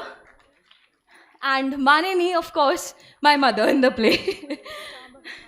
Shambhavi we have as well, who played the role of a village girl. Thank you, everybody.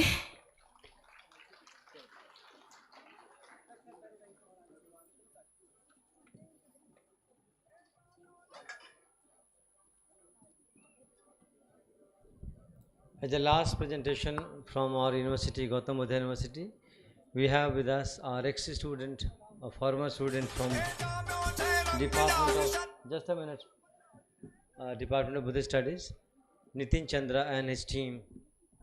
I hand over the stage to Nitin Chandra and his team. Nitin.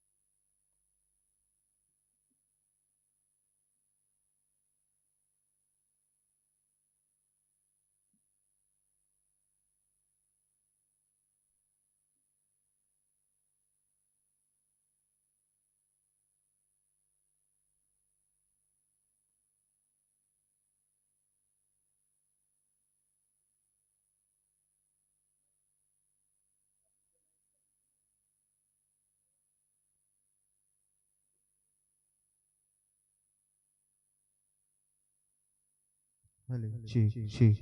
Hello, check, sound, check. Hello, check. Hello, check. hello, hello, check, hello.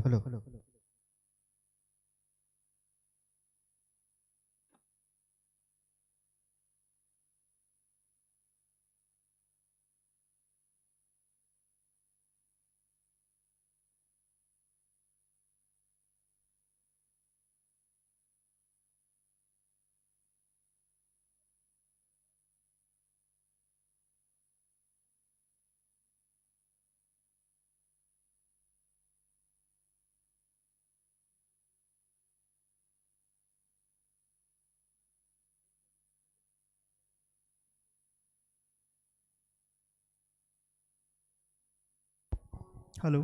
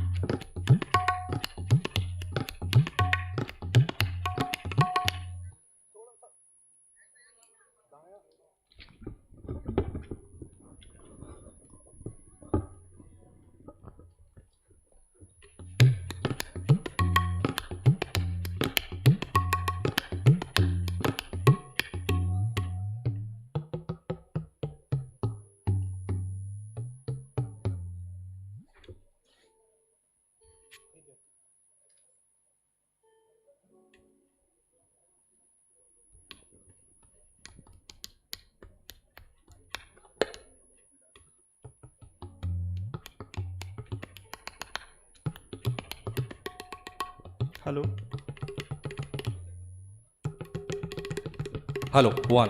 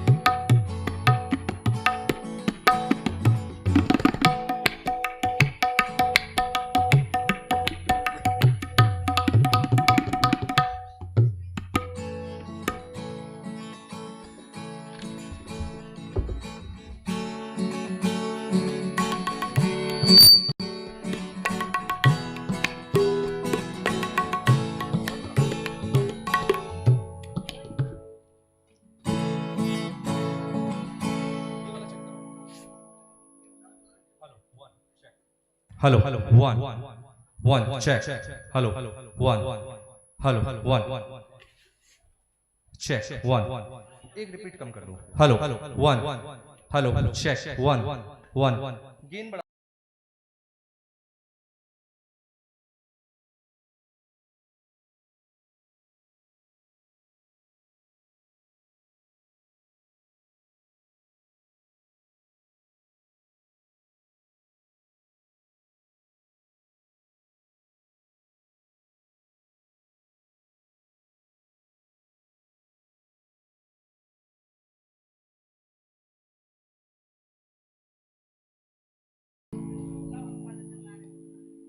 आदरणीय सभी बैठे हुए यहाँ पे मेरे माननीय गुरुजन और सभी अतिथिगण, मैं कार्यक्रम शुरू करने की इजाज़त चाहता हूँ आपसे. इजाज़त है? आज्ञा है? जी.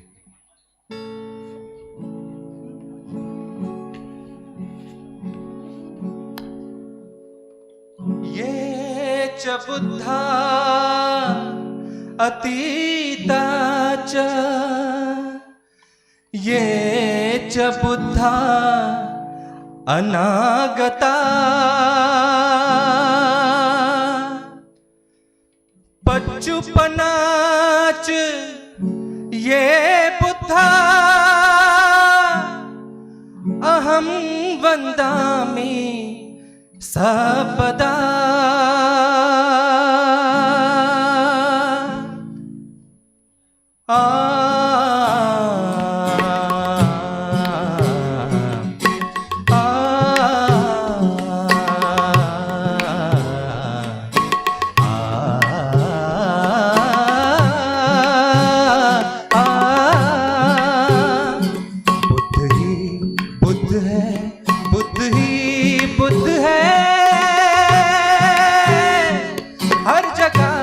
हर समय वो सिद्ध है, वो सिद्ध है.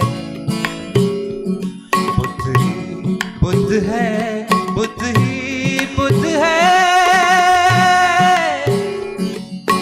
आ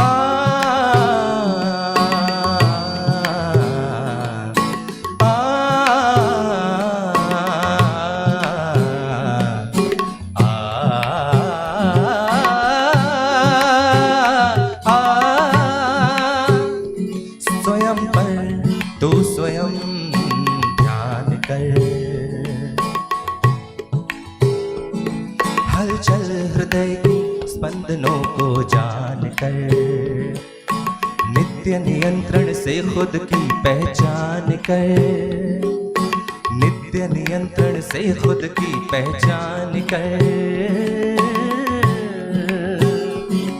पाएगा जब तू विजय स्वार्थ पर, विकृति पर तू निरंतर मात कर, दृढ़ निश्चय से जब चित्त तेरा शुद्ध है, दृढ़ निश्चय से जब चित्त तेरा शुद्ध है, तू बुद्ध है, तू बुद्ध है, तू बुद्ध है, बुद्ध ही बुद्ध है, बुद्ध ही बुद्ध है, हर जगह हर समय वो सिद्ध है, वो सिद्ध है, बुद्ध ही बुद्ध है, बुद्ध ही बुद्ध है।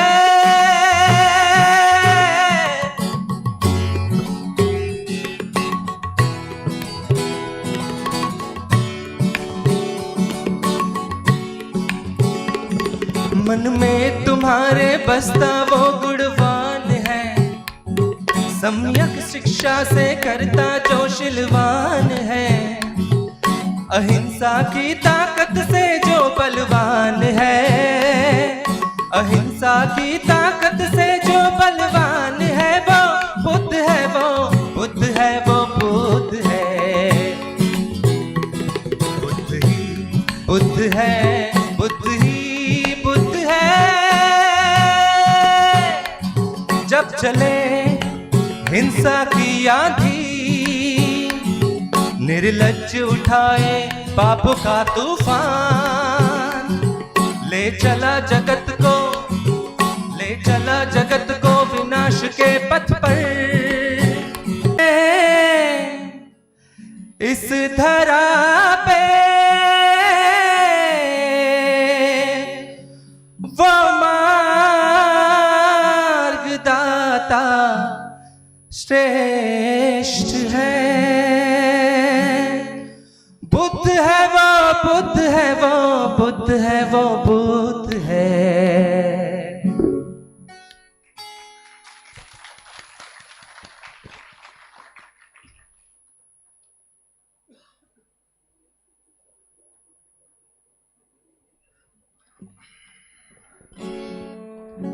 Next song is my own song.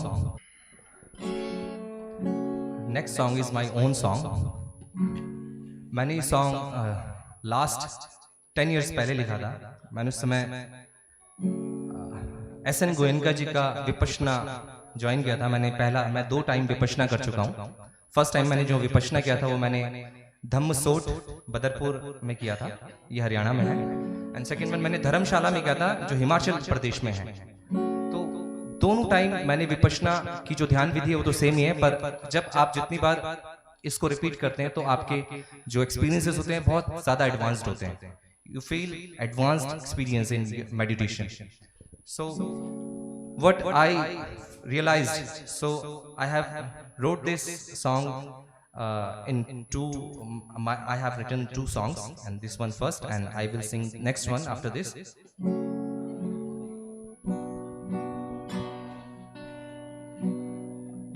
You can find this song on my YouTube channel. This is A Bandeya by Nitin Chandra. This is officially recorded on my YouTube channel. You can find. Before that, just listen, sing. आ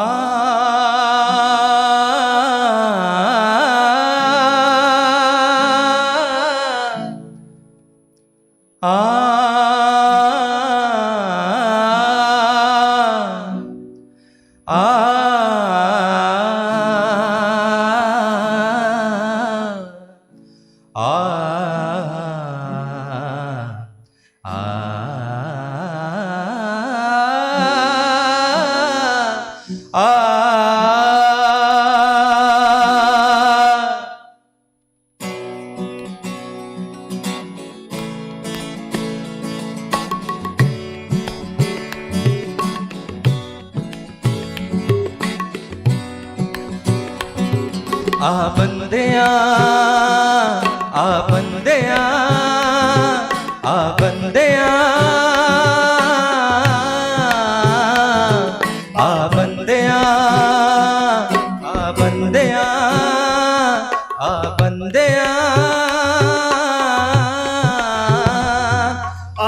बंदेया आ बंदेया आ बंदेया बुद्ध की शरण में आजा बंदेया बुद्धं शरणं गच्छामि बुद्धं शरणं गच्छामि बुद्धं शरणं गच्छामि बुद्धं शरणं गच्छामि धम्म की शरण में आजा बंदेया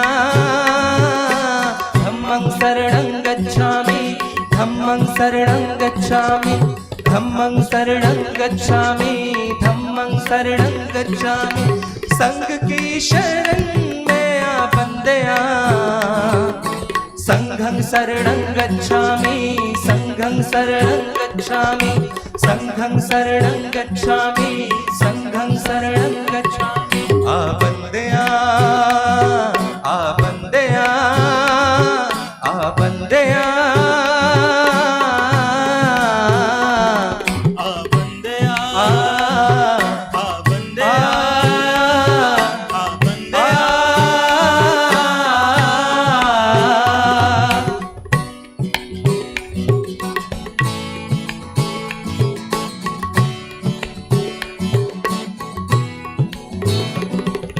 तृष्णाओं का सच्चे मन से त्याग करो क्षण भंगूर है नश्वर होना है सबको शील समाधि प्रज्ञावान बनो शील समाधि प्रज्ञावान बनो चार आर्य सत्य के मर्म को समझो बुद्ध की शरण में आ बंदेया आ बंदेया आ बंदेया आ बंदेया आ बंदेया आ बंदेया आ बंदेया राग द्वेष किसी से ना करो पंचशील का पालन तुम करते चलो अविद्या ही सब दुखों की जननी है अविद्या ही सब दुखों की जननी है श्रेष्ठ मार्ग पर चलकर दुखों को हर लो बुद्ध की शरण में आ बंदेया आ बंदेया आ बंदेया आ बंदेया आ बंदेया आ बंदेया आ बंदेया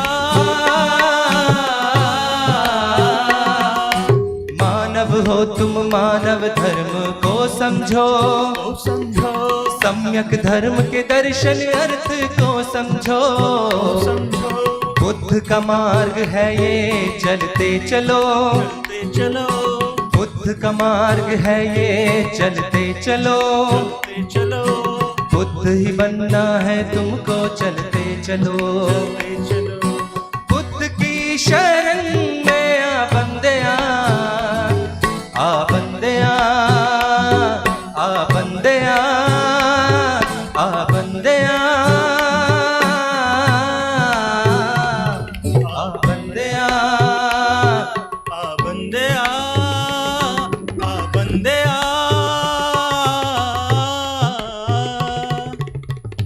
नाउ पिक्चर अभी बाकी है I have done my role now you have to play your role okay so are you ready feeling lazy okay just give a smile and get ready to sing with me fine you have to I will say Buddha की शरण में आजा बंदा you have to say बुद्धं शरणं गच्छामि okay 4 times every then धम्मं शरणं गच्छामि then third time संघं शरणं गच्छामि okay fine will you join me say yes okay fine Buddha की शरण में आजा बंदेया बुद्धं शरणं गच्छामि बुद्धं शरणं गच्छामि बुद्धं शरणं गच्छामि बुद्धं गच्छामि धम्म की शरण में आजा बंदया धम्मं शरणं गच्छामि धम्मं शरणं गच्छामि धम्मं शरणं गच्छामि धम्मं शरणं गच्छामि. You know, there is an energy between you and me. If I am giving you something, you have to reflect. You have to reflect me. Okay? Then pass energy each other.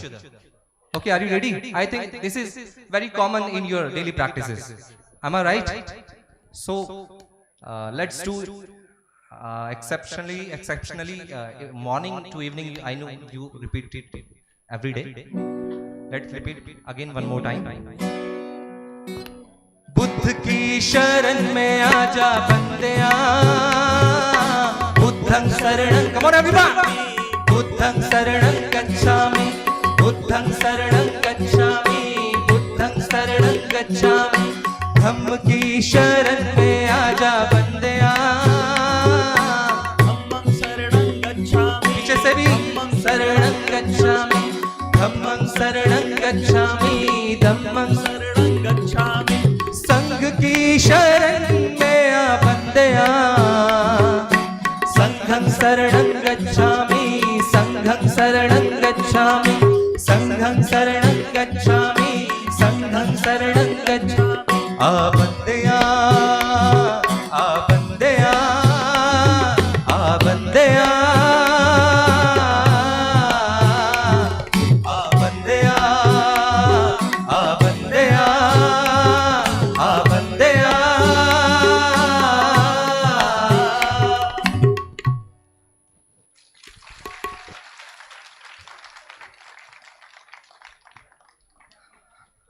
And now this one is my last song, last one.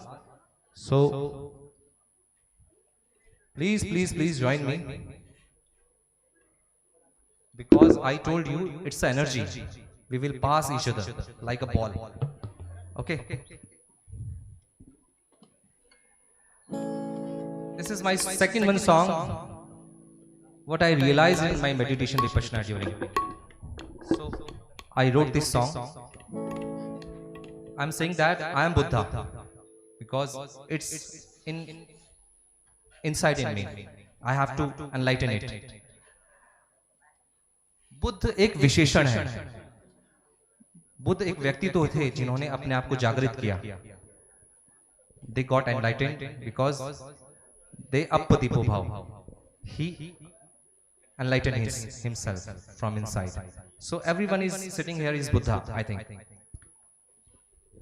Am I right? Everyone is Buddha. We have to achieve that level through our efforts.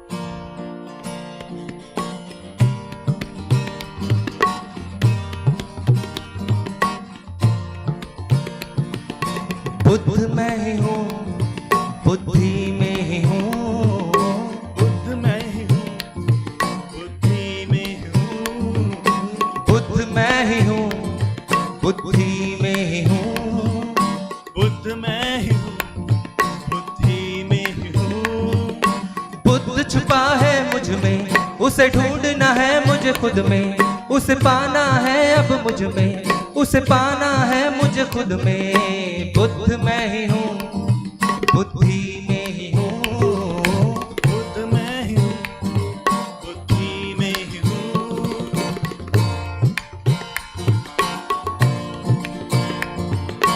ना ना ना ना ना ना ना ना ना ना ना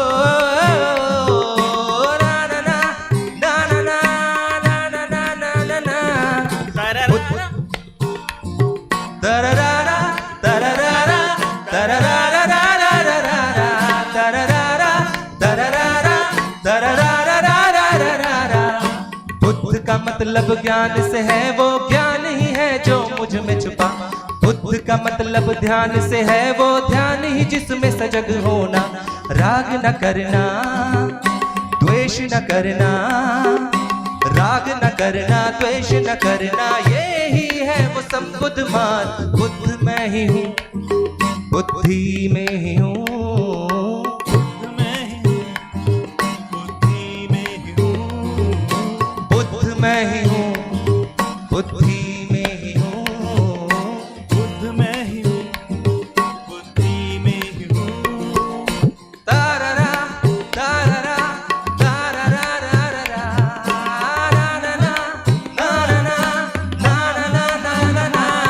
तारारा तारारा तारारा तारारा। बुद्ध का मतलब चेतना है, वो चेतना है जिसको जगना। बुद्ध का मतलब मन से है, वो मन जिसको निर्मल करना। समता में रहना, स्थिर रहना, समता में रहना, स्थिर रहना, ये ही है वो मध्यम मार्ग। बुद्ध मैं ही हूँ, बुद्धि में ही हूँ, बुद्ध मैं ही हूँ, बुद्धि में ही हूँ। तररारा तररारा तररारा तररारा तररारा नरनारा नाना। बुद्ध का मतलब करुणा है, जिससे सबका मंगल करना। बुद्ध का मतलब मैत्री है, मिलजुल कर सबके संग रहना। बुद्ध का मतलब करुणा है, जिससे सबका मंगल करना। बुद्ध का मतलब मैत्री है, मिलजुल कर सबके संग रहना। मुदिता में रहना, उपेक्षा करना, मुदिता में रहना, उपेक्षा करना, ये ही है वो अद्भुत मार्ग। बुद्ध मैं ही हूँ, बुद्धि में ही हूँ, बुद्ध मैं ही हूँ, बुद्धि में ही हूँ, बुद्ध मैं ही हूँ, बुद्धि में ही हूँ।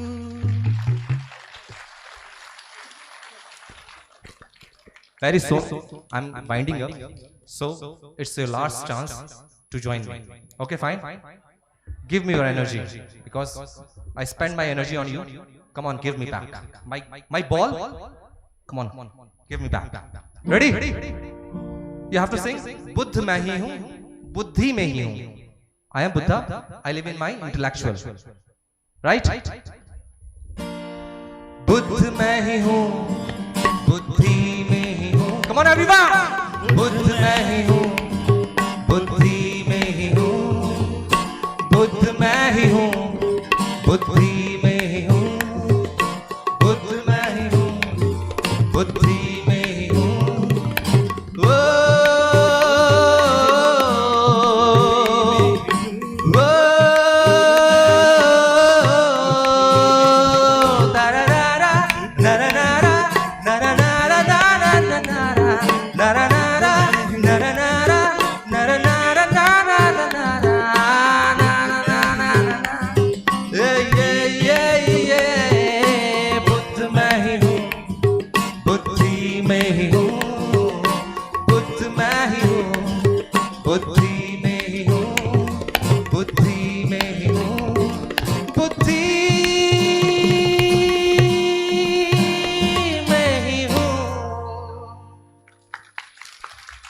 Thank you very much, Nitin and team. And the last performance of the day, and the last event of the day, because I know we are all feeling very heat, a lot of heat inside. And I really salute your patience, your perseverance, and your kindness that you are bearing with us in this heat. So this is going to be the last event of the day. India is known as a country of diversity, linguistic diversity, social diversity, cultural diversity. And to capture this unity in diversity, students from Subharati University will bring you diverse art, culture and dance forms on the stage live today. So I request the performers from Subharati to get ready for their performance. And this is going to be the last event of the day. Thank you very much.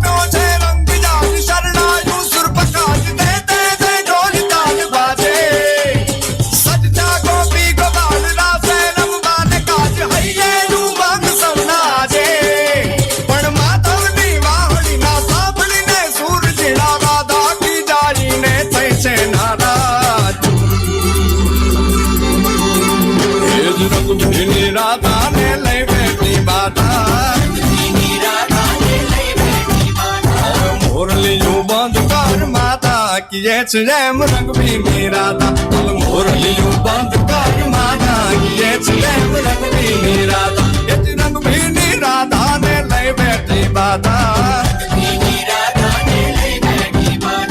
morliyo band kar mana ye rem rang bhi mera tha morliyo band kar mana ye rem rang bhi mera tha bye bye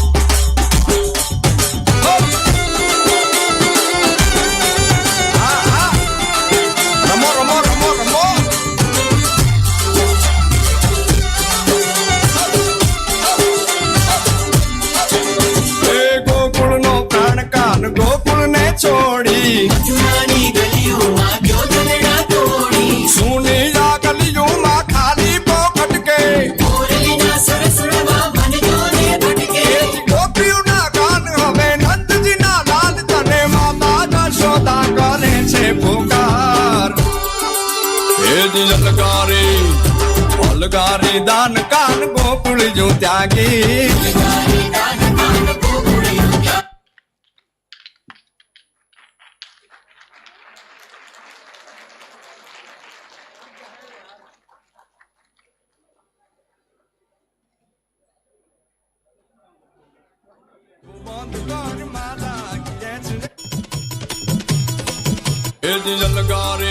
अलगारी दान कान गोकुल जो त्यागी रम रंग भी मेरा था बोली मोरलियो बंद कर माता रम रंग भी मेरा था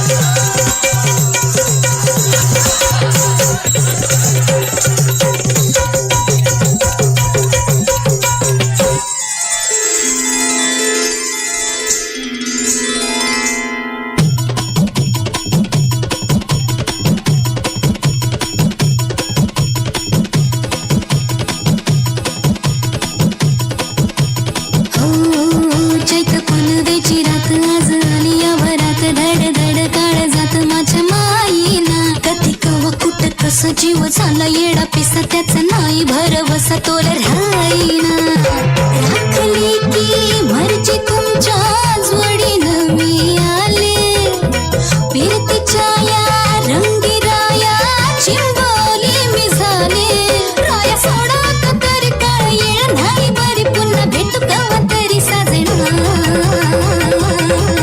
मला जाऊ द्या ना घरी आवाजले की बारा मला जाऊ द्या ना घरी मला जाऊ द्या ना घरी मला जाऊ द्या ना घरी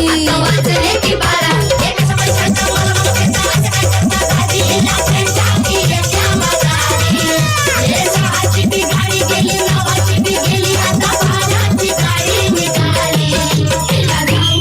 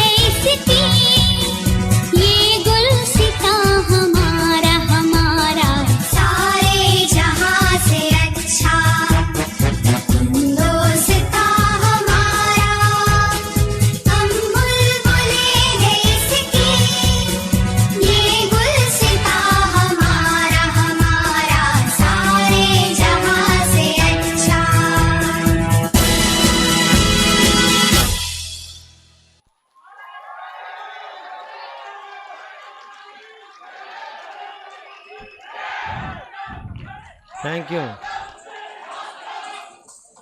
Thank you very much.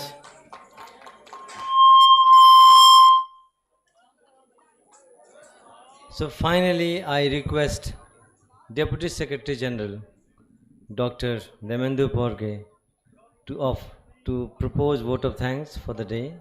And thank you very much for being a wonderful audience. You are so patient, kind, compassionate, and you have been there since morning. We thank you very much. And I request Dr. Demendu Porge to propose vote of thanks for the event.